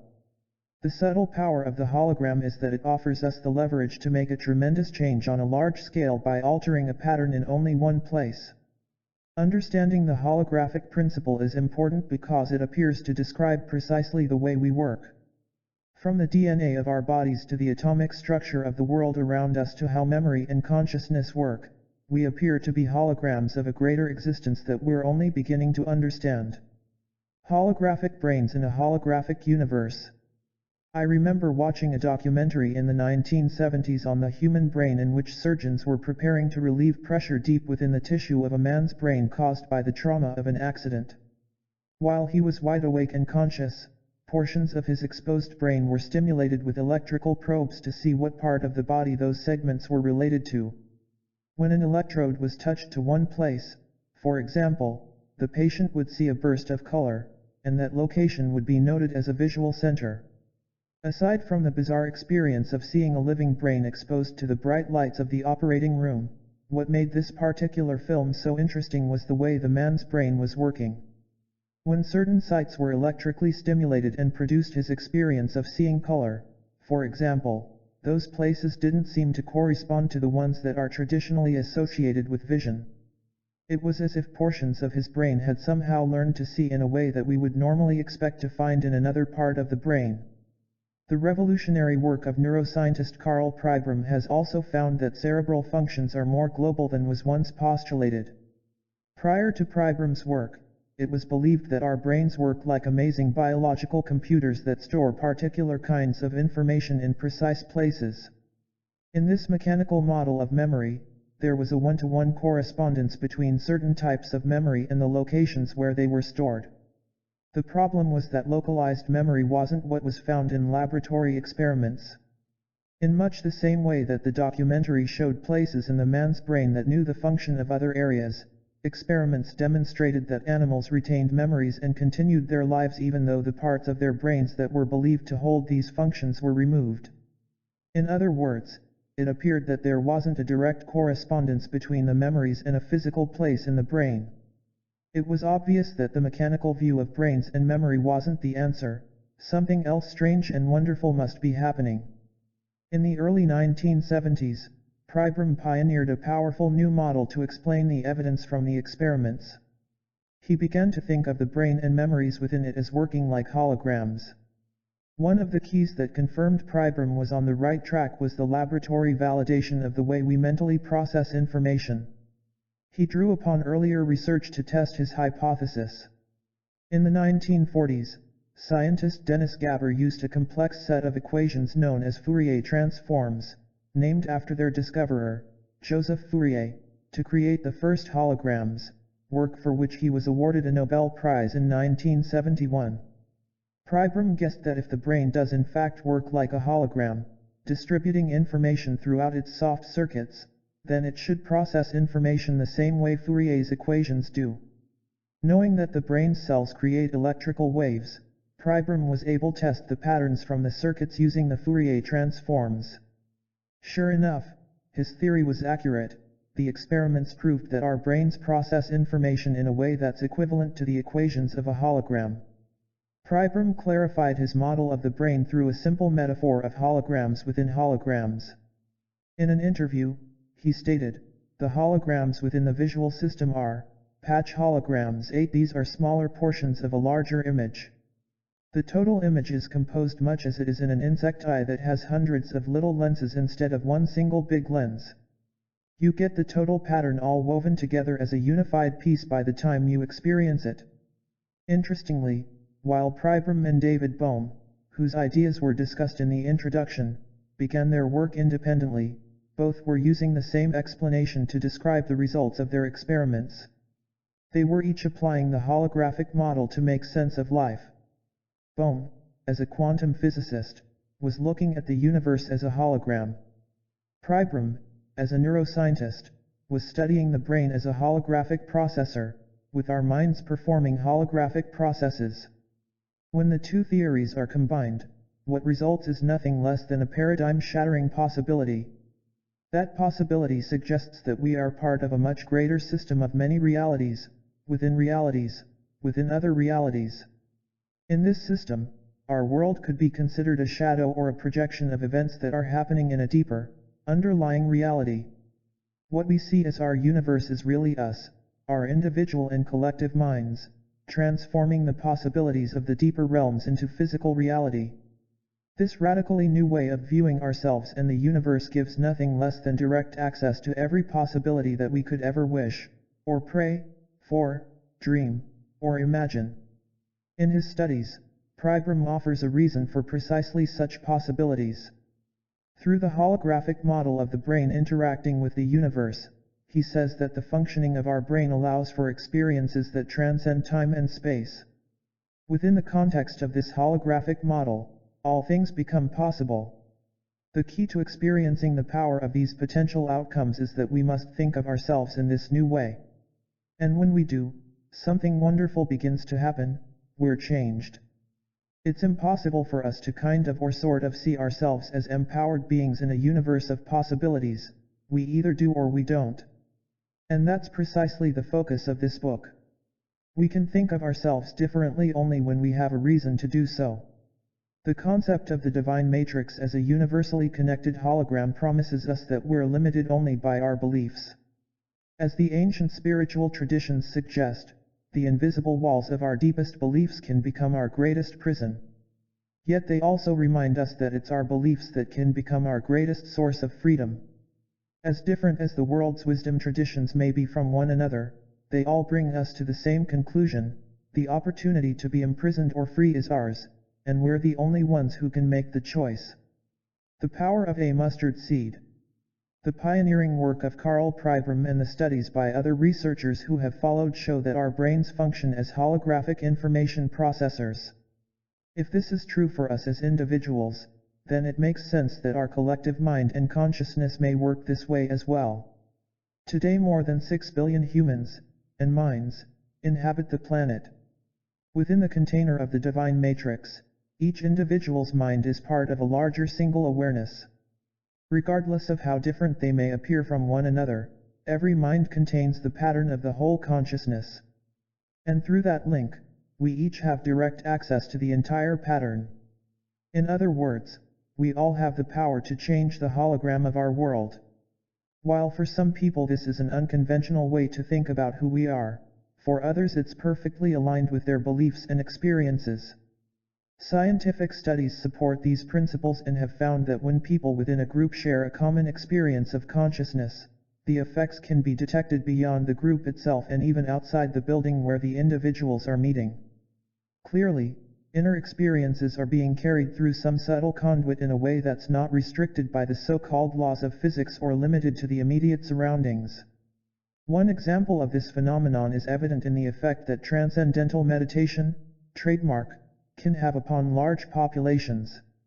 In 1972, 24 cities in the U.S. with populations over 10,000 experienced meaningful changes in their communities when as few as 1%, 100 people, participated in the studies.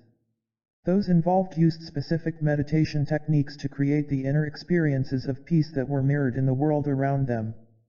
This is called the Maharishi effect in honor of Maharishi Mahesh Yogi, who stated that when 1% of a population practiced the methods of meditation that he offered, there would be a reduction in violence and crime for that population. These and similar studies led to a landmark project, International Peace Project in the Middle East, published in the Journal of Conflict Resolution in 1988. During the Israeli-Lebanese War of the early 1980s, practitioners were trained in precise techniques of trademark to create peace in their bodies, rather than simply thinking about it in their minds or praying for it to occur. On specific days of the month, at specific times each day, these people were positioned within the war-torn areas of the Middle East. During the window of time that they were at peace, terrorist incidents, crimes against people, emergency room visits, and traffic accidents all declined in number. When the participants stopped their practice, the statistics reversed. These studies confirmed the earlier findings: when a small percentage of the population achieved peace within themselves, that peace was reflected in the world around them. The results took into account the days of the week, holidays, and even lunar cycles, and they were so consistent that the researchers were able to identify the minimum number of people needed to experience inner peace before it's mirrored in the surrounding world, the square root of 1% of the population. This represents only the base number required for the effect to begin. The more people participate, the more pronounced the outcome. While we may not fully understand all the reasons why the effects are present, the correlations and results demonstrate that they are there. We can apply this principle in our lives for any group of people, regardless of whether it's a small community, a church congregation, a large city, or the entire planet. To determine how many people are needed to work together for peace and healing in that group, the formula suggests the following. 1. Determine the total number of people present. 2. Calculate 1% of that total number, multiply the total from step 1 by 0.01. 3. Calculate the square root of the 1%, enter the number from step 2, and press the V function on your calculator. This formula produces numbers that are smaller than we might expect. For example, in a city of 1 million people, the total is about 100. In a world of 6 billion people, it's only about 8,000. And this calculation represents only the minimum needed to begin the process. The more people are involved, the faster the effect is created. While these and similar studies obviously deserve more exploration, they show there's an effect that's beyond chance. Key 16. The minimum number of people required to jumpstart a change in consciousness is the 1% of a population. Perhaps this is the reason why so many wisdom traditions emphasize the importance of each individual to the whole. In one of the best-known parables of the power of belief, Jesus used the holographic principle to illustrate how just a little faith is all that's required to open the door to a greater possibility. In truth, he said, if your faith is the size of a mustard seed, you will say to this mountain, move from here to there, and it will move. Nothing will be impossible for you. 11. We'll explore the implications of just what this means in the following section. Before we do, however, a brief clarification of what's meant by faith is appropriate here. The word faith itself can sometimes carry a bit of an emotional charge, as it's often associated with a belief that has no apparent foundation or basis to support it. We commonly hear this referred to as blind faith. My sense is that there really is no such thing as absolutely blind faith. Somewhere deep inside of us, all our beliefs come from the feeling of a deeper connection between the things that are and the things that can be. While we may not always be conscious of this or be able to state why we think that something is so, our beliefs are true for us. And that truth is the foundation of faith. There is a kind of faith, however, that's actually based in a very solid foundation of leading-edge science, supported by the discoveries of quantum physics. In Chapter 3, we briefly discussed the possible reasons why the physical world is changed by simply observing it. All of the explanations that followed acknowledged the coexistence of many realities within a cosmic soup of possibilities. As the experiments showed, it's the act of our watching something, that is, conscious observation, that locks one of those possibilities into place as our reality. In other words, the expectation or belief that we have while we're observing is the ingredient in the soup that chooses which possibility becomes our real experience. With this in mind, the faith in Jesus' statement is more than simply saying the words to represent that the mountain has moved. In a parable that's nearly 2,000 years old, we're taught a powerful language with which to choose reality from the infinite possibilities that already exist. As Neville states so clearly in his description of faith, through the act of persisting in the assumption that your desire is already fulfilled, your world inevitably conforms to your assumption. In the example of the mountain, when we truly know that it's already moved, our faith/belief/assumption that it's happened is the energy that jolts that possibility into our reality. In the quantum realm of all possibilities, the mountain has no choice, it must move. The following example illustrates just how simple and natural this kind of faith and belief can be. It also opens the door to countless possibilities for how a small shift in our viewpoint can create a huge difference in our world. A few years ago, I had the opportunity to witness the biological equivalent of moving the mountain. In this case, the mountain was a life-threatening tumor inside the bladder of a middle-aged woman. Western doctors had diagnosed the mass as malignant and believed that it was inoperable. In the makeshift classroom of our hotel ballroom, the group I was part of was shown a film created by our instructor when he had been present for the miraculous healing of the growth in a hospital without medicine in Beijing, China. The clinic was one of the many in the region that routinely used non-traditional methods of treatment with tremendous success. After exchanging greetings and the formalities of introductions, we were prepared for what we were about to see. The instructor emphasized that the purpose of the film was to show us that the power to heal is something that lives within each of us. It was not an advertisement for the clinic or an invitation for everyone with a life-threatening condition to make a mad dash to Beijing. What we were about to witness could be accomplished right there in our classroom or at home in our living rooms. The key to healing, he said, is the ability to focus emotion and energy in our bodies or that of a loved one, with the person's permission, in a non-invasive and compassionate way. The woman in the film had come to the clinic without medicine as a last resort because all else had failed. The facility emphasizes personal responsibility in our health and provides new and life-affirming ways of living, rather than simply fixing people and sending them home. These protocols include new eating habits, gentle forms of movement to stimulate the life force, qi, within the body, and novel methods of breathing. By following these simple changes in lifestyle, the client's body is strengthened for the healing that's possible. Following these procedures, at some point it makes sense for clinic patients to undergo the treatment that was recorded on the video. As the handheld film began, we could see the woman with the tumor lying on what appeared to be a hospital gurney. She was awake, fully conscious, and had been given no sedative or anesthetic. 3 practitioners in white lab coats stood behind her while an ultrasound technician was seated in front of her, holding the wand that would be used to create a sonogram to view the mass inside of her body. We were told that the image wouldn't be time-lapsed in the way that nature programs show the days-long process of a rosebud opening condensed into seconds. Our film would be in real time so that we could see the true effect of the practitioner's healing. The film was short, lasting less than 4 minutes. Within that time span, we all saw something that's considered a miracle by the standards of Western medicine.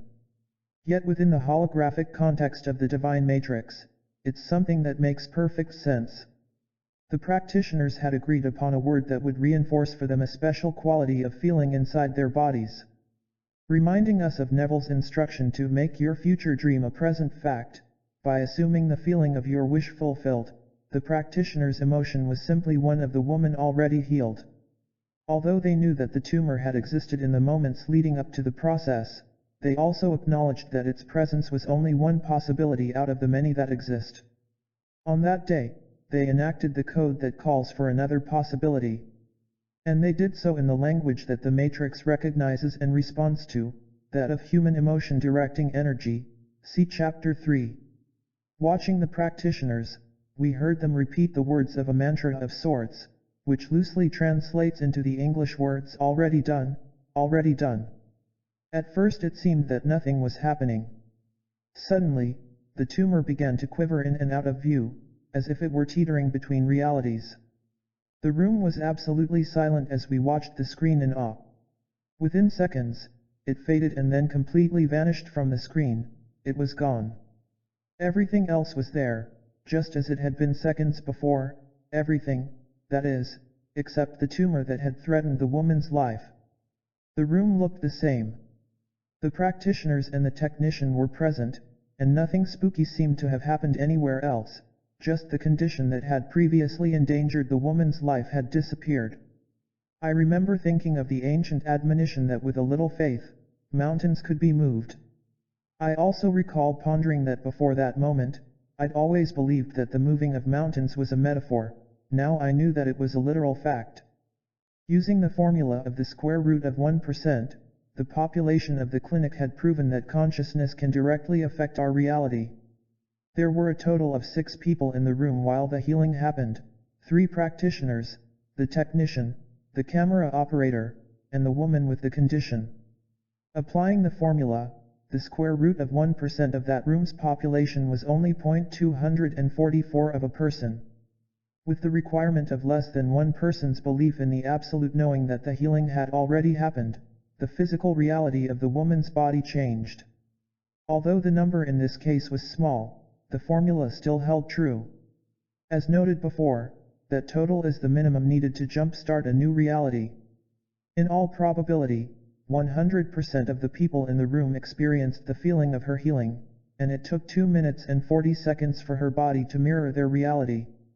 With permission, I have since shown this film to many audiences, including medical personnel, throughout the world. The reactions vary and are predictable. Once the healing happens, there's generally a brief silence as the viewers register in their hearts and minds what they've just seen with their eyes. The silence gives way to sighs of joy, laughter, and even applause. For some people, watching the film is a confirmation of what they already believe to be true. Even faith is bolstered by the validation of really seeing something that's possible.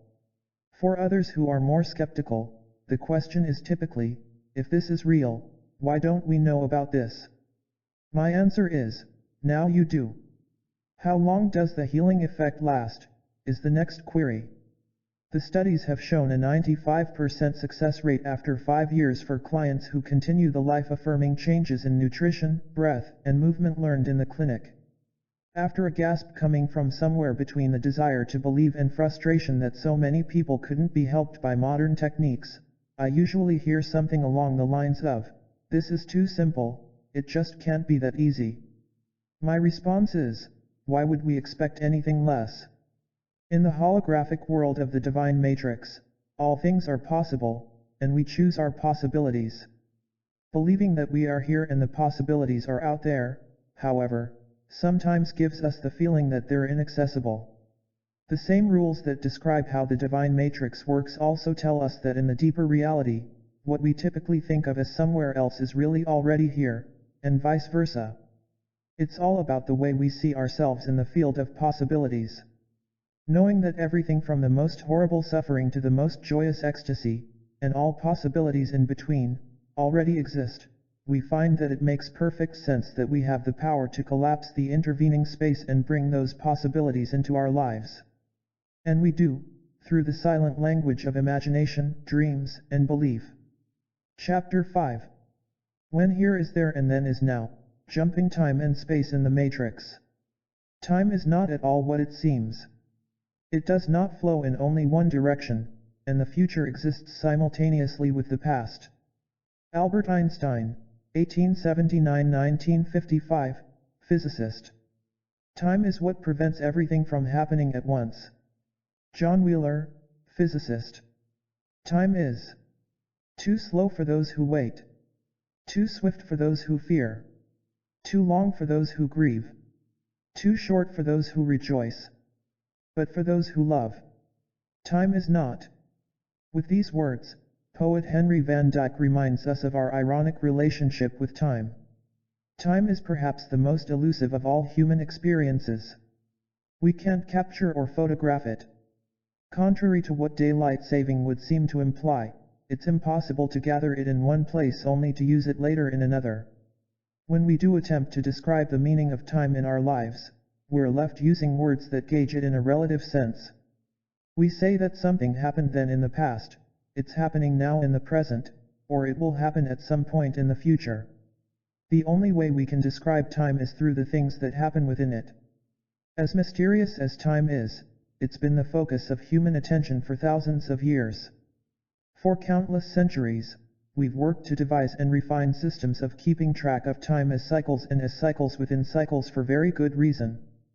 For instance, to know when to plant the crops that will sustain an entire civilization, it's important to be aware of how many days, lunar cycles, and eclipses have passed since the last planting. Ancient systems of timekeeping maintain a precise record of this. The Mayan calendar, for example, calculates cycles of time that began in 3113 BC, more than 5,000 years ago, while the Hindu system of yugas tracks the progression of creation cycles that began more than 4 million years ago. Until the 20th century, in the Western world time was typically thought of in a poetic sense, as an artifact of human experience. Philosopher Jean-Paul Sartre described our relationship to time as a special kind of separation, a division that reunites. But that poetic view changed in 1905 when Einstein posited his theory of relativity. Before relativity, time was believed to be its own experience, distinct from the three dimensions of height, length, and width that define space. In his theory, however, Einstein proposed that space and time are intimately entwined and can't be separated. It is space-time together, he said, that forms a realm beyond our familiar three-dimensional experience, the fourth dimension. Suddenly, time became more than a casual philosophical concept, it was a force to be reckoned with. In words that brought a new meaning to our perception of time, Einstein described its mysterious nature by simply stating the obvious: the distinction between past, present, and future is only a stubbornly persistent illusion. With this powerful assertion, Einstein forever changed the way we think of our relationship to time. Consider the implications. If the past and the future are present in this moment, can we communicate with them? Can we travel in time? Even before Einstein's bold statement, the possibilities that these questions posed intrigued scientists, mystics, and writers. From hidden temples in Egypt dedicated to the experience of time to the thrill of H.G. Wells's classic 1895 novel The Time Machine, the prospect of having an ability to somehow hitch a ride on the flow of time has captured our imaginations and filled our dreams. Our fascination with it is as old as our existence, and our questions about it seem endless. Is time real? Does it exist without us? Is there something about consciousness that gives time its meaning? If so, do we have the power or the right to interrupt its forward flow long enough to glimpse the future, or perhaps visit or communicate with people in the past? Can we contact other realms and even other worlds with which we share the present? In light of accounts such as the one in the following section, the boundary between here and there becomes less clear, inviting us to reconsider just what time really means in our lives. A message from beyond time. In the powerful book Small Miracles, Extraordinary Coincidences from Everyday Life, Jutta Halberstam and Judith Leventhal share an amazing story of the power of forgiveness. While I've done my best to capture the essence of this awe-inspiring account, I encourage you to experience it in its entirety in the original text. What makes this story so interesting, and the reason I offer it here, is that in this case forgiveness is so powerful that it transcends time. The news of his father's death came as a shock to Joey. They hadn't spoken since he turned 19 and had questioned his family's traditional Jewish beliefs. To Joey's father, there could be no greater disgrace than to doubt such a time-honored philosophy. He threatened to end their relationship unless his son accepted his roots and stopped his questioning. Joey found that he couldn't meet his dad's demands, so he left home to explore the world. He and his father never spoke again. It was in a small cafe in India that a friend found Joey and shared the news of Joey's father's death. This was the first that Joey knew of his passing. He immediately returned home and began to explore his Jewish heritage. Deeply moved by new insights into his background and his father, Joey found himself making plans for a personal pilgrimage to the land where the roots of his family's traditions began. He was on his way to Israel. This is where the story takes a deep, mystical turn and offers us insight into the power of the divine matrix. Joey found himself at the Wailing Wall in Jerusalem, the portion of an ancient temple enclosure that remained following the temple's destruction nearly 2,000 years ago. It's here that Orthodox Jews go to worship each day, repeating the words of the same prayers that have been spoken for centuries. Joey had written a note to his father, declaring his love and asking forgiveness for the pain that he had caused his family. Following the custom, he'd planned to leave his note in one of the many cracks and crevices that were formed when the original mortar fell away from between the stones. It was when Joey found just the right place to leave his note that something amazing happened, something that has no rational explanation in the eyes of traditional Western science. As Joey put his note in the wall, another paper suddenly fell from between the stones, landing at his feet. It was a prayer that someone else had written and placed in the wall weeks or possibly even months before. As Joey reached for the rolled-up paper, an odd feeling came over him. When Joey opened the note and began to read its contents, he recognized the handwriting. It was his father's. The note that Joey held was one that his dad had written and left in the wall before his death. In it, he had declared his love for his son and asked God for forgiveness. At some time in the not-too-distant past, Joey's father had traveled to the very spot where Joey found himself at that moment. In an ironic twist of synchronicity, his father had placed his prayer in that same precise location within the wall, where it had remained until Joey walked by.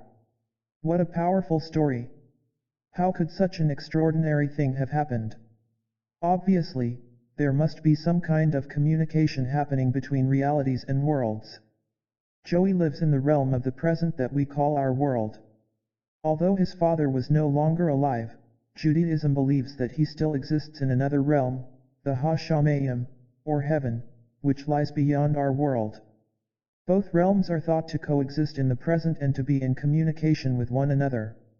While the mechanics of precisely how the message from Joey's dad reached him may remain a mystery, one thing is certain: for Joey to receive an indication that his father is still in touch with him, there must be something that connects both of them, a medium that provides the container for both realms of experience.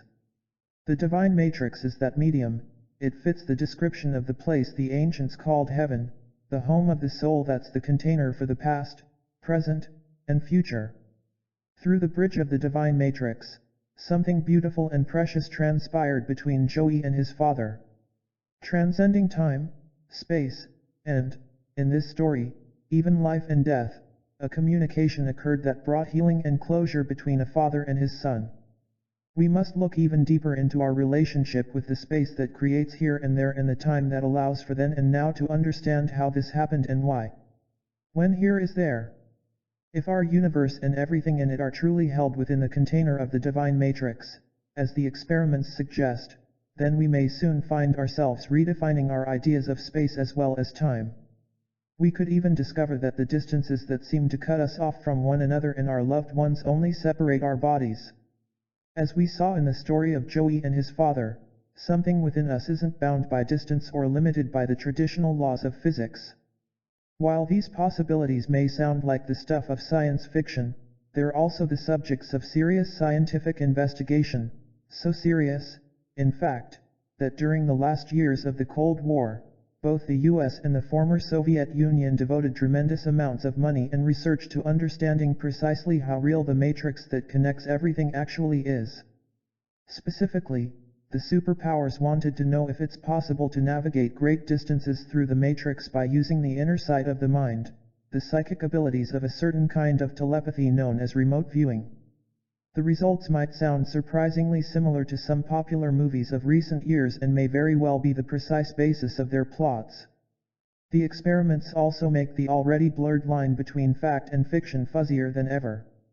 In 1970, the US officially began investigating the possibility of using psychic methods to surf the matrix and see into distant lands and enemy targets. It was then that the CIA funded the early experiments using psychically sensitive people such as empaths, individuals who have the ability to sense the experiences of others without the need for verbal or visual cues, to focus their minds on classified locations. Once they did so, they were trained to describe what they found with increasingly greater detail. Given the acronym SCAN8, for Scan by Coordinate, this program was one of the precursors that led to the now famous studies at the Stanford Research Institute, SRI, on remote viewing. Although in some respects remote viewing may seem a little out there, it's actually based on sound quantum principles, some of which have already been explored in this book. Even the experts acknowledge that no one knows precisely how remote viewing works.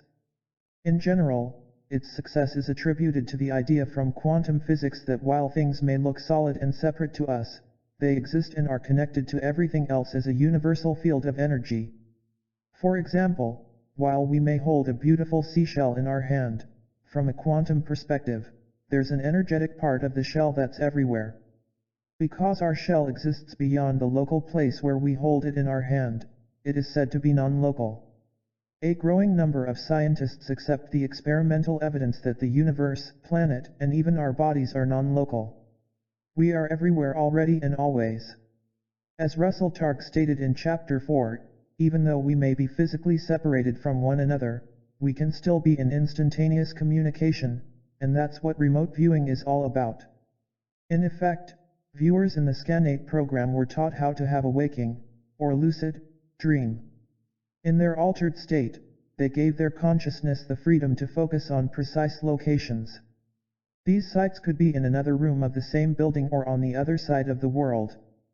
Clarifying the connectedness of our universe in the quantum realm, Targ states, it's no harder to describe what's happening in the far reaches of the Soviet Union than it is to describe what's happening across the street. The trainees received as many as 3 years of instruction before they were deployed on secret missions. The details of the U.S. military's remote viewing projects, which have been made available to the general public only recently, describe at least 2 kinds of sessions. The first, called coordinate remote viewing, involves viewers' descriptions of what they find at specific geographic coordinates, as identified by latitude and longitude. The second, called extended remote viewing, is based on a series of relaxation and meditative techniques. Although the specifics may vary by method, in general, remote viewing procedures begin with viewers entering a mild state of relaxation, since it's in this state that they appear to be more open to receiving sensory impressions of distant locations. During the sessions, another person is generally involved as a guide whose role is to help the viewer by prompting him or her to look at specific details. Through a series of protocols that allow the viewer to distinguish which impressions are important for the particular mission, the person is able to describe what he or she sees with increasingly deeper levels of detail. The prompting of the guide seems to separate this form of controlled remote viewing from the lucid dreaming that often happens spontaneously during sleep. The implications for secrecy were immense and opened the door to a new era of intelligence gathering with fewer risks to people on the ground. Fewer risks, that is, until the remote viewing programs were shut down in the mid-1990s. With intriguing code names such as Project Stargate, the last one was officially terminated in 1995.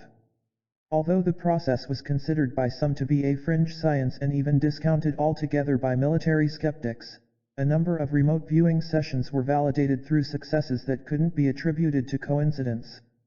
Some may have even saved lives.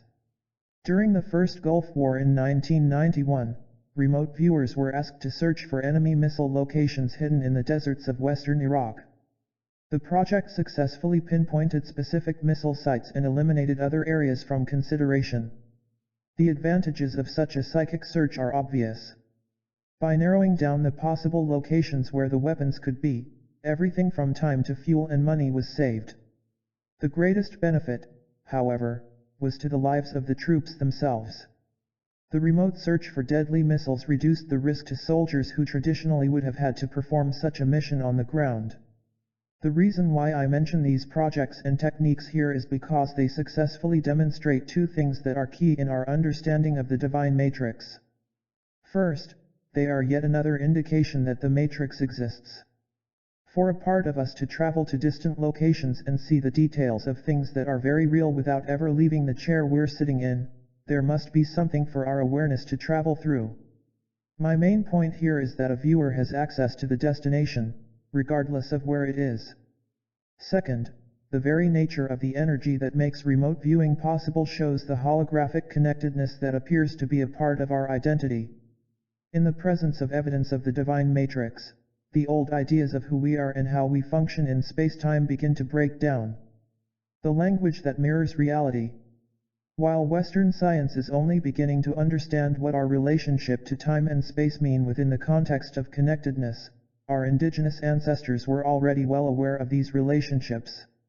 When linguist Benjamin Lee Whorf explored the language of the Hopi, for example, he found that their words directly reflected their view of the universe. And their idea of who we are as humans is very different from the way we typically think of ourselves. They saw the world as a single entity with everything in it connected at the source. In his groundbreaking book Language, Thought, and Reality, Whorf summarized the Hopi worldview. In the Hopi view, time disappears and space is altered, so that it is no longer the homogeneous and instantaneous timeless space of our supposed intuition or of classical Newtonian mechanics. 6. In other words, the Hopi simply don't think of time, space, distance, and reality in the way we do. In their eyes, we live in a universe where everything is alive, connected, and happening now. And their language mirrors this perspective. For example, when we look to the ocean and see a wave, we might say, "Look at that wave." But we know that in reality it doesn't exist alone, it's only there because of other waves. Without the projection of language, says Whorf, no one ever saw a single wave. What we see is a surface in ever-changing undulating motions. In the language of the Hopi, however, speakers would say that the ocean is waving to describe the present action of the water. More precisely, according to Whorf, Hopi say walalata, meaning plural waving occurs, and can call attention to one place in the waving just as we can. In this way, although it may sound odd to us, they are actually more accurate in how they describe the world. In a similar vein, the concept of time as we tend to think of it takes on a brand new meaning in the traditional beliefs of the Hopi. Whorf's studies led him to discover that the manifested comprises all that is or has been accessible to the senses, the historical physical universe, with no attempt to distinguish between present and past, but excluding everything that we call future. In other words, the Hopi use the same words to identify only what is or has already happened. From the previous discussions of quantum possibilities, this view of time and language makes perfect sense. The Hopi are describing the possibilities that have been chosen, while leaving the future open. From the implications of the Hopi language to the proven examples of remote viewing, our relationship to space and time obviously has more to it than we have traditionally acknowledged. The essence of the new physics suggests that space-time cannot be separated. So if we rethink what distance means to us within the divine matrix, then it's clear that we must reconsider our relationship to time as well. This is where the possibilities get really interesting. When then is now. In addition to helping our kids get to soccer practice while the rest of the team is still on the field and assuring that we're at the airport to meet our departing flight, what is time, really? Are the seconds between the minutes that make up our day all that keeps things from running together, as stated in John Wheeler's quote at the beginning of this chapter? Does time exist if no one knows about it? Perhaps an even deeper question is whether or not the things that happen in time are fixed. Are the events of the universe already inscribed in a timeline that's simply playing out as our lives? Or is time somehow malleable? And if so, are the events within it changeable? Conventional thinking suggests that time only moves in one direction, forward, and what's already happened is in fact etched into the fabric of time and space. Experimental evidence, however, indicates that our ideas of the past and present may not be quite so neat and tidy. Not only does it appear that time moves in two directions, as Einstein posited, but it also seems as if the choices of today might actually change what took place yesterday. In 1983, an experiment was designed to test just such possibilities. The results run absolutely counter to the way we've been led to think about time, and the implications are mind-boggling. For this investigation, physicist John Wheeler proposed using a variation of the famous double-slit experiment to test the effects of the present on the past. Here's a brief summary of the original experiment described in Chapter 2. A quantum particle, a photon, was fired at a target that could detect how it arrived, either as a particle of matter or as a wave of energy. Before reaching the target, however, it had to pass through the opening in a barrier. The mystery was that the photon somehow knew when the barrier had one hole and when it had two. In the presence of a single opening, the particle traveled and arrived at its destination just the way it began its journey, as a particle. However, in the presence of two holes, while it started off the experiment as a particle, it moved as a wave of energy through both openings at the same time and acted like a wave at its destination. The outcome: it was determined that since the scientists performing the experiment were the only ones who knew about the openings in the barrier, their knowledge somehow influenced how the photon behaved. Wheeler's variation of this experiment included one key difference designed to test his ideas of past and present. He changed the experiment so that the photon is only observed after it has already passed through the barrier, yet before it gets to its destination. In other words, it's already on its way to the target when the decision is made as to how it will be viewed. He designed two very different ways to know that the photon has reached its target. One uses a lens to see it visually as a particle, while the other uses a screen that senses it as a wave. This is important, since the previous experiments showed that the photons acted the way they were expected to depending upon how they were observed, that is, they were particles when measured as particles and waves when measured as waves. So in this experiment, if the observer chose to see the photon as a particle, the lens would be in place and the photon would travel through one slit only. If the observer chose to view it as a wave, the screen would remain in place and the photon would pass through both slits as a wave. Here's the clincher: the decision was made after the experiment was underway, the present, yet it determined how the particle behaved when the experiment began, the past. Wheeler named this test the delayed choice experiment.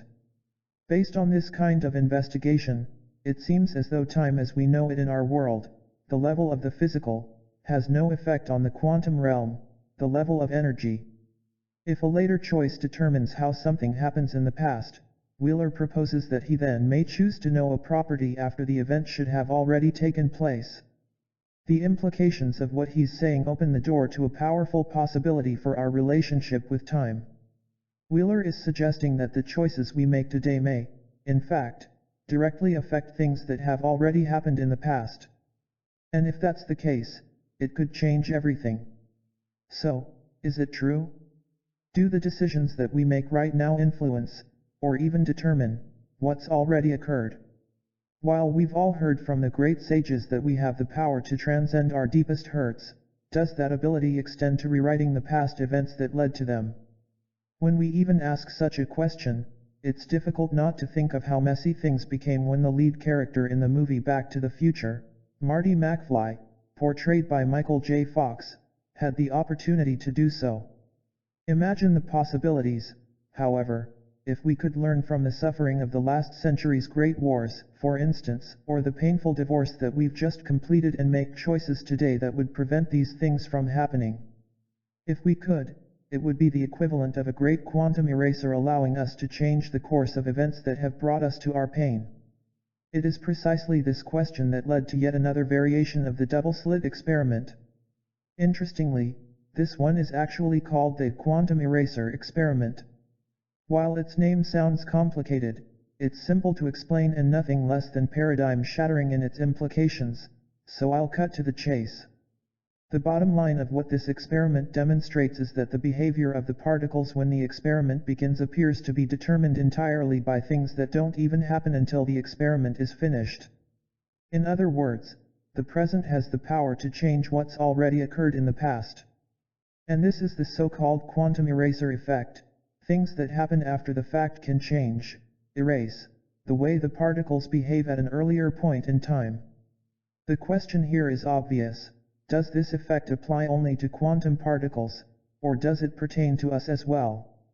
Even though we're made of particles, maybe our consciousness is the glue that keeps us locked into the events, the wars, suffering, divorces, poverty, and disease, that we perceive as reality. Or perhaps something else is happening. It could be we already change our past as we learn from our mistakes, and we've been doing so all the time. Maybe it's so common for our choices to reverberate backward in time that this occurs without our knowing it or even giving it a second thought. Perhaps the world that we see today, as tough as it sometimes appears, is the result of what we've already learned being reflected backward in time. It's certainly something to think about, and at the moment, it appears that research supports this possibility. If this is true and our world does in fact act like a cosmic feedback loop, with the lessons of the present changing the past, then just think about what that means. At the very least, it implies that the world we see today is the result of what we've already learned. And without our lessons, things could be much worse, couldn't they? Regardless of whether or not we influence the past, it's clear that the choices we make now determine the present and future. And all three, past, present, and future, exist within the container of the divine matrix. It makes perfect sense that being part of the matrix, we would be able to communicate with it in a way that's meaningful and useful in our lives. And according to scientific experiments, as well as our most cherished traditions, we do. The common denominator of the investigations in the previous chapters is twofold. 1. They show us that we're part of the divine matrix. 2. They demonstrate that human emotion, beliefs, expectations, and feelings are the language that the divine matrix recognizes. Interestingly, although perhaps coincidentally, these are the very experiences that were edited from Christian biblical texts and have been discouraged in Western culture. Today, however, all of that is changing. Men are being encouraged to honor their emotions, and women are exploring new ways to express the power that's such a natural part of their existence. It's clear that emotion, feeling, and belief are the language of the divine matrix, and there's a quality of emotion that allows us to experience the field of energy connecting the universe in ways that are powerful, healing, and natural. The question now is, if we're speaking to the divine matrix, how do we know when it answers us? If our feelings, emotions, beliefs, and prayers are providing the blueprint for the quantum stuff of the universe, then what are our bodies, lives, and relationships telling us about our part of the conversation?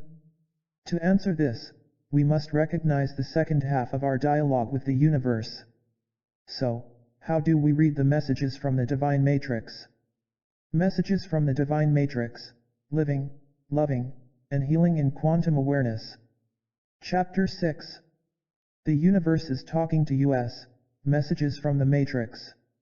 When love and hate are both absent, everything becomes clear and undisguised. Make the smallest distinction, however, and heaven and earth are set infinitely apart. Tseng, 6th century philosopher.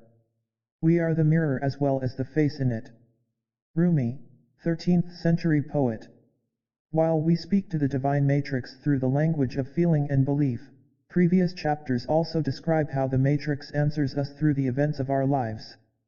In this dialogue, our deepest beliefs become the blueprint for everything that we experience. From the peace in our world to the healing in our bodies, from all our relationships and romances to the careers we pursue, our conversation with the world is constant and never-ending. Because it doesn't stop, it's impossible for us to ever be passive observers on the sidelines of life. If we're conscious, by definition, we're creating. Sometimes the dialogue is subtle and sometimes not. Regardless of the degree of subtlety, however, life in a reflected universe promises that from our challenges to our joys, the world is nothing more, or less, than the matrix mirroring our deepest and truest beliefs. And this includes our intimate relationships. Although they present honest reflections, sometimes the mirrors we see of ourselves in other people can be the most difficult ones to accept. They can also be the fast track to our greatest healing. Our reflected reality. In 1998, I had an experience in Tibet that offers a powerful metaphor for how the quantum conversation works. On the way into the capital city of Lhasa, our tour group was driving around a bend in the road that led to a small lake at the base of a cliff. The air was absolutely still, allowing the water to hold a perfect reflection of everything in the area. From our vantage point, I could see the massive image of a beautifully carved Buddha mirrored in the water. Apparently, it was somewhere in the cliff overlooking the lake, although at that moment I couldn't see the carving itself, all I could see was the reflection. It was only when we came around the curve and the road leveled out that I saw with my eyes what I'd imagined was the source of the reflection. And there it was, sculpted in high relief, the Buddha towered above the lake, liberated from the living rock as a silent witness to all who passed. In that moment, the image in the lake became a metaphor for the visible world. As we were coming around the bend and I saw the Buddha in the water, the reflection was the only way I knew that a statue existed. Although I suspected that it was mirroring something physical, from my perspective, I simply couldn't see the object. In a similar way, the everyday world is said to be the reflection of a deeper reality carved into the fabric of the universe, a reality that we simply can't see from our place within it. Both ancient tradition and modern science suggest that what we see as the visible relationships of life are nothing more and nothing less than the reflection of things that are happening in another realm, a place that we can't perceive from our vantage point in the universe. And just as surely as I knew that the image in the water mirrored something that was real and solid, we can be sure that our lives are informing us about events occurring in another realm of existence. Just because we can't observe these events doesn't mean they aren't real. Ancient traditions suggest, in fact, that the unseen world is more real than the visible one. As Bohm said in the introduction, we simply can't glimpse this deeper reality from where we are in space-time. While we may not be able to see directly into this invisible realm, we do have some indication of what's happening there because we see its reflection in our everyday lives. From this perspective, our daily experiences serve as messages from these deeper realities, communication from within the divine matrix itself. And just as we must understand the words of any language to know its content, we must recognize the language of the divine matrix so that we can benefit from what it's telling us. Sometimes the messages that come through are direct and can't be mistaken, while at other times, they're so subtle that we miss them altogether.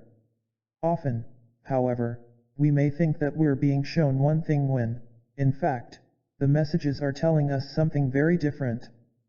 Things aren't always what they seem. A sudden gust of wind hit me at that instant and made my eyes burn. I stared toward the area in question. There was absolutely nothing out of the ordinary. "I can't see a thing," I said. "You just felt it," he replied.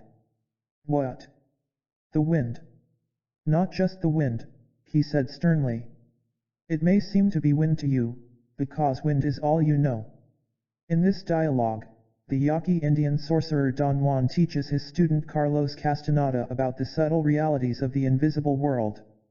In his book Journey to Iztlan, Castaneda, an anthropologist documenting the ways of the ancient shaman, learned very quickly that he couldn't trust the filters of his perceptions as he'd been conditioned to do in the past.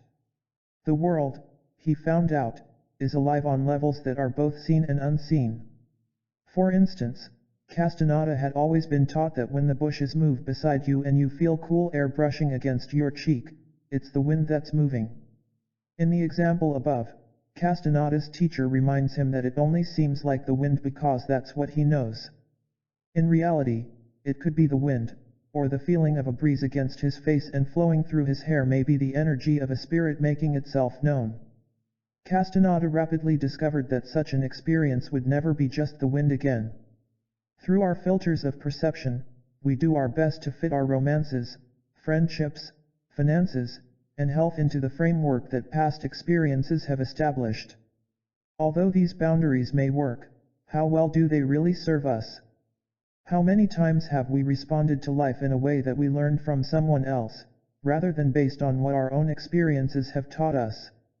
How often have we prevented ourselves from having greater abundance, deeper relationships, or more fulfilling jobs because an opportunity that crossed our path looked like a similar one from our past and we bolted in the opposite direction?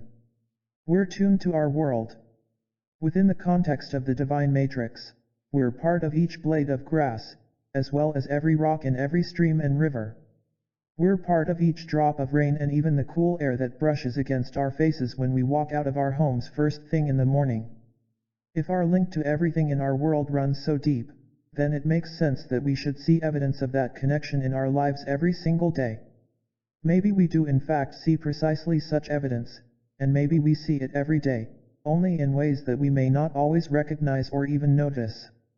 We all know that the longer we're in the presence of the people, places, and things that surround us, the more we feel comfortable with them. For most of us, walking into the living room of our house, for example, certainly feels better than entering the living room of a hotel in another city. Even though the hotel may be newer and have all the latest fabrics, carpet, and upholstery, it just doesn't feel like home. When we do experience something that way, our comfort comes from a fine-tuning of the subtle energy that brings us into balance with our world. We call that equilibrium resonance. To some degree, we're in resonance with everything from our cars to our homes, and even the appliances that we rely on each day, which is why we affect other people, our surroundings, and our world simply by our presence. It should come as no surprise, then, that when something changes within us or the things around us, those changes will show up in our lives, and they do. Sometimes these shifts come in ways that are subtle. For example, I had an American-made car that had more than 300,000 miles on the original engine by the time I sold it in 1995. I'd always done my best to take care of my old friend, a reliable vehicle that looked like new and carried me safely from the mountains of Colorado to the hills of Napa, California, and back to the high desert of northern New Mexico. While my car always started and ran perfectly for me, it never failed to break down whenever I loaned it to someone else. Invariably, a new noise would begin in the engine, a warning light would appear on the dashboard, or it would simply stop running when another person with a different touch took over as the driver. And just as certainly, when I would slip back into the driver's seat and take it to the mechanic, the problem would just heal itself, mysteriously disappearing. While the mechanic assured me that these things happen all the time, I'm sure that after a few such false alarms, he started to have second thoughts about me whenever he'd see my 300,000-mile Pontiac drive into his parking lot. While I can't prove it scientifically, I've talked to enough other people to know that this isn't an unusual experience. Things that are as familiar with us as we are with them simply seem to work better when they're in our presence. Sometimes, though, our resonance with the world appears to us in a way that's less subtle, with a message that's harder to miss, such as in the following example. In the spring of 1990, I had left my career in the defense industry in Denver and was living temporarily in San Francisco. During the daytime I was developing seminars and writing my first book, while at night I was working as a counselor. Specifically, I was providing guidance in understanding the power of emotion in our lives and the role that it plays in our relationships.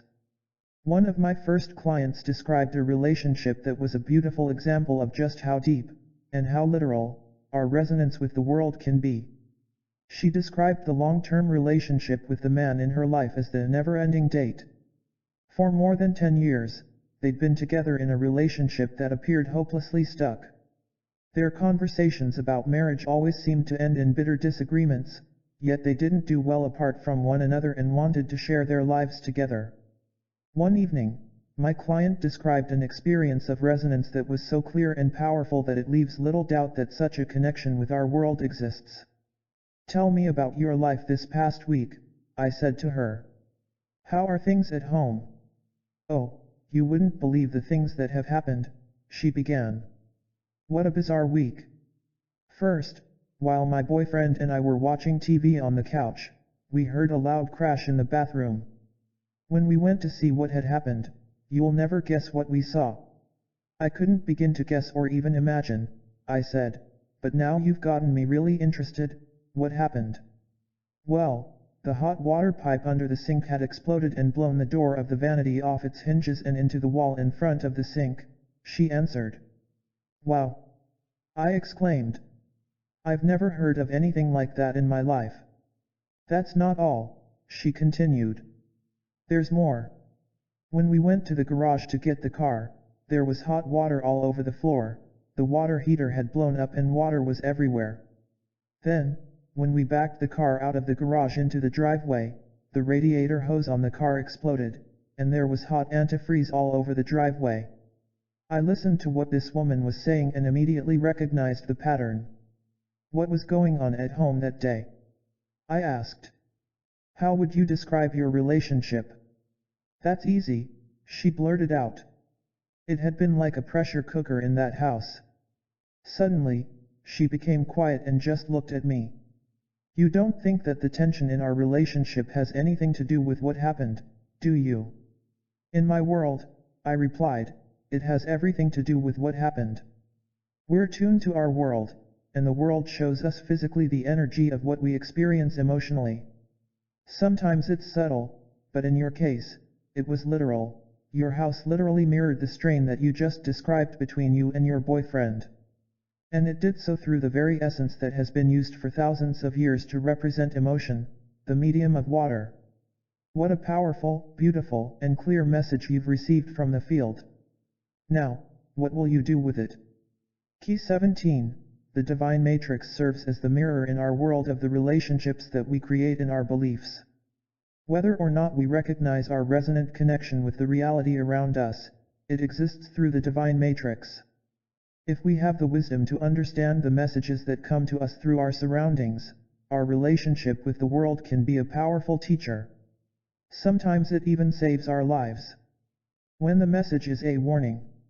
In my mother's life, next to her two sons, her very best friend has been a 12-pound bundle of energy wrapped up in the body of a border terrier named Corey Sue, Corey, for short. While I travel frequently for tours and seminars, I do my best to call my mom at least once a week to check in and see how things are going in her life and let her know what's happening in mine. Just before my 2000 book tour for the Isaiah Effect, I called home on a Sunday afternoon, and Mom shared her concerns about Corey. She hadn't been acting like herself or eating well, so my mother had taken her to a veterinarian to see if there was a problem. During the course of the examination, a series of X-rays were made, and they showed something that no one was expecting. For some unexplained reason, Corey's films showed patches of small white spots throughout her lungs that shouldn't have been there. I've never seen anything like this in a dog before, the mystified vet had said. The decision was made to run further tests to see what the spots might be indicating about Corey. While Mom was obviously worried about her dog, as I listened to her story, I became concerned for another reason. I shared the principle of resonance with her and how we're tuned to our world, our automobiles, our homes, and even our pets. I offered a number of case histories where animals have been documented to take on their owners' medical conditions weeks or even months before the same problems were found in the bodies of the people who cared for them. My sense was that something similar was happening with Corey and my mom. After some convincing that life is full of such messages, Mom agreed to get a checkup for herself the following week. Although she was experiencing absolutely no discomfort, and from outward appearances she had no reason to have an examination, she agreed to schedule a physical that included a chest X-ray. Well, you can probably tell where this story is headed and the reason why I'm sharing it here. To Mom's surprise, the X-rays revealed a suspicious spot on her lung, one that hadn't been there during her annual physical less than a year before. After further investigation, my mother discovered that she had scar tissue on her right lung from an illness that had healed during her childhood, and the spot had become cancerous.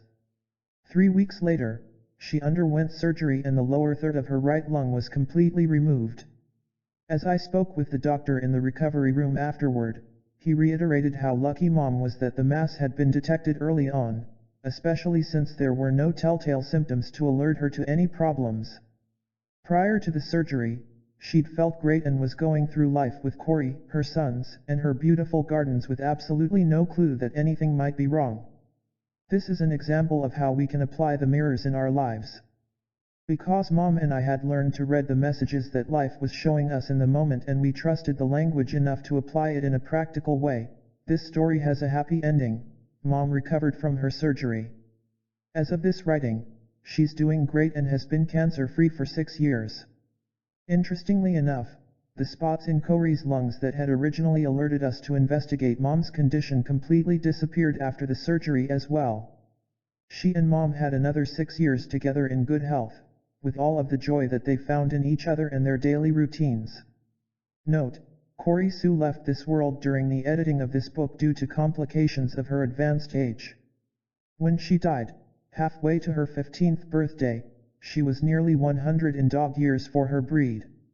She lived out the period after her spots and mom's surgery in good health and with a spark that brought joy to everyone whose life she touched. As Mom said many times, no one was a stranger to Corey Sue. She loved everyone she met and let them know it with a gentle wet kiss that will be missed by all who knew her. While it may not be possible to prove scientifically that Corey's condition had anything whatsoever to do with what happened to my mother, we can say that the synchronicity between the two experiences is significant.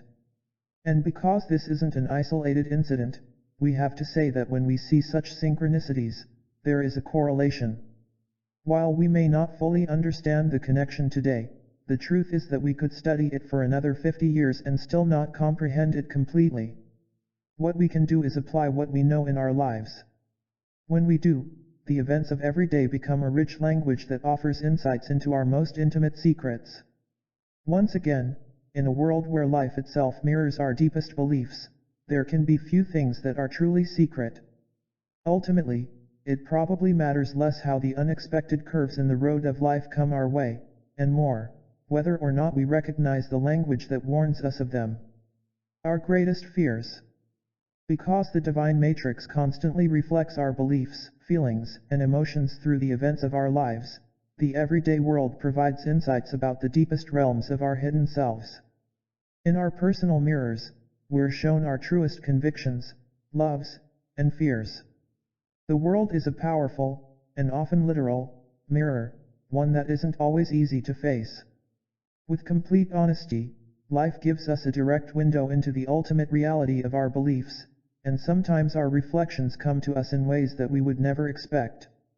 I remember an incident that occurred in the Safeway grocery store of a Denver suburb one evening in 1989.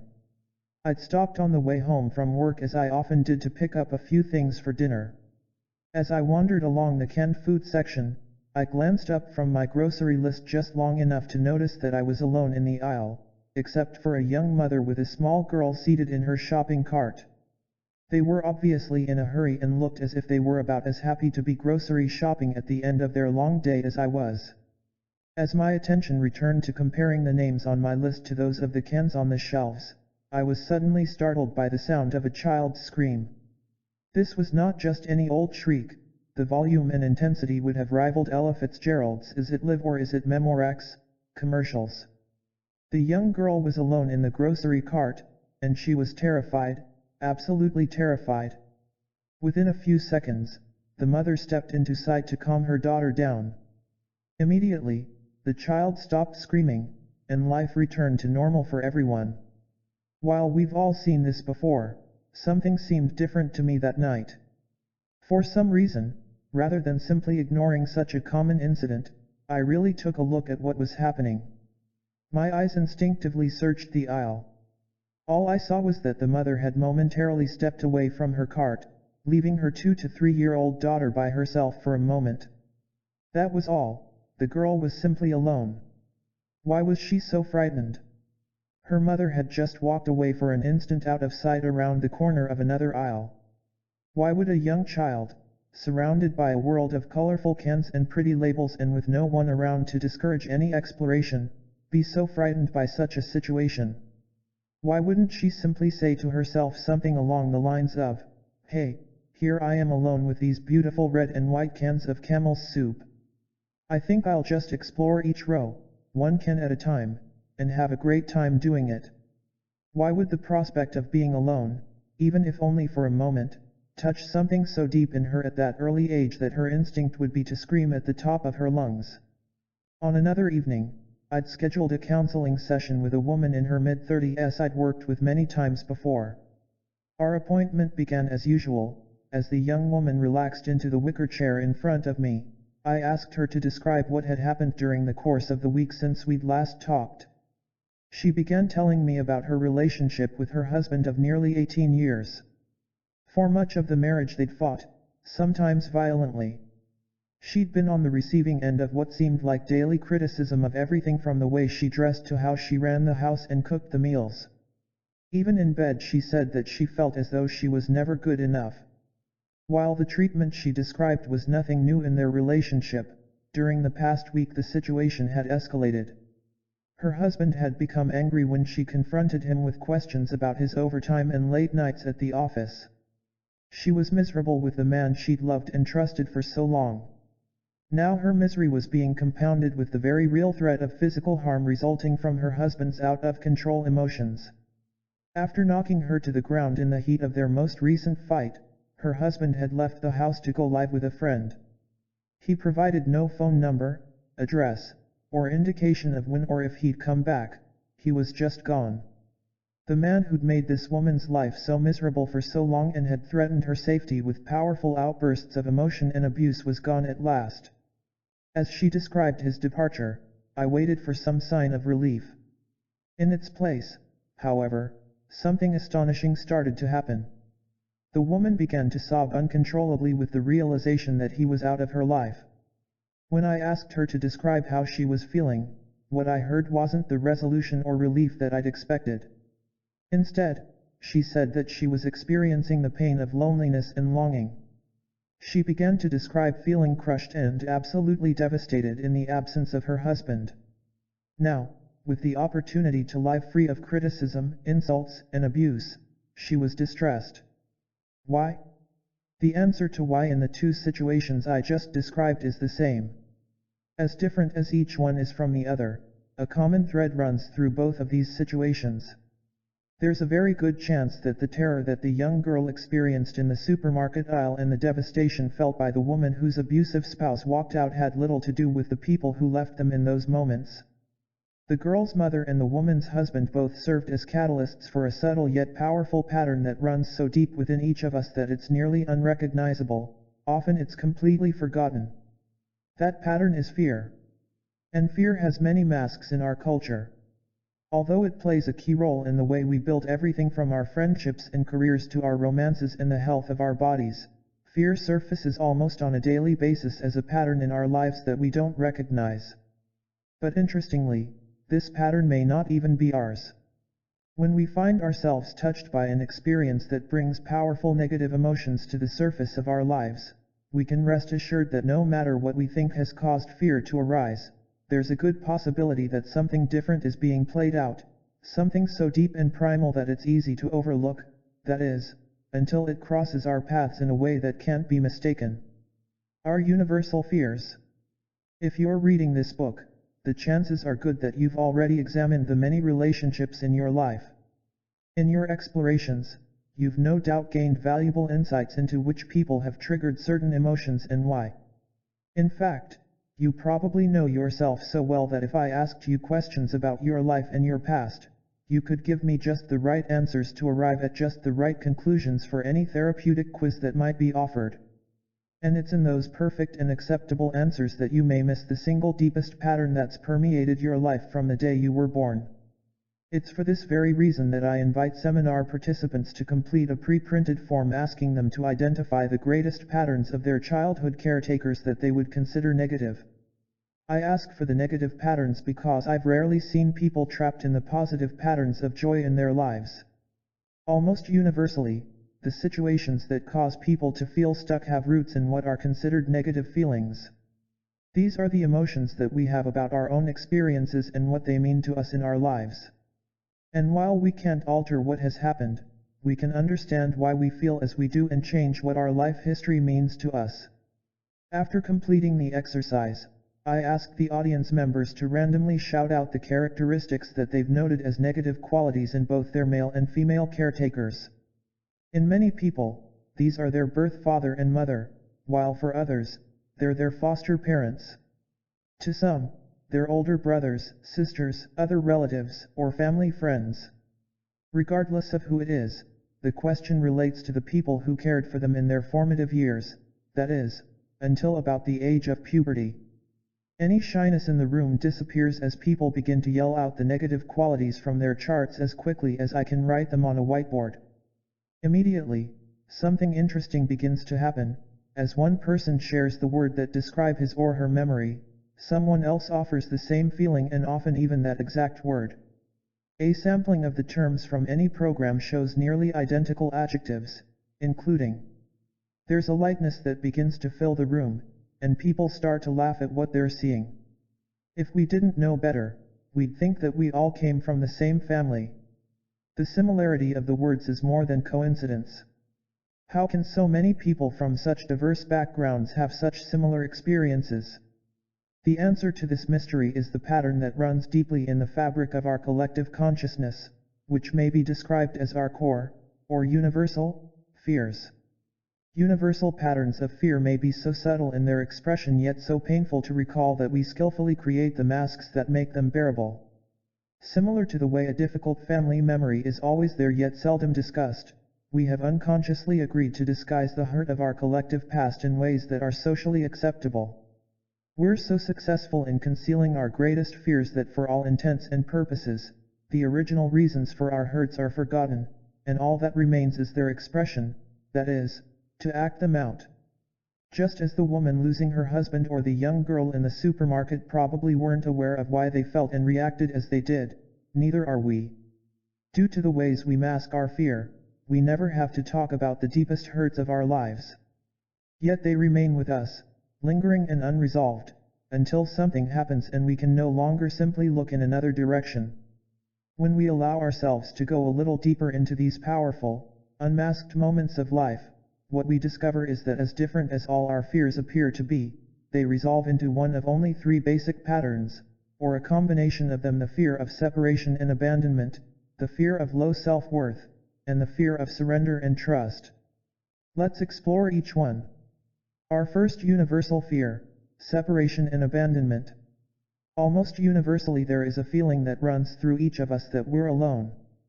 Within each person and every family, there's an unspoken sense that we're somehow separated from whomever or whatever is responsible for our existence.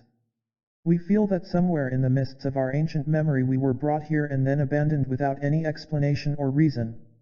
Why would we expect to feel any differently? In the presence of the science that can place a human on the moon and translate our genetic code, we still don't really know who we are. And we certainly don't know for sure how we got here. We sense our spiritual nature from within, while we look to validate our feelings. From literature and cinema to music and culture, we make a distinction between our places here on earth and a distant heaven that's somewhere else. In the West, we affirm our separation from our Creator through our translation of the great prayer from the Bible that describes this relationship, the Lord's Prayer. For example, the common Western translation begins, "Our Father, who art in heaven," acknowledging this separation. In this interpretation, we're here while God is somewhere else far away. The original Aramaic texts, however, offer a different view of our relationship with our Heavenly Father. A translation of the same phrase begins, "Radiant One, you shine within us, outside us, even darkness shines," when we remember, reinforcing the idea that the Creator isn't separate and distant. Rather, the creative force of our Father, whatever the meaning we give to it, is not only with us, it is us and permeates all that we know as our world. The 2004 discovery of the God Code and the message that comes from translating the DNA of all life into the letters of ancient Hebrew and Arabic alphabets seems to support this translation. When we follow the clues left to us in the 1st century mystical book, the Sefer Yetzirah, we find that every one of the elements that compose our DNA corresponds to a letter from these alphabets. When we make the substitutions, we discover that the first layer of DNA in our bodies does, in fact, seem to support the ancient admonition that a great intelligence resides everywhere, including within us. Human DNA literally reads, God/eternal within the body. When we have a fear in our lives, even if we aren't consciously aware of precisely what it is, it creates an emotional bias in our bodies, an experience often described as a charge or a hot button. This shows up in our lives as the strong ideas we have as to something's rightness or wrongness, or the way that a situation should play out. Our charges and hot buttons are the promise that we'll create the relationships that show us which fear is asking to be healed. In other words, these charges will show us our fears. The greater one is, the deeper the fear. And they're seldom wrong. So, if you don't consciously remember your fear of separation and abandonment, for example, there's a good possibility that it will show up in your life in ways that you least expect and during the times that are the most inconvenient. In your romances, careers, and friendships, for instance, do you find that you're the leaver or the leavee? Are you the one who's always the last to know that the relationship is over? Do perfectly good marriages, jobs, and friendships seem to crumble before your eyes without warning and for no apparent reason? And are you devastated when these relationships break and fail? Or maybe you're on the other side of this. Do you always leave your relationships, careers, and friendships while they're still going strong just to avoid being hurt? Do you find yourself saying something such as, "This is the perfect fill in the blank. I'd better quit now while things are good, before something happens and I get hurt"? If this kind of scenario has played out in your life or is doing so now, there's a good possibility that it's your masterfully created and socially acceptable way of masking your deepest fears of abandonment and separation.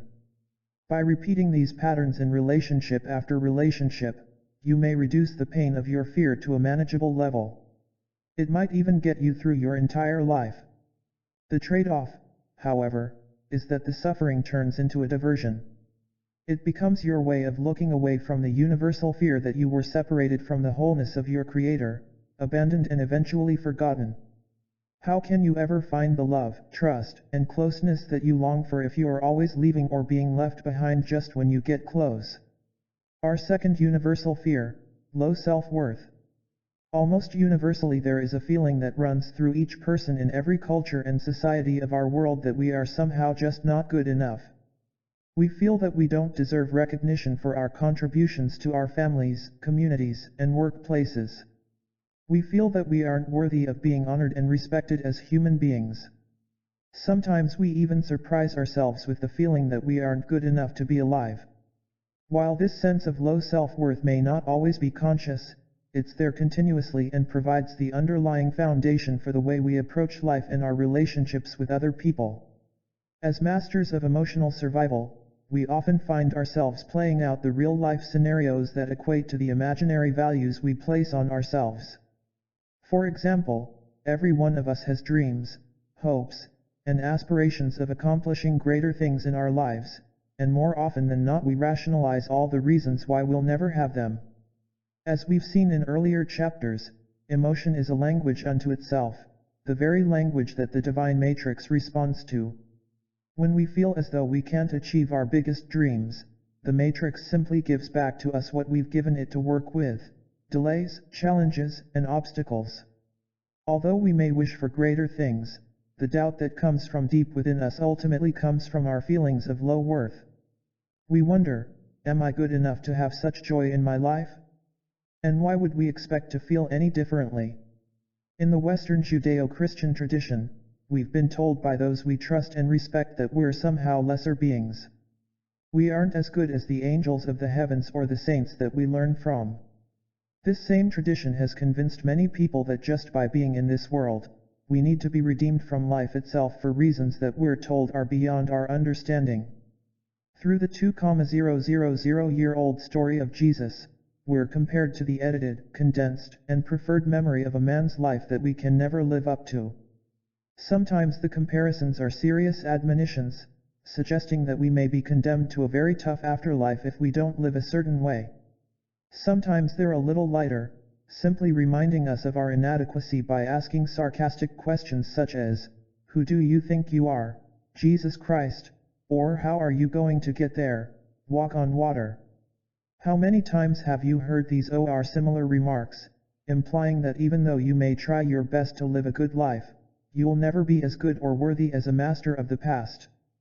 Although we seldom take such comments seriously, on a deep level they still remind us that we're somehow undeserving of life's greatest joys. Even if you have high self-esteem, to some degree you may believe these suggestions. Ultimately, on some level, we all probably do. As a result, we express our beliefs through our expectations of our achievements, how much joy we allow ourselves, and the success of our relationships. Our fear of not being valuable enough to have love, acceptance, health, and longevity promises that every one of our relationships will reflect the fear of low worth.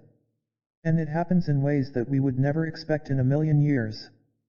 For example, how many times have you settled for relationships that aren't what you really want but rationalized them by saying things such as, "This is good enough for now," or "This is a stepping stone to something better"? Have you ever found yourself saying, "I'd love to share my life with a loving, compassionate, nurturing, and caring partner, but," or "This isn't the job where I can really express my gifts and talents, but," followed by all the reasons why your greatest dreams can't be realized in this moment? If these or similar scenarios have played out in your life, there's a good chance that they are the skillfully created masks that you use to question your worth. Through your personal and business relationships, you remind yourself of your core beliefs about yourself, beliefs that ask for a greater healing. Our third universal fear: surrender and trust. Have you ever experienced a relationship of any kind where your level of trust was so complete that you were able to surrender your individual self in exchange for knowing a greater one? To be clear here, I'm not suggesting that you give yourself and all of your personal power away in any situation. On the contrary, the experience that I'm asking about is one where you have such a strong sense of who you are that you allow yourself to let go of your beliefs about what or who you should be in exchange for a greater possibility of what you may become. Almost universally there's a feeling within each of us that it's not safe to do so. It isn't safe to trust other people, the wisdom of our bodies, or the peace of our world. And why should we think any differently? We need look no further than the evening news to give ourselves plenty of reasons to justify our feelings. Every day we're shown examples of behavior that seem to justify, and even perpetuate, the sense that we live in a frightening and dangerous world. From the terror, murder, and assaults that we see in the world at large to the violations of trust and betrayals that we experience in our personal lives and the myriad health concerns we're cautioned to watch for each day, this planet we call home certainly can look like a really scary place. Ultimately, our sense of safety in the world must come from the security that we feel inside ourselves. To experience this, we must trust.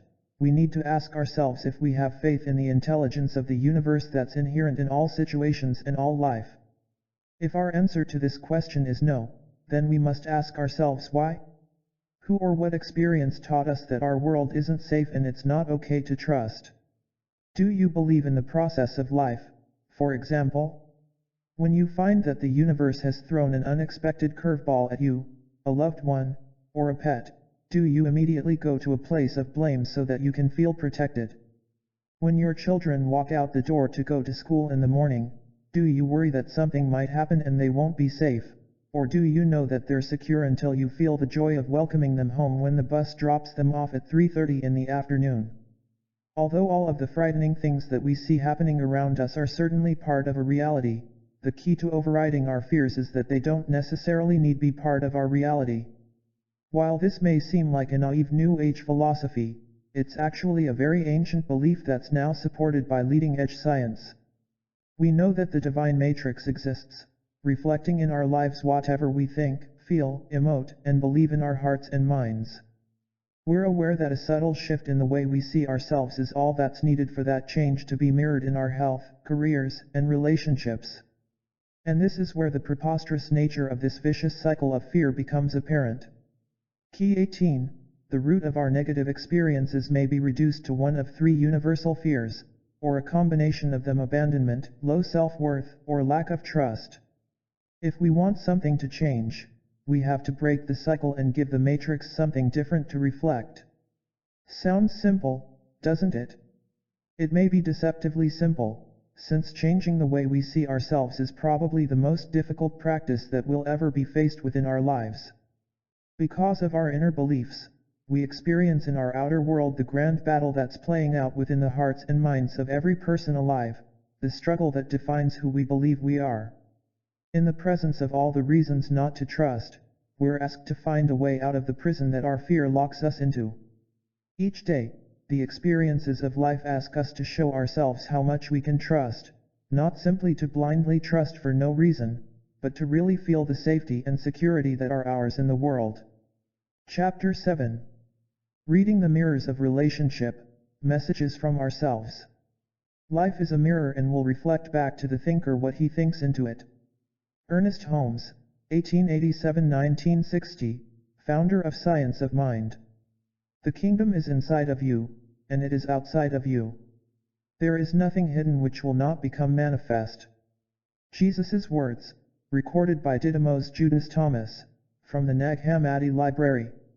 In addition to being the container for our experiences, the divine matrix provides the quantum mirror that shows us in our world what we've created in our beliefs. Through our relationships with other people, we're presented with the clearest examples of what those beliefs really are. Sometimes our mirrors are obvious, and we say, "So that's the way things work." And other times they surprise us by reflecting the subtle reality of a judgment that's very different from what we'd thought we believed. Regardless of what the mirrors teach us, it's by spending time with others that they become the triggers for just the right emotions and feelings at precisely the right times in our lives to help us heal our greatest hurts and deepest wounds. Our relationships show us our joys and loves, as well as our fears. But because we seldom become stuck in joy, purely pleasurable relationships are generally not the triggers for the profound lessons of life. Relationships are our opportunity to see ourselves in every way imaginable. From the greatest betrayals of our trust to our most desperate attempts to fill our emptiness, everyone, including our co-workers, classmates, and life mates, shows us something about ourselves. If we have the wisdom to recognize the messages that are being mirrored to us, we discover the beliefs that cause the suffering in our lives. I've met people who tell me that they're taking a break from all relationships or will never be in another one because they find them too painful. The truth is that we're always in a relationship with someone or something. Even if we live on a mountaintop and never see another human, we must still interact with that mountain and ourselves. In those interactions, we'll be shown the true reflection of our core beliefs. The reason? Our mirrors in the world never stop, they're always working. There's no escape. And the mirrors never lie. Key 19. Our true beliefs are mirrored in our most intimate relationships. The divine matrix provides a neutral surface that simply reflects what's projected onto it. The question is whether or not we understand its language. Perhaps a better way to ask this is, do we recognize the messages that we're sending to ourselves as the divine matrix? In the 20th century, Science of Mind founder Ernest Holmes stated, "Life is a mirror and will reflect back to the thinker what he thinks into it." Numerous ancient traditions recognized this connection and valued the reflections of relationships as the path to wholeness and union with the divine. In the Coptic, Gnostic, and Essene texts that were discovered as part of the Nag Hammadi Library in 1945, for example, we're shown a series of mirrors that will face everyone at some point in their lives. Although they may always be present, it seems that there's an order to the way we'll recognize them. In these spiritual traditions, it was believed that as our painful feelings are healed, we master the patterns that allow the hurt to exist. In other words, to overcome the fear that may be in our lives today, we must first master the patterns that allow it to exist. Our relationship mirrors listed in the order that we usually learn them. In general, the most obvious mirrors are recognized first, allowing the power of the deeper, subtler ones to emerge and become clear. In the following sections, we'll explore the 5 mirrors of relationship from the most obvious to the most subtle. The resolution of each in sequence is the coded equation that allows for our greatest healing in the least amount of time. Scientific research has shown that as we change the way we feel about what's happened to us in our past, we change the chemistry of our bodies in the present. Living in a universe where the way we feel about ourselves is mirrored through the world around us, it becomes more important than ever to recognize what our relationships are saying to us and learn to read the messages of the divine matrix. The first mirror, reflections of the moment. You read the face of the sky and of the earth, but you have not recognized the one who is before you, and you do not know how to read this moment. The Gospel of Thomas. Animals are great mirrors for triggering the subtle emotions that we call our issues. In the innocence of just being who they are, they can ignite powerful feelings of control and judgment about the way things should or shouldn't be. Cats offer a perfect example. My first experience with cats began in the winter of 1980. I was working for a petroleum company as a computer geologist and living in a small apartment in Denver. As a member of the newly formed Technical Services Department, I spent most of my days, evenings, and weekends learning the ins and outs of new computers and applying what I learned to the traditional concepts of petroleum geology. I hadn't really considered owning any pets simply because I was never home enough to care for one. One weekend a friend was visiting and brought me an unexpected gift, a beautiful orange and blonde kitten about 5 weeks old. He was the runt of the litter and named Tigger after the tiger in the classic Winnie the Pooh children's books. Even though I wasn't allowed to have a pet in my apartment, I was immediately drawn to Tigger and found that the big presence he carried in his small body added so much to my life that I missed him when he wasn't there. Telling myself it could be only temporary, I decided to bend the rules a bit and keep him. And just like that, Tigger and I were a family. Immediately, I trained my new friend to honor the forbidden zones in our home. He was taught to stay off of the couches, counters, and the top of the refrigerator. Above all, he couldn't be perched in the windowsills for the world to see while I was at work. Each day I'd come home and he would be sleeping in one of our approved places. Everything seemed to be working out great with our secret relationship. One day I came home from work earlier than usual. As I opened the door to my apartment, Tigger was awakened from a deep cat sleep right on the kitchen counter next to the sink, a spot we had definitely identified as being off limits. He was as surprised to see me come through the door as I was to find him on the counter. Immediately, he jumped down, returned to his place on the bed, and waited to see what I would do. Now I was curious, was this just a one-time incident, or was it an indication of what really happened when I left the house each day? Did he know my patterns so well that he would be in the right place at the right time just as I arrived home each evening? That day I tried an experiment. Walking out to my balcony overlooking a beautiful greenbelt below, I slipped behind the drapes to hide and wait, pretending that I'd left for work. Within minutes, Tigger jumped from the bed and went directly into the kitchen. Believing that I was gone, he returned to his perch on the counter next to the toaster and the juice machine. He was so comfortable in this place that he began to nod off and was soon fast asleep next to the sink, somewhere he'd never go if he knew that I was home. It was only when I spoke with friends who also had cats that I learned something probably every other owner of a feline has already discovered: you don't train a cat. While there are certainly exceptions, generally cats do what cats do. They like high places and will gravitate to the highest ones, the same countertops, refrigerators, and windowsills that are forbidden zones. Although they may honor our rules while in our presence, when they're alone, cats rule their own worlds. The mirrors are everywhere. The reason I share this story is because of what Tigger's behavior did to me.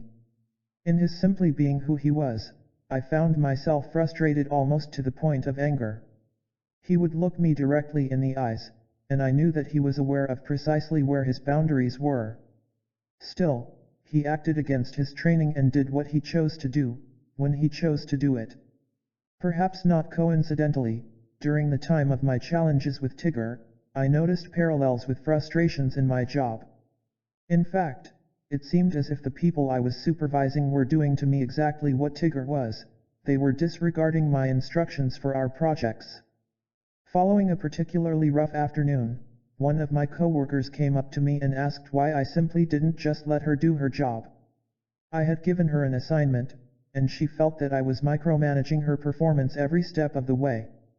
Later that evening, I walked into my apartment, and Tigger was in the forbidden zone of the kitchen counter once again. And this time when he looked at me, he didn't even bother to move. I was furious. As I sat on the couch to think about what I was being shown, I noticed the parallels between Tigger's disrespect for my rules and what felt like the same attitude from my coworkers. Through two simultaneous although seemingly unrelated experiences, both Tigger and my coworkers had shown me something important about myself. Each had mirrored a pattern so subtle that I hadn't been conscious of it until that very moment. It was to become the first in a series of mirrors that I would have to recognize within myself before I could heal even more powerful and subtle ones in my other relationships. During the 1960s and 70s, it was common for self-help professionals to say that if we don't like what the world is showing us, we should look at ourselves. They taught that everything from the anger of our coworkers to the betrayals of our trust is a reflection of our deepest beliefs. The patterns we identify with most strongly are often the ones we can't even see in our lives. This scenario is precisely what was happening with regard to Tigger and the people at work. I'm not suggesting that my coworkers were aware of how they were mirroring me or how this pattern was playing out in my life. I'm almost certain that they weren't. It's simply that through the dynamics between us, I saw something about myself that they brought out in me. At that time in my life, it was the mirror of control. Because the reflection happened in the moment rather than hours or even days later, I could see the connection between my behavior and their reactions. Immediate feedback was the key to my lesson. The mirror of the moment. We can see how important it is to recognize the relationship between what we do and what happens in the world if we look at the anthropological studies of hidden tribes in Asia. When explorers discovered one of the lost tribes, they were only lost to us, of course, as they knew precisely who they were and where they were located. They were surprised to find that the members made no connection between sexual intercourse and pregnancy. The lag time of months between the act of sex and the moment of birth was so great that the link between the two events wasn't obvious to them. This is the value of our mirrors. Their immediacy helps us understand the real, underlying connections between seemingly disparate events. If we're seeing our beliefs play out through our mirrors, then they're happening now. Any reflection we see affords us a precious moment of opportunity. Once it's recognized, a negative pattern can be healed in a heartbeat. To recognize it is the first clue about why it exists. More often than not, we find that the negative patterns mirrored in our lives are rooted in one of the three universal fears we explored in the last chapter. When we see our beliefs reflected in real time in our relationships with others, we experience the first of our mirrors, and it's just that, the mirror of the moment. Sometimes, however, the reflection of the moment may be showing us something even subtler than what we're doing in our lives. Sometimes it will reveal to us what we judge in our lives. When it does, we're experiencing the second mirror of relationship. The second mirror. Reflect lens of what we judge in the moment. Recognize what is in your sight, and that which is hidden from you will become plain to you. The Gospel of Thomas. In the 1970s, one of my martial arts instructors shared the secret of reading an opponent. Each person in competition is a mirror to you. As your personal mirror, your opponent will show you who you are in the moment. By observing how he approaches you, you're seeing his reaction to how he perceives you. Throughout my life, I've remembered my instructor's words and thought about them often. Later on I began to apply what he had said about competition in the dojo to the way people behave in life. In 1992, I found myself embroiled in an experience where this mirror made no sense at all. It was then that I discovered the subtlety of the second mirror of relationship. In the fall of that year, 3 new people came into my life within a very short period of time. Through them, I would experience 3 of the most powerful, as well as painful, relationships that I've known as an adult. Although I didn't recognize it at the time, each person would become a master teacher for me in a way that I never imagined he or she would or could. Together, they taught me the single lesson that assured me that my life would never be the same again. Even though each relationship served as a mirror for me at precisely the right time, I initially didn't recognize what they were teaching me. The first relationship was with a woman who had come into my life with such similar goals and interests to mine that we chose to live and work together. The second one was a new professional partnership that was to provide much needed support for setting up and organizing seminars throughout the country. The third relationship was a combination of a friendship and business arrangement, which involved a man caretaking my property when I traveled for work in exchange for a place to live in one of my unused buildings that was under renovation. The fact that these relationships came to me at the same time should have been my clue that something was up, something big. Almost immediately, all 3 began to test my patience, assertiveness, and resolve. I felt like these people were making me crazy. With each one, there were arguments and disagreements. Because I was traveling so much, my tendency was to discount the tensions and avoid looking for a resolution. I found myself taking a wait-and-see attitude until I returned from my next trip. When I did, things were always just the way I'd left them and sometimes even worse. At that time, I had a routine that I followed when I came into the airport after each seminar. I would collect my gear from the baggage area, withdraw enough cash from the ATM for gas and a meal, and begin my 4 to 5 hour drive home. On one particular trip, however, something happened that brought everything in these relationships to a focus. After collecting my bags, I went to the ATM to make my withdrawal. To my horror, the machine quietly printed a receipt that told me my account didn't even have enough money for a $20 bill for gas. This was especially horrifying, because I'd recently scheduled contractors to begin renovations on the 100-year-old adobe buildings on my property, and they'd just been paid with checks written on that very account. In addition to mortgage, office, travel, and family expenses, the machine was telling me that there was nothing, absolutely nothing, to cover any of my other obligations. I knew that it had to be a mistake. I also knew that at 5:30 p.m. on a Sunday afternoon in New Mexico nothing could be done, everything was closed until Monday. After convincing the lot attendant that I would repay the long-term parking bill by mail, I began my extended drive home and thought about what had happened. When I called my bank the next morning, I got even more of a surprise. To my disbelief, the zero balance was no mistake, there was truly nothing there. In fact, there was less than nothing. An unauthorized withdrawal by the woman I had entrusted with my business had completely emptied my account. Because of the penalties that had been applied to each one of the overdrawn checks, I also suddenly found myself with a negative balance caused by hundreds of dollars in overdraft charges. I felt shock and disbelief. Quickly my emotions turned to anger, and then the anger became rage. My mind raced with the thoughts of all the people whom I'd written checks to and how I couldn't honor those obligations. The violation of my trust and complete disregard for me and my commitments was more painful than I expected. To make matters worse, later that day my business partnership reached a boiling point. As I opened my mail and looked over an accounting for seminars that I had already completed, I found discrepancies in the expenses, and soon I was on the phone fighting for my share of our proceeds, line item by line item. During the same week, I discovered that the tenant living on my property was pursuing interests that were not only in direct opposition to the agreements that we had made, but they were also frowned upon by the state of New Mexico. Clearly, I could no longer ignore what was happening in any of my relationships. There's more than one mirror. The next morning, I walked down the dirt road leading away from my property to a large mountain that looms over the valley behind my home. In silent prayer, I stepped carefully over the deep mud ruts and broken gravel, asking for the wisdom to recognize the pattern that I was being shown so blatantly even though I couldn't see it. What was the common thread that wove these relationships together? Remembering what my martial arts instructor had said, I asked myself, what is the common reflection that these three people are showing me through their actions?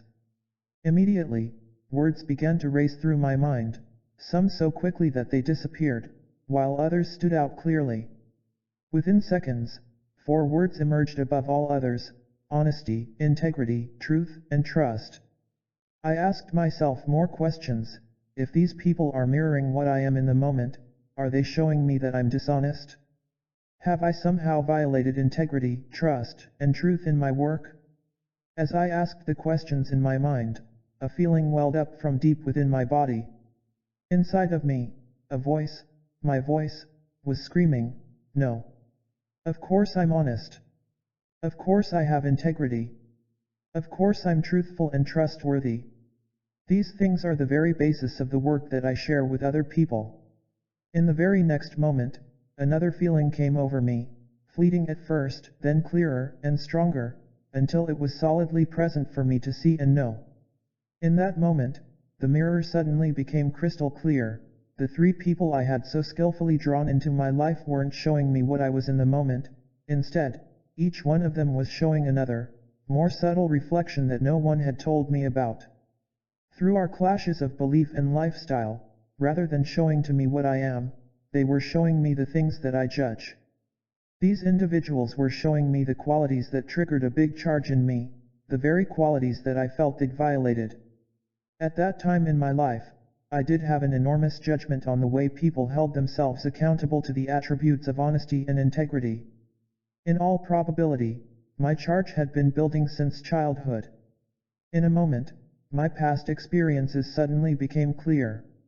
Immediately, I remembered all the times that these same qualities had been violated in my life, past romances in which my partners weren't truthful about other people in our lives, adult promises that were made and never honored, well-intentioned friends and corporate mentors who'd made promises that they could never keep in a million years. My list went on and on. My judgments regarding these issues had been building for years on such a minute level that I hadn't even recognized them. Now they were at the core of something I couldn't ignore. The magnitude of having an empty bank account was the assurance that I would have to understand the message of these relationships before I could move on in life. That was the day I learned the subtle yet profound mystery of the second mirror of relationship, the mirror of the things that I judge in life. Do you recognize your mirrors? I invite you to examine your relationships with the people who are closest to you. Next, acknowledge the traits and characteristics that irritate you to no end and just seem to make you crazy. Once you do so, ask yourself the following question: are these people showing me myself in this moment? They may very well be. If so, you'll know it as your gut feeling immediately. However, if the answer is no, they may be revealing something even deeper and more powerful than the mirror of who you are.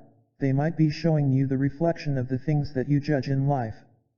To simply recognize and acknowledge that the mirror exists is where the healing of your judgments begins. Healing with the cascade effect. The day after I recognized the mirror of my judgments, I visited a friend who lives and works on the nearby Taos Pueblo. One of the oldest indigenous communities in North America, this site has been continuously inhabited for at least 1,500 years. Robert, not his real name, had a shop within the pueblo itself and was a tremendously skilled artist and craftsman.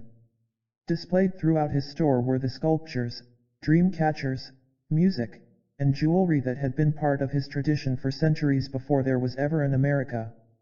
As I walked in, he was working on a sculpture nearly 7 feet tall that was standing in the aisle beside him.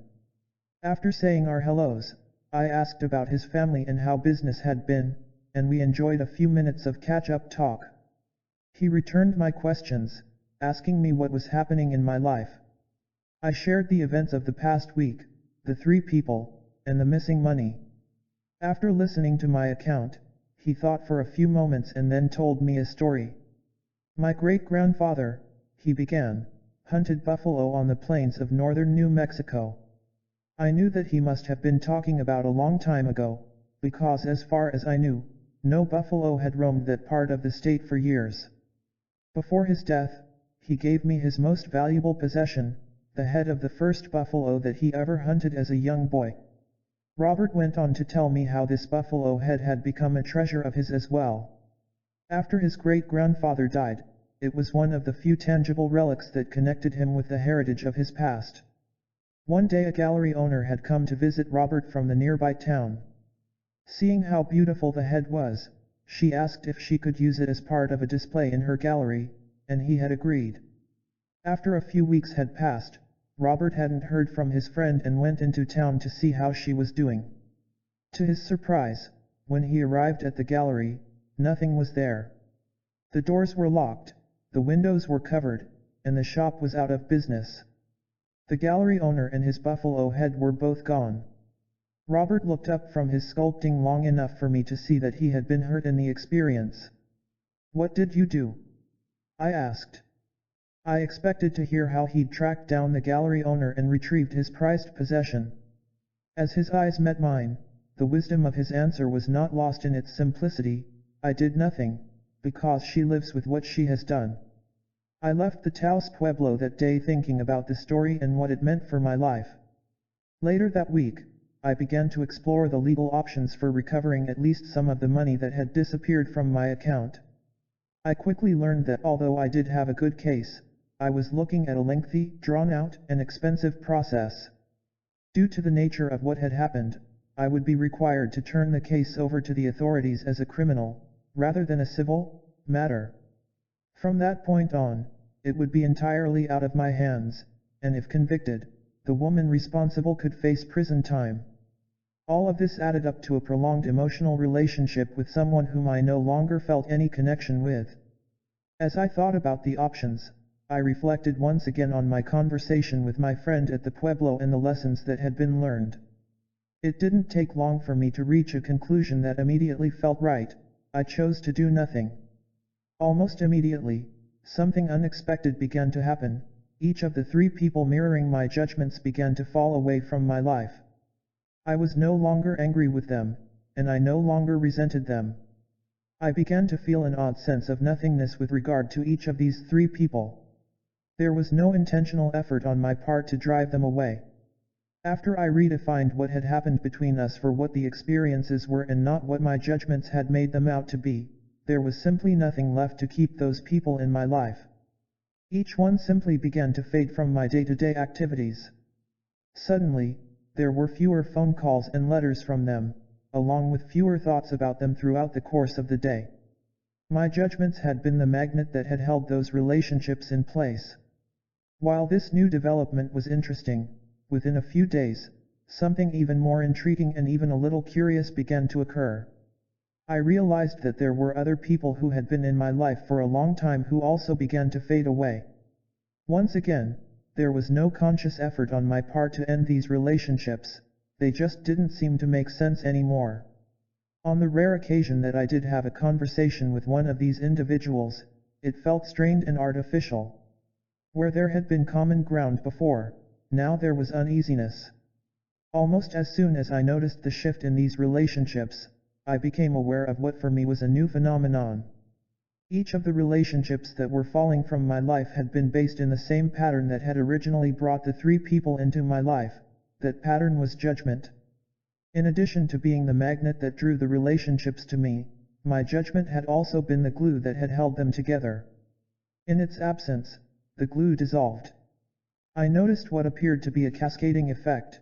Once the pattern was recognized in one place, in one relationship, its echo faded on many other levels of my life. The mirrors of judgment are subtle, elusive, and possibly won't make sense to everyone who becomes aware of them. When my friends and family heard of my decision to do nothing, they felt that I was in denial about what had happened. "She took your money," they said. "She violated your trust. She left you with nothing." On one level, their observations were true enough. All of those things had happened. My sense was that if I had followed the typical pattern of retribution and getting even, I would have found myself in the vicious cycle of thinking that feeds just such an experience. On another level, however, in simply being who they were, each of the three people showed me something about myself that would become key in the business decisions that I would make in the future. That something was a powerful lesson in the discernment of trust. Prior to that time, I'd wanted to believe that trust is binary. That is, we either trust someone or we don't, and if we do, we can trust them fully.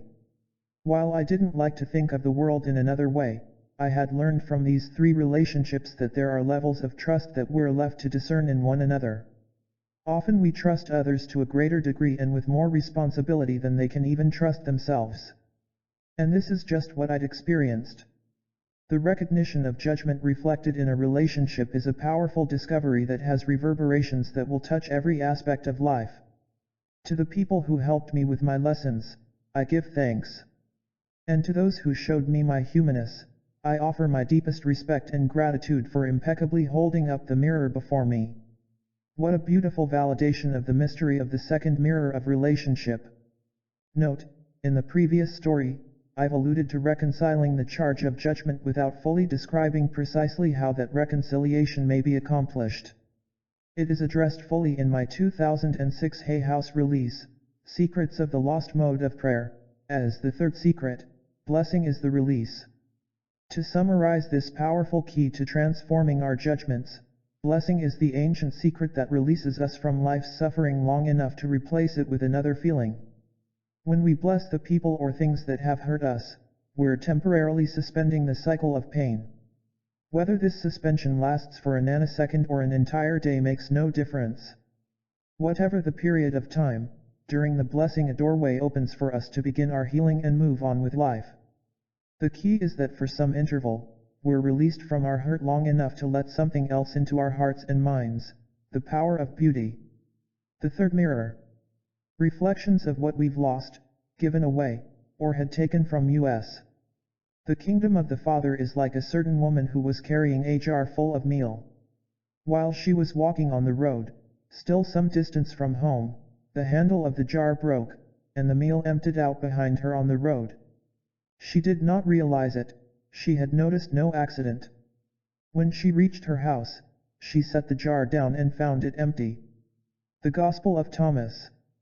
Your love, compassion, and caring are like the meal in the jar of the preceding parable. Throughout your life, they are the parts of you that comfort, nurture, and support others, as well as you, in the tough times. When we lose the people, places, and things that we hold dear, it's our loving and compassionate nature that allows us to survive and get through those experiences. Because we share them willingly, love, compassion, and caring are also the parts of us that are most vulnerable to being lost, innocently given away, or taken from us by those who have power over us. Each time we trust enough to love or nurture someone else and that faith is violated, we lose a little of ourselves to the experience. Our reluctance to expose ourselves again to such vulnerability is our protection, the way we survive our deepest hurts and greatest betrayals. And each time we shut off the access to our truest nature of compassion and nurturing, we're like the meal slowly leaving the jar that the woman is carrying. When we do reach a point in life when we really want to open up and share ourselves with another person, we reach inside for our love, only to find that it's gone and has left a reservoir of emptiness in its place. We discover that we've lost ourselves little by little to the very experiences that we trusted enough to allow them into our lives. The good news here is that those parts of ourselves that seem to be absent are never really gone. It isn't as though they're obliterated forever, they're part of our truest essence, a part of our soul. And just as the soul can never be destroyed, the core of our true nature can never be lost. It's simply masked and hidden for safekeeping. To recognize how we do the masking is to embark upon a fast path of healing. Calling back to us the parts of ourselves that we've lost may be the greatest expression of our personal mastery. Early in my career in the defense industry, I worked as part of a team developing software for weapon systems. My colleagues and I shared a small workspace in typical Air Force regulation desks, chairs, and cubicles, and we spent long hours together in close proximity. As you can imagine, there was little privacy. As the phone conversations bounced from the stark sheetrock walls and drifted over the tops of the cubicles, we got to know one another very well, so well, in fact, that we quickly became virtual advisors to one another for everything from career choices and dating options to family matters and personal lives. Several times each week, we would go for lunch together, occasionally cashing paychecks and running quick noontime errands. It was during one of those lunch hour adventures that I had the opportunity to see firsthand the mirror of an experience that created a personal hell in the life of one of my colleagues, a man who had also become a friend. On any given day, my friend would fall in love with the women he met throughout the course of his business. It might be the server who had taken our order or the cashier at the checkout line of the grocery store. Honestly, it was almost anyone who crossed his path during the day, anyone female, that is. It happened everywhere, and the pattern was always the same. He would simply look into the woman's eyes and feel this feeling that he couldn't explain. Without understanding what it was all about, he placed his experience into the only explanation that he could find for what was happening. He felt that he was in love. And he fell in love many times each day. The reason why this was such a problem was that he was married. He had a beautiful wife who loved him very much and a beautiful new son, and he loved both of them tremendously. The last thing he would ever want to do was hurt them in any way or destroy what they'd created together. At the same time, his feelings for other women were nearly overwhelming and something that he simply didn't understand. On this occasion, we had just returned to the office following a quick lunch and gas station/bank run. It was in the bank that he got into trouble. There was a beautiful teller working at the window where we deposited our checks. This was in the old days before electronic deposits. By the time we got back to the office, all he could do was think about her. He couldn't work or focus, and he was unable to get her off his mind. What if she's thinking about me right now, he asked. What if she's the one? Finally, he picked up the phone, called the bank, found the teller, and asked if they could meet for coffee after work. She agreed. But while they were at the coffee shop, he looked into the eyes of the woman serving the drinks and fell in love with her. I'm sharing this story because for reasons that he didn't understand, this man was compelled to initiate contact with women he honestly believed he had feelings for. In doing so, he was risking everything that he held dear, including his wife, son, and career. What was happening to him? Have you ever had a similar experience, although hopefully to a lesser degree? Have you ever found yourself in a perfectly happy, committed relationship, and suddenly it happens?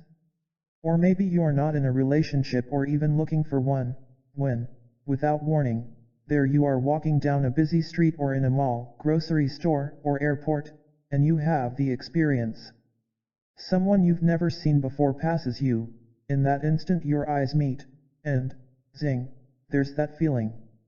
Perhaps it's just a sense of familiarity or possibility, or it could be a nearly overwhelming impulse to stand close to this person, to get to know him or her, or even to initiate a conversation. I've asked about this many times in workshop situations. Interestingly, I've found that if we're really honest with ourselves, this kind of connection isn't so unusual. When it happens, the encounter commonly goes something like this. Even though two people's eyes have met and they've obviously felt the feeling, one of them will discount the moment. For a brief fraction of a second, however, something undeniable happens. There's an altered state and a sense of unreality. In that fleeting instant beyond the casual glance, their eyes communicate a message. Each person will be saying something to the other in that moment that probably neither is even aware of. Then, almost as if on cue, their rational minds will create a distraction, anything to break the uneasiness of the contact. It may be the sound of a car or another person passing by. It can be as simple as a leaf blowing across the street, or a sneeze. It could even be sidestepping gum on the sidewalk.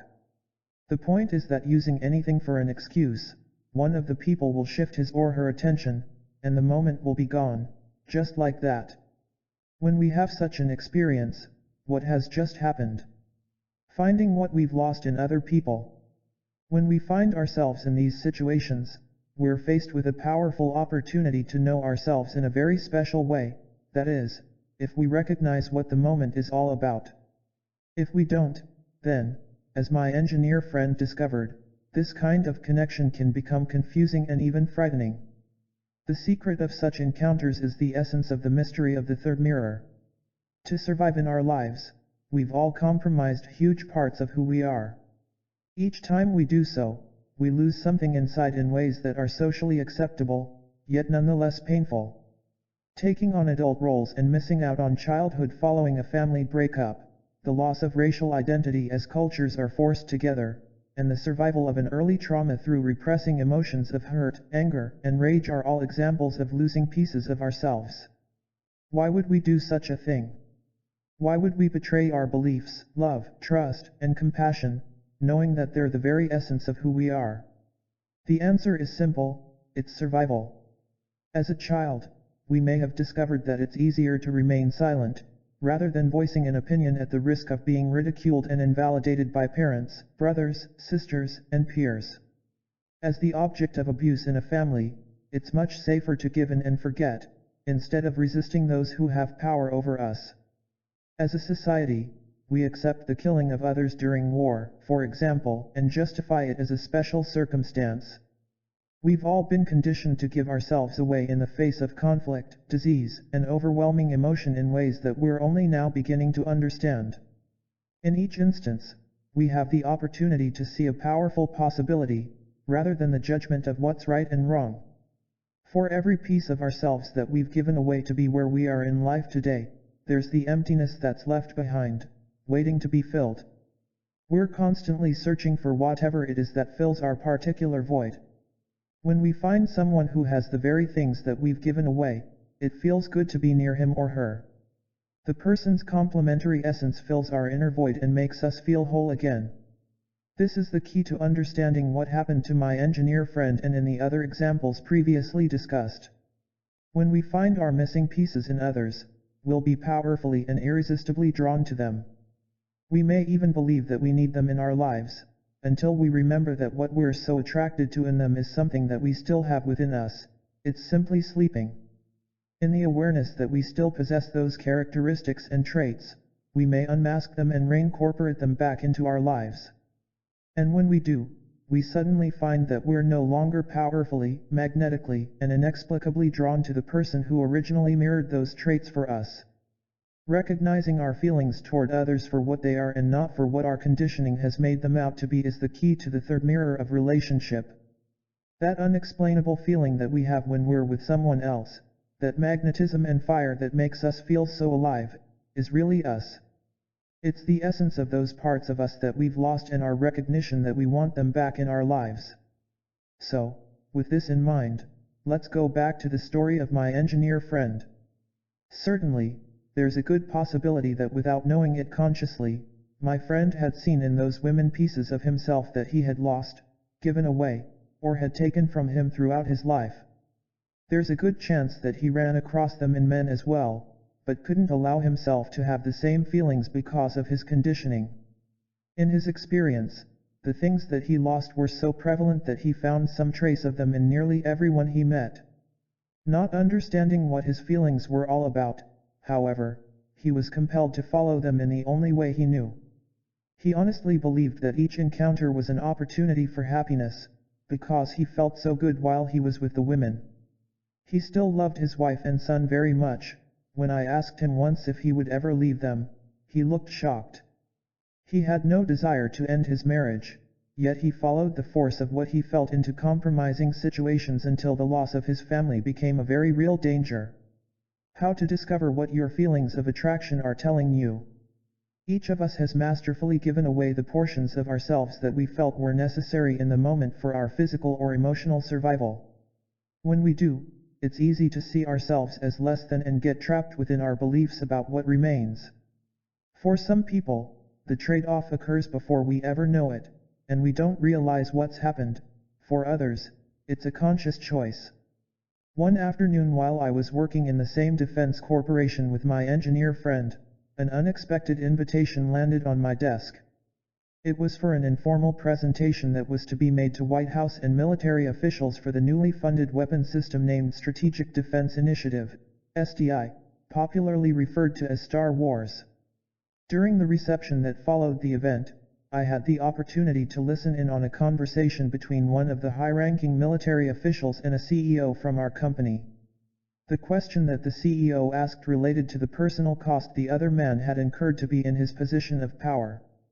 "What sacrifices did you have to make to get where you are today?" he asked. The official described how he'd risen through the ranks of the military and the Pentagon and into a position of authority with a large multinational corporation. I listened intently as the man answered with unusual candor and honesty. "To get where I am today," he began, "I had to give myself away to the system. Each time I advanced in rank, I lost another piece of myself in life. One day I realized that I was on top and looked back at my life. What I discovered was that I'd given away so much of myself that there was nothing left. The corporations and military owned me. I'd let go of the things that I loved the most, my wife, children, friends, and health. I traded those things for power, wealth, and control." I was amazed by his honesty. Even though this man had admittedly lost himself in the process, he was aware of what he'd done. He was saddened, but to him it was a price worth paying for his position of power. Although probably not for the same reasons, we each may do something similar over the course of our lives. For many of us, however, the goal is less about power and more about survival. When you do encounter someone in your life who ignites a feeling of familiarity, I invite you to immerse yourself in the moment. Something rare and precious is happening for both of you. you've just found someone who's kept the pieces of you that you're searching for. Often this is a two-way experience, with the other person being drawn to you for the same reason. Using your power of discernment, if you feel that it's appropriate, initiate a conversation. Begin talking about anything at all, to maintain eye contact. While you're speaking, mentally ask yourself this simple question: what do I see in this person that I've lost in myself, given away, or had taken from me? Almost immediately, a response will come to you in your mind. It may be something as simple as a feeling of realization or as clear as a voice within that you recognize and that's been with you since childhood. Answers are often single words or short phrases, and your body knows what's meaningful for you. Maybe you simply perceive a beauty in this person that you feel is missing within you for the moment. Possibly it will be the individual's innocence in life, the grace with which he or she moves down the grocery aisle, his or her confidence while performing the task at hand, or simply the radiance of his or her vitality. Your encounter need last only seconds, perhaps a few minutes at most. Those brief instants are your opportunity to feel the joy and exhilaration of the moment. This is you finding part of yourself in another person, something that you already have, as well as the feeling of what it's like to have that something awakened. For those of us who dare to acknowledge the sense of familiarity in such momentary encounters, the mirror of loss is probably something that faces us every day. We find a completeness in ourselves as others mirror to us our truest nature. Collectively, we're looking for our wholeness, and we individually create the situations that lead us to find it. From members of clergy to teachers, older people to youthful individuals, parents to children, all are catalysts of feeling. In those feelings, we find the things that we long for in ourselves, the things that are still with us yet are hidden in our masks of who we believe we are. It's natural and human. Understanding what our feelings about others are really saying about us may become our most powerful tool in discovering our greatest power. The fourth mirror. Reflections of our dark night of the soul. That which you have will save you if you bring it forth from yourselves. The Gospel of Thomas. During the high-tech boom of the early 1990s, Gerald, not his real name, was an engineer in Silicon Valley, California. He had two beautiful young daughters and was married to an equally beautiful wife. They'd been together for nearly 15 years. When I met him, his company had recently given him an award for his 5th year with them as a senior troubleshooter for a specialized kind of software. His position had made him a valuable asset to the company, and the need for his expertise extended well beyond the typical 8 to 5 workday. To meet the demand for his skills, Gerald began to work late evenings and weekends and traveled to trade shows and expos out of town with his software. Before long, he found himself spending more time with his coworkers than he did with his family. I could see the hurt in his eyes as he described how they'd grown apart. By the time Gerald arrived home in the evenings, his wife and children were sleeping, and he was at his office in the morning before they even started their day. Soon he began to feel like a stranger in his own home. He knew more about the families of people in his office than he did his own. That's when Gerald's life took a dramatic turn. He happened to come to see me for a counseling session while I was writing a book entitled Walking Between the Worlds, The Science of Compassion, describing how the mirrors of relationships play out in our lives. More than 2,200 years ago, the authors of the Dead Sea Scrolls identified 7 specific patterns that we may expect to see in our interactions with other people. As Gerald's story unfolded, it was clear that he was describing one of them, which is life's reflection of our greatest fear, commonly known as the dark night of the soul. Among the engineers in his office was a brilliant young programmer who was about his age. He'd found himself teamed up with this woman for assignments that sometimes lasted for days at a time and took them to cities throughout the country. Before long, he felt as though he knew her better than he did his own wife. At this point in the story, I suspected that I knew where it would end. What I didn't know was what happened next and why Gerald was so upset. Before long, he believed that he was in love with his coworker and made the choice to leave his wife and daughters to begin a new life with her. This decision made perfect sense at the time, as they had so much in common. Within a few short weeks, however, his new partner was transferred to a project in LA. By calling in a few favors, Gerald was able to finagle a transfer to the same office. Immediately, things began to go wrong, and Gerald found that he'd lost more than he'd bargained for. Friends that he and his wife had known for years suddenly became distant and unavailable. His co-workers thought he was off the wall for leaving the position and projects that he'd worked so hard for. Even his parents were angry that he'd broken up the family. Although he was hurt, Gerald rationalized that this was simply the price of change. He was off to a great new life. What more could he ask for? This is where the mirror of balance and the dark night of the soul come in.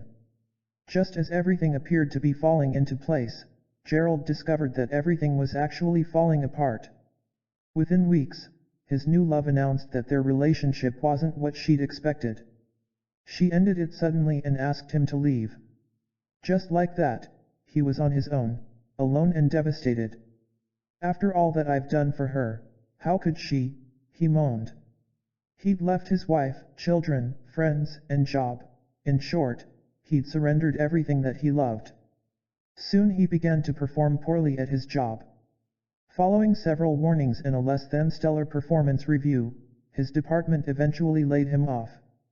As Gerald's story unfolded, it was clear what had really happened. His life had gone from the highest of highs, with all the prospects of a new relationship, new job, and greater income, to the lowest of lows, as all of those dreams disappeared. The night that Gerald came to see me, he was asking a single question: what happened? How could things that looked so good have turned out so bad? Our dark night of the soul, recognizing the trigger. By the time I met him, Gerald had lost everything that he loved. The reason why is the key to this story. Rather than releasing the things he loved because he felt complete and was moving on, he made his choices only when he believed that there was something better to take their place. In other words, he played it safe. Because of his fear that he might not find anything better, he physically stayed with his marriage and family long after he'd left emotionally. There's a subtle yet significant difference between leaving our jobs, friends, and romances because we're complete and staying with them because of the fear that there's nothing else for us. There can be a tendency in all kinds of relationships to cling to the status quo until something better comes along. This attachment may come from being unaware of what we're doing, or it may exist because we're afraid to rock the boat and face the uncertainty of not knowing what comes next. Although it may very well represent a pattern that we aren't conscious of, it's a pattern nonetheless. Whether it's a job, a romance, or our lifestyle, we can find ourselves in a holding pattern where we aren't really happy yet have never honestly communicated this to the people in our lives. So even while the world believes that our lives are business as usual, inside we may be screaming for change and feeling frustrated because we don't know how to share this need with those who are close to us.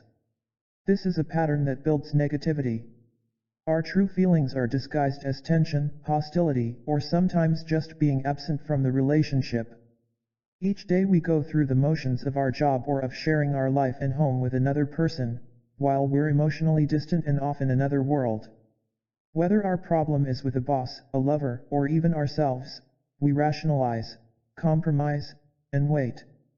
Then one day, just like that, boom, it happens. Seemingly from out of nowhere, the very things that we've waited and longed for in our lives suddenly appear. When they do, we may lunge for them like there's no tomorrow. In Gerald's case, when he moved to a new city with his new relationship, he left behind an unresolved void into which his world collapsed. Now, having lost all that he loved, Gerald sat across from me with huge tears rolling down his cheeks. How can I get back my job and my family? Just tell me what to do. As I handed him the box of tissues that I kept on the nearby table for moments just like this one, I said something that caught Gerald completely off guard. This time in your life isn't about getting back what you've lost, although that may be just what happens. What you've created for yourself goes much deeper than your job and your family. You've just awakened a force within you that may become your most powerful ally. When you've come through this experience, you'll have a new confidence that's unshakable. You've entered a time the ancients recognized and called the dark night of the soul. Gerald wiped his eyes and sat back in his chair. What do you mean the dark night of the soul? He asked. How come I've never heard of it? A dark night of the soul is a time in your life when you will be drawn into a situation that represents what, for you, are your worst fears, I answered. A time like this generally comes when you least expect it, and usually without warning. The thing is, I continued, you can only be drawn into this dynamic when your mastery of life signals that you are ready. Then, just when it looks like life is perfect, the balance that you've achieved is the signal that you are ready for change. The lure to create the change will be something that you long for in life, something that you simply can't resist. Otherwise, you'd never take the leap. Do you mean a lure like a new relationship? Gerald asked. Precisely like a new relationship, I replied. A relationship is the kind of catalyst that promises we'll move forward in life. I went on to explain how even if we know that we're perfectly capable of surviving whatever life throws our way, it's not our nature to wake up one morning and say, today I think I'll give away all that I love and hold dear to enter my dark night of the soul. We just don't seem to work that way. As is so often the case, the great tests of our dark night seem to come at a time when we least expect them. The possibility that life brings us exactly what we need precisely when we need it makes perfect sense. Just as we can't fill a cup with water until we turn the tap to on, having a full emotional toolbox is the trigger that signals the faucet of life to bring on change. Until we trigger the flow, nothing can happen. The flip side of this dynamic is that when we do find ourselves in a dark night of the soul, it may be reassuring to know that the only way we could have gotten to such a place in life is that we were the ones who flipped the switch. Knowingly or not, we're always ready for whatever life may serve. Our greatest fears. The purpose of the dark night of the soul is for us to experience and heal our own great fears. The really interesting thing about the dark night is that because everyone's fears are different, what looks like a frightening experience for one person may be no big deal to someone else. For example, Gerald admitted that his worst fear was being left by himself. I'd spoken with a woman earlier the same evening who told me that being alone was her greatest joy. It's not uncommon for someone who fears being alone to become a master at relationships in which they'll experience their fear. Gerald, for example, described romances, friendships, and jobs in his past that never could have lasted in a million years. Yet when each one ended, he believed that the relationship had failed. In reality, they were so successful that each allowed him to see his greatest fear of being alone come to pass. Because he'd never healed or even recognized the patterns in his life before, however, he found himself in situations where his fear became less and less subtle. Ultimately, life led him to the point where this emotion was so present that he had to address it before he could continue. While we may go through many dark nights of the soul throughout our lifetimes, the first one is usually the toughest. It's also frequently the most powerful agent of change. Once we understand why we hurt so much, the experience begins to take on new meaning. As we recognize the signposts of a dark night, we can say, aha! I know that pattern.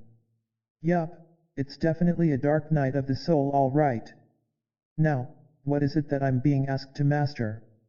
I know people who are so empowered once they heal their dark night experiences that they almost dare the universe to bring on the next one. They do so simply because they know that if they've survived the first, they can survive anything. It's only when we have such experiences without understanding what they are or why we're having them that we can find ourselves locked into years, or even lifetimes, of a pattern that can literally steal the very things from us that we hold most dear, such as life itself. The fifth mirror. Reflections of our greatest act of compassion. Show to me the stone which the builders have rejected. That one is the cornerstone. The Gospel of Thomas. In the late 1980s, my office was in a huge multi-story building in the foothills of Denver. Although the building was enormous, the end of the Cold War and cutbacks in government spending made it necessary for the company where I worked to downsize and consolidate. As other divisions of the company moved into our facility, space was at a premium. I shared my office with another employee, a woman performing a function very different from mine within the department. There was no competition or shared responsibilities, and we quickly became good friends, exchanging stories of our family weekends, friends, and the joys and sorrows of life outside of the company. One day, we'd just returned from lunch when she retrieved the messages that had come in on her voicemail while we were gone. From the corner of my eye, I saw her become very still and then sit down with a glazed look in her eyes. Her face turned pasty white except for the makeup on her lips and cheeks. After she hung up the phone, I gave her a moment to compose herself, then asked what had happened. She looked at me and began a story that I found sad and at the same time powerful. A good friend of hers had a young daughter with a much envied combination of beauty, athletic skills, and artistic talents, each of which she'd cultivated since early childhood. As the girl got older, she searched for a way to combine all of her attributes into a single career and chose to be a fashion model. Her family supported her decision and helped her in whatever way they could to fulfill her dream. As she shopped her portfolio to the ad agencies, she found that many responded with enthusiasm. She had offers of travel, education, and more support than she could have imagined. To everyone looking in from the outside, her life couldn't have seemed better. On a subtle, almost imperceptible level, however, those who really knew her could see that something was changing. Her enthusiasm was giving way to concern. The agencies she was working with were searching for a certain kind of look in the women they would promote. While this young girl certainly had a unique beauty, it wasn't quite what the agencies wanted in the late 80s. Haunted by what it took to get that special something, the young girl asked her family to help her with a series of cosmetic procedures that she felt would mold her body into what the industry was searching for. She began with the most obvious enhancements, nips, and tucks. While bringing her closer to her goal, she still didn't have quite the look and began even more extreme procedures. Since childhood she'd always had a slight overbite, with her chin and jaw recessed slightly. She agreed to a restructuring that involved breaking and resetting her jaw to create better symmetry. Her mouth had been wired shut for about 6 weeks while the bones healed, and she'd eaten only liquids during that time. Afterward, the wires were removed, and she did have a beautifully symmetrical face with accentuated cheekbones, and the overbite was gone. Looking at a photograph that my office mate had of her friend's daughter, I personally could see little difference between the before and after surgery images. Having lost weight from weeks of being on a liquid diet, this beautiful young woman began to notice that her body no longer had the V shape that it had before the surgery. The reality was that due to her weight loss, her upper body had lost the muscle tone that had given her the model proportions.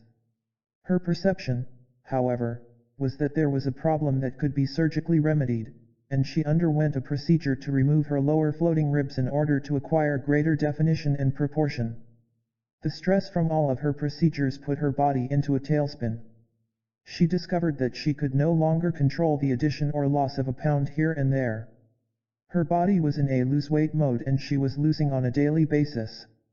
By the time her parents recognized what was happening and hospitalized her, it was too late, attributed to a series of complications rather than any one thing. My office mate's friend had passed away that morning. That was the phone message she received after lunch. You may know people on a similar path, although hopefully a less extreme one. I use this example to emphasize a point. The young woman in this story had an image of perfection in her mind's eye, and that image became her standard of comparison. She constantly held herself in the shadow of that point of reference, using her mental image as the measure of comparison for her physical appearance. Her beliefs said that she was somehow imperfect the way she was, and that her imperfections could be fixed through the miracle of modern technology. What happened to this woman, however, runs much deeper than the procedures used to fix her perceived flaws. It goes directly to the heart of this mirror. Why did the woman feel that such extremes were necessary for her success? Why did her family and friends support her in her drive for perfection? Why did this young person, already beautiful in her own right, feel so compelled to become something other than who she was from the time of her birth? What fear, or fears, became so powerful in her life that she tried to change her appearance to meet the approval of others? Perhaps an even greater question is, what can we learn from her experience? What do we use as our yardstick of comparison? What is the point of reference that we hold ourselves accountable to as we gauge our own successes and failures in life? The imperfections are the perfection. I often share this story in my workshops. Immediately afterward, I'll ask participants to complete a simple chart, where they evaluate themselves in areas such as educational, romantic, professional, and athletic accomplishments. The rating system is made up of 4 categories that range from really good to really bad. The key here is that I give them very little time to complete the forms. And I do this for a reason: the actual response on paper is less important than the thinking that goes into it. Whatever the answers, the reality is that anything less than perfect is a participant judging him or herself. The only way that people can possibly rate themselves as a success or failure is by comparison to something outside of their experience. As we all know, we are our own toughest critics. For this reason, this mirror is known as our greatest act of compassion. It's about compassion for ourselves, what we are and who we've become. It's through the mirror of ourselves that we're asked to allow compassionately for the perfection that already exists in each moment of life. This is true regardless of how others see that moment or how it actually turns out. Until we attach a significance of our own making to the outcome, each experience is simply an opportunity to express ourselves, nothing more and nothing less. How would your life be different if you allowed everything you do to be perfect just the way it is, regardless of how it turns out?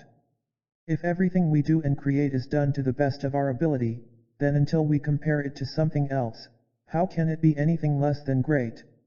If a professional project, relationship, or school assignment doesn't turn out the way that was expected, we can always learn from our experiences and do things differently the next time around.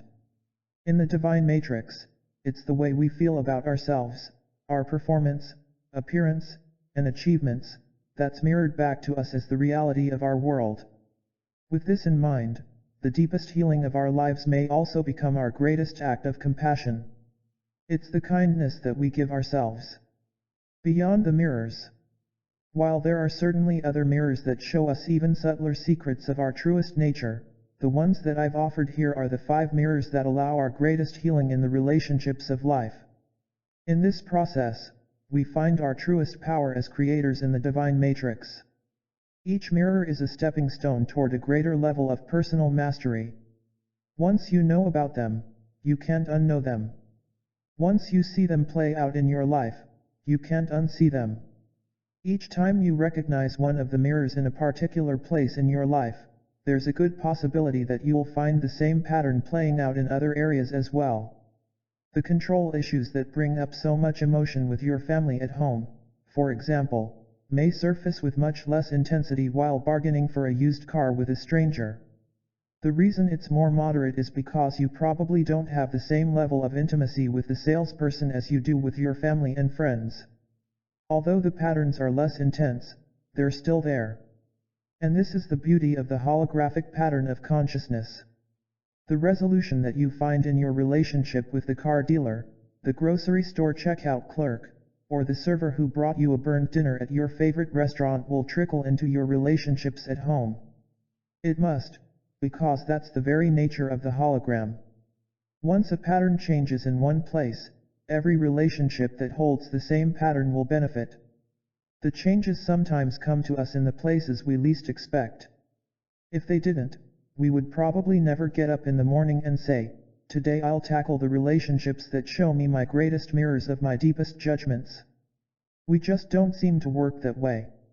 Instead, our opportunities to heal through our mirrors often come while we're on the way to the mailbox or putting air in the tires of our car. Not long ago, I met a friend who'd just given up a career, family, friends, and a relationship in another state to move to the wilderness of northern New Mexico. I asked him why he had left so much behind to live in the isolation of the high desert. He began telling me that he'd come to find his spiritual path. In the same breath, however, he told me that he hadn't been able to get started because nothing was going right. He was having problems with his family, business plans, and even the contractors who were building his new spiritual home. His frustration was obvious. Listening to his story, I offered the one insight that I felt might help. From my perspective, we're incapable of anything other than a spiritual life. To put it another way, as beings of spirit, we're capable only of spiritual experiences. Regardless of what life may look like, I believe that each endeavor and all our paths are leading us to the same place. From that belief, the activities of every day can't be separate from our spiritual evolution, they are our spiritual evolution. I turned to my friend and suggested that just perhaps all of the challenges that were in his life at the moment were his spiritual path. While this was obviously not the answer that he'd expected, he was curious about what I meant. He had an idea that his spirituality would be realized by living in solitude and quiet contemplation each day.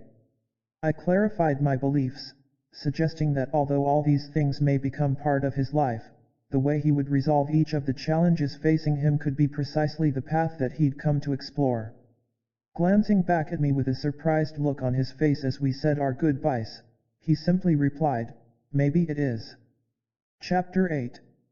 Rewriting the Reality Code, 20 Keys to Conscious Creation. You have now found the conditions in which the desire of your heart can become the reality of your being. Stay here until you acquire a force in you that nothing can destroy. Spoken to the mystic Gurdjieff by his teacher in meetings with remarkable men, Gurdjieff's search for hidden knowledge. The words of a popular 70s rock ballad by the group 10 years after echo the same heartfelt desire that I've heard from people throughout the world who desperately want to make a difference and yet feel helpless to do so. I'd love to change the world, the chorus begins, but I don't know what to do so I'll leave it up to you. My hope is that in the pages that follow, we'll weave together everything we need for the instructions to empower ourselves with the knowledge to create a better world. In the first chapter of this book, I shared the story of my Native American friend and how the people of his tradition believe that we mysteriously began to forget our power to change the universe long ago. He suggested that the complex technology being used today is our attempt to remember this ability by mimicking in our world what we can actually do in our bodies. With this in mind, it's not surprising that computers have become such an integral part of our lives. They do in fact appear to mimic the way we store our memories and communicate with one another. The comparison of inner versus outer technology may go even further than my friend suspected, however, or at least further than he shared with me on that day. In many ways, our brains, and even consciousness itself have been compared to the way a modern computer works. In his groundbreaking book Consciousness Explained, Daniel Dennett, director of the Center for Cognitive Studies at Tufts University, says that we can actually think of our brains as a computer of sorts, and that doing so gives us a powerful metaphor to understand how we use information. In many ways, the ideas of computer science give us just what we need to find our way in what he calls the terra incognita, or the unknown land, between what science tells us about the brain and what we experience through it.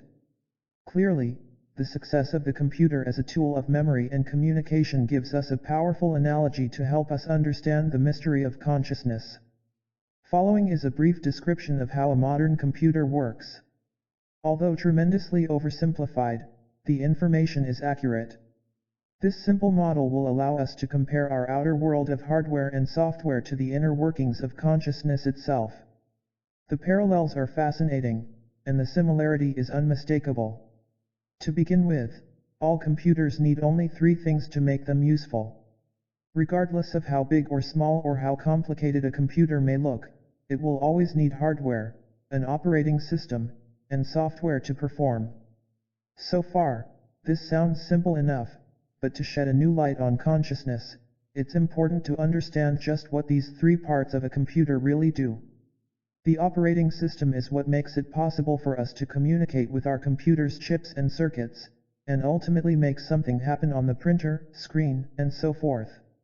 Whether it's the familiar Macintosh or Windows operating systems, or even the more exotic ones developed for special tasks, when we type our commands into the keyboard, it's because of this operating system that they make sense to the computer. It translates our instructions into something that the machine recognizes. The hardware is the physical structure of the computer itself. It includes things such as the monitor and keyboard, as well as the circuits, chips, and processors, the gadgets through which the operating system works. The output of a computer's work is typically made visible on some kind of hardware device. In addition to the screen, this may include the printers, plotters, and projectors that display what we've created. The software includes the familiar programs such as Word, PowerPoint, and Excel that we use every day in our offices and schools to get our jobs done. It's through our interface with these programs that the computer receives the commands from us that make the whole thing useful. Here's the key to this analogy: for all intents and purposes, the operating system of a computer is fixed and doesn't change. In other words, it is what it is. When we want to see our computer do something different, we don't change the operating system, we change the commands that go into it. The reason why this is important is that consciousness appears to work in precisely the same way. If we think of the entire universe as a massive consciousness computer, then consciousness itself is the operating system, and reality is the output. Just as a computer's operating system is fixed and changes must come from the programs that speak to it, in order to change our world, we must alter the programs that make sense to reality, feelings, emotions, prayers, and beliefs. A comparison of a consciousness computer and a familiar electronic one: for both, the way to change the output is through the language that the system recognizes. Key 20. We must become in our lives the very things that we choose to experience in our world. Everything that we could ever imagine, and probably things that we've never considered, are possible within this mode of seeing ourselves. Just as programs such as Word and Works are the ways that we modify the output of our computer, feeling, belief, and prayer are the programs that change the output of consciousness as the divine matrix.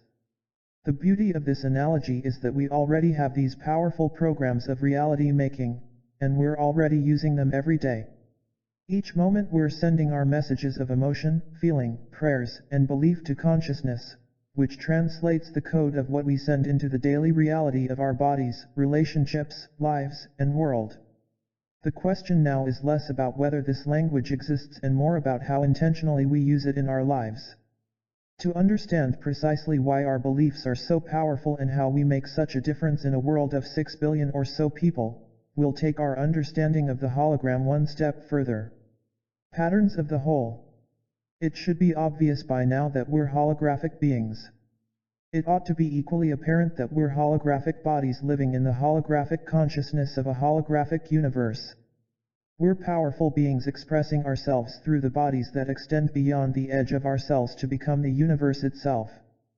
By simply being who we are, we encompass the whole of creation, mirroring everything from the largest phenomenon to the minutest occurrence, from the lightest of the light to the darkest of the dark. Our friends are part of that whole, as well as our partners, parents, and children. Our bodies mirror the patterns of the universe, embedded within more patterns, embedded within still more patterns, and so on. Our holographic existence is no secret, however, and has been the subject of some of the most profound and moving prose and poetry in the history of our world. In the Gnostic work The Thunder, Perfect Mind, for example, a 3rd-century woman declares that she is nothing more and nothing less than the embodiment of all the possibilities that already exist within every person. I am the first and the last, she states.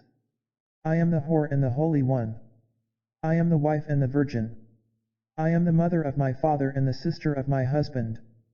In my weakness, do not forsake me, and do not be afraid of my power. Why have you hated me in your counsels? As accurately as these words may describe our holographic existence, they were written during the early years of the Christian Church and were far ahead of their time. With this in mind, when the Patriarchy of the Church Council was asked to choose which documents would be omitted from the official religious texts, it's easy to see why the Thunder, Perfect Mind was lost until the discovery of the pre-church Nag Hammadi library, nearly 1,700 years later. What's important here is that each of us is whole and complete unto ourselves. And in this state, we find the key to even greater patterns of healing that exist within an even greater wholeness. It's this powerful principle that plays out in our lives, triggering experiences and emotions that may in fact have little to do with what we think they're all about. For example, there's a good chance that the sadness we feel during a movie depicting loss has very little to do with the actual scene that's portrayed in the movie.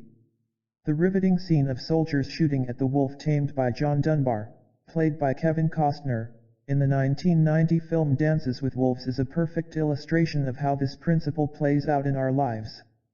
We watch through Dunbar's eyes as the same soldiers who have taken him prisoner attack the wolf that has come to trust him as a friend. I've seen this film on many occasions, and each time, the emotion that this scene elicits from the audience is powerful, genuine, and to some people, a mystery.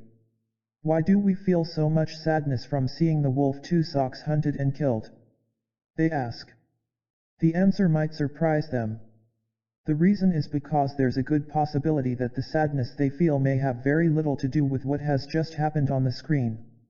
There's a good possibility that within the space of a few minutes, the movie has triggered feelings that they've locked away every time they've lost something precious or had it taken away from them.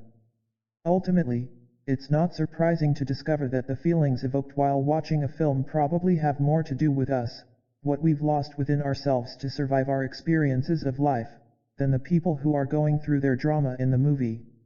Without knowing that we've given so much of ourselves away, however, we may find ourselves reacting to the trigger of books, movies, or situations we identify with.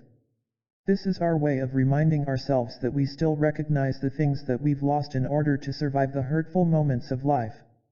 Our lives seem to work this way, each of us reflects for others different pieces of the whole. We're reminded of this in the ancient Hermetic principle of as above, so below, as within, so without. As physicist John Wheeler suggested, we may be like cosmic feedback loops in the universe, with the same pattern repeating itself again and again, on different levels of scale. Taking this idea one step further, ancient traditions suggest that the experience loop of life continues for as long as it takes us to find our greatest healing. Then we're released from the cycle, or as Hindu beliefs affirm, our karma is complete. Someone must do it first. In the living hologram of our consciousness computer, each and every piece of the hologram, no matter how small, lives within the realm of its own space. As such, it's in service to a greater whole. The subatomic particles, for example, are what the atoms are made of and what determines how they work. The atoms, in turn, make up the molecules and dictate how they work. The molecules comprise the cells of our bodies and constitute how we work, and our bodies are a mirror of the cosmos, and so on. Precisely because of the nature of a hologram, as we saw in Part 2, a change on any level is reflected throughout the whole. Thus, it doesn't take many people to anchor a new way of thinking or believing within the overall pattern of consciousness. From the Native Americans of the 15th century who learned to see the anomalous pattern of foreign ships after their tribal healer discovered how to change his sight, to the populations in Israel and Lebanon in the 1980s who experienced peace after individuals trained in a special way to feel peace did so at prescribed times, relatively few people creating a new program in consciousness can make a huge difference in the outcome of our collective reality. The key is that someone must do it first. One person must choose a new way of being and live that difference in the presence of others so that it can be witnessed and sealed into the pattern. In doing so, we upgrade our programs of belief and send consciousness the blueprint for a new reality. We've seen this principle work many times in our past, from Buddha, Jesus, and Mohammed to Gandhi, Mother Teresa, and Martin Luther King, Jr. Numerous individuals lived a new way of being in the presence of others. And they did so within the very consciousness that they chose to change. We may have heard about such powerful examples of change for so long that we take them for granted today. A closer look at the way these masters have gone about seeding new ideas in an existing paradigm, however, is nothing short of astonishing. If we were to see such a thing in our computer analogy, it would be the equivalent of having our word processing software suddenly reprogram itself to do rocket science. If such a thing happened, it would be the epitome of artificial intelligence. And that's just about how miraculous it is for us to create a great change in the presence of the same beliefs that have limited us in the past. That's why it's so powerful when we find a way to trust in a universe that gives us good reason to fear, find forgiveness on a planet that's been entrenched in revenge, or find compassion in a world that has learned to kill what is feared or not understood. This is precisely what our master teachers accomplished. By living their wisdom, compassion, trust, and love, visionaries of our past changed the software of belief that was speaking to the operating system of consciousness. As the seeds of new possibilities, they upgraded our reality. Today we have the same opportunity. We don't have to be saints to make a difference. There's an interesting distinction that makes our current choices different from those of our past. The scientific studies show that the more people there are who embrace a new belief, the easier it is to anchor that belief as a reality. As mentioned in Part 2, the square root of 1% equation simply demonstrates how many people it takes to begin the change. While Buddha, Jesus, and the other masters may have been the first to accomplish what they did, their examples proved to be the catalysts that opened the door for others to do the same. Even Jesus himself suggested that future generations would do what looked miraculous to the people of his day. There have been many years and many people that have followed the lead of such visionaries, and the momentum of what they offered is the advantage that we have over the visionaries of our past. Today we know that we can heal our bodies and live to an advanced age. We know that love, appreciation, and gratitude are the life-affirming qualities that infuse our bodies with vitality and our world with peace. And we know that with the knowledge to upgrade what we say to the divine matrix, relatively few people can make a big difference. So what do we do with such knowledge? What happens if one person decides on a new response to an old and hurtful pattern? What occurs if someone chooses to respond to betrayal or violated trust, for example, with something other than hurt and anger? What do you think takes place in a family when one member begins to watch the 6 o'clock news without feeling the need for revenge or to get even with those who have wronged and violated others? What happens is this, that single individual becomes a living bridge, both the pioneer and midwife, for every other person with the courage to choose the same path. Each time someone else makes the same choice, it's a little easier because another person did it first. As we discovered earlier, the key to their success is that in order to do so, they must transcend the things that hurt them without getting lost in the experience. In other words, Martin Luther King, Jr., couldn't bring a stop to hate by hating. Nelson Mandela couldn't have survived more than 2 decades in a South African prison if he had despised those who imprisoned him. In the same way, it's impossible to end war by creating more wars.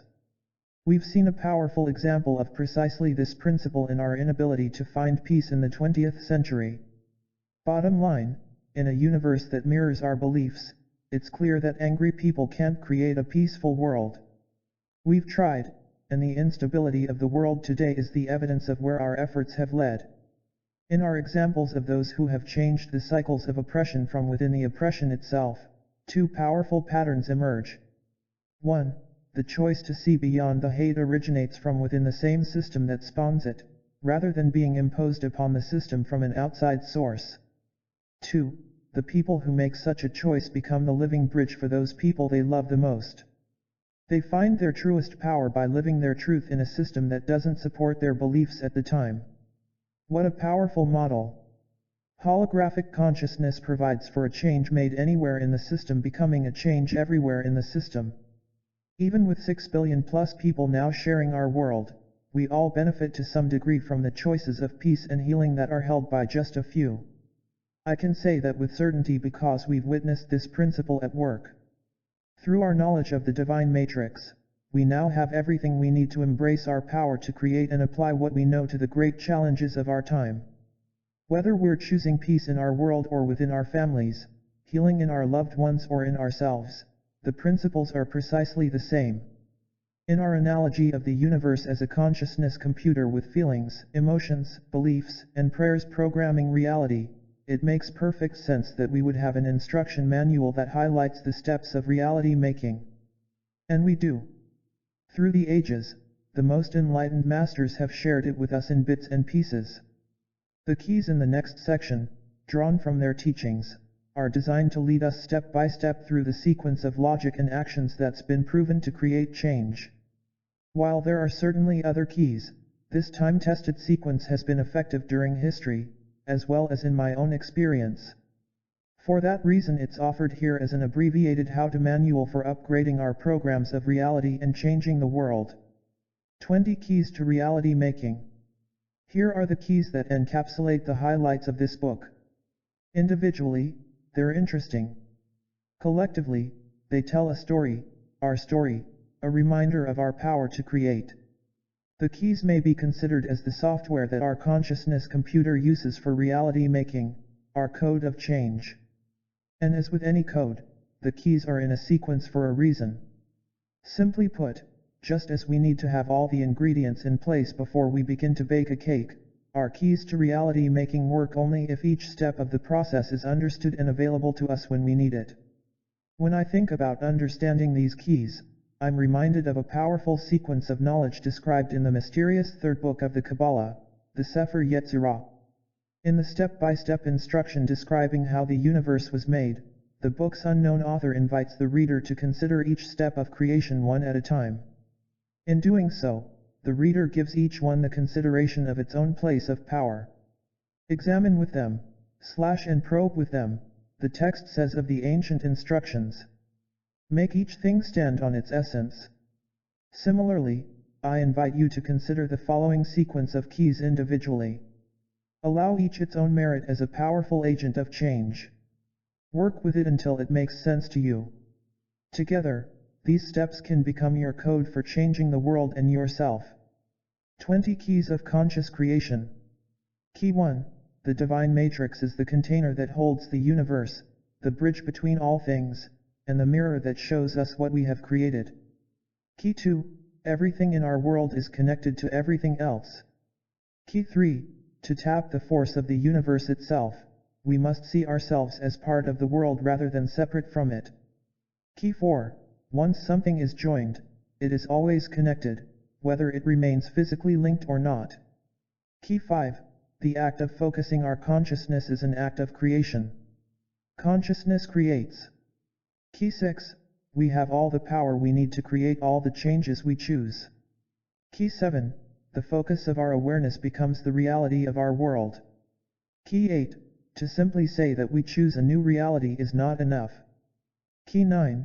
Feeling is the language that speaks to the divine matrix. Feel as though your goal is accomplished and your prayer is already answered. Key 10. Not just any feeling will do. The ones that create must be without ego and judgment. Key 11. We must become in our lives the things that we choose to experience as our world. Key 12. We are not bound by the laws of physics as we know them today. Key 13. In a holographic something, every piece of the something mirrors the whole something. Key 14. The universally connected hologram of consciousness promises that the instant we create our good wishes and prayers, they are already received at their destination. Key 15. Through the hologram of consciousness, a little change in our lives is mirrored everywhere in our world. Key 16. The minimum number of people required to jumpstart a change in consciousness is the 1% of a population. Key 17. The divine matrix serves as the mirror in our world of the relationships that we create in our beliefs. Key 18. The root of our negative experiences may be reduced to one of three universal fears, or a combination of them: abandonment, low self-worth, or lack of trust. Key 19. Our true beliefs are mirrored in our most intimate relationships. Key 20. We must become in our lives the very things that we choose to experience in our world. Almost universally, we share a sense that there's more to us than meets the eye. Somewhere deep within the mists of our ancient memory, we know that we have magical and miraculous powers within us. From the time of childhood, we fantasize about our ability to do things that are beyond the realm of reason and logic. And why not? While we're children, we have yet to learn the rules that say miracles can't happen in our lives. The reminders of our miraculous potential are all around us. In part 2, I suggested that the anomalies of quantum particles could be something more than simply strange and spooky behavior. I asked if the freedom that these particles have to move in space-time is really showing us a freedom that might be possible in our lives. Intentionally, I've waited until now to answer that question. Following all of the experiments and research, along with the demonstration of those who have transcended the limits of their own beliefs, I believe that the answer is yes. If the particles that we're made of can be in instantaneous communication with one another, exist in two places at once, live in the past as well as the future, and even change history through choices in the present, then we can, too. The only difference between those isolated particles and us is that we're made of a lot of them held together by the power of consciousness itself. The ancient mystics reminded our hearts, and modern experiments have proven to our minds, that the single most powerful force in the universe lives within each of us. And that is the great secret of creation itself, the power to create in the world what we imagine in our beliefs. While it may sound too simple to be true, I believe that the universe works in precisely this way. When the Sufi poet Rumi observed that we're afraid of our own immortality, maybe he meant that it is actually the power to choose immortality that truly frightens us. Just as Christopher Logue's initiates in the introduction discovered that all they needed was a little nudge to get them to fly, perhaps all we require is a little shift to see that we're the architects of our world and our fate, cosmic artists expressing our inner beliefs on the canvas of the universe. If we can remember that we're the art as well as the artist, then perhaps we can also remember that we're the seed of the miracle as well as the miracle itself. If we can make that small shift, then we're already healed in the divine matrix. Keep walking, though there's no place to get to. Don't try to see through the distances. That's not for human beings. Move within, but don't move the way fear makes you move. Rumi.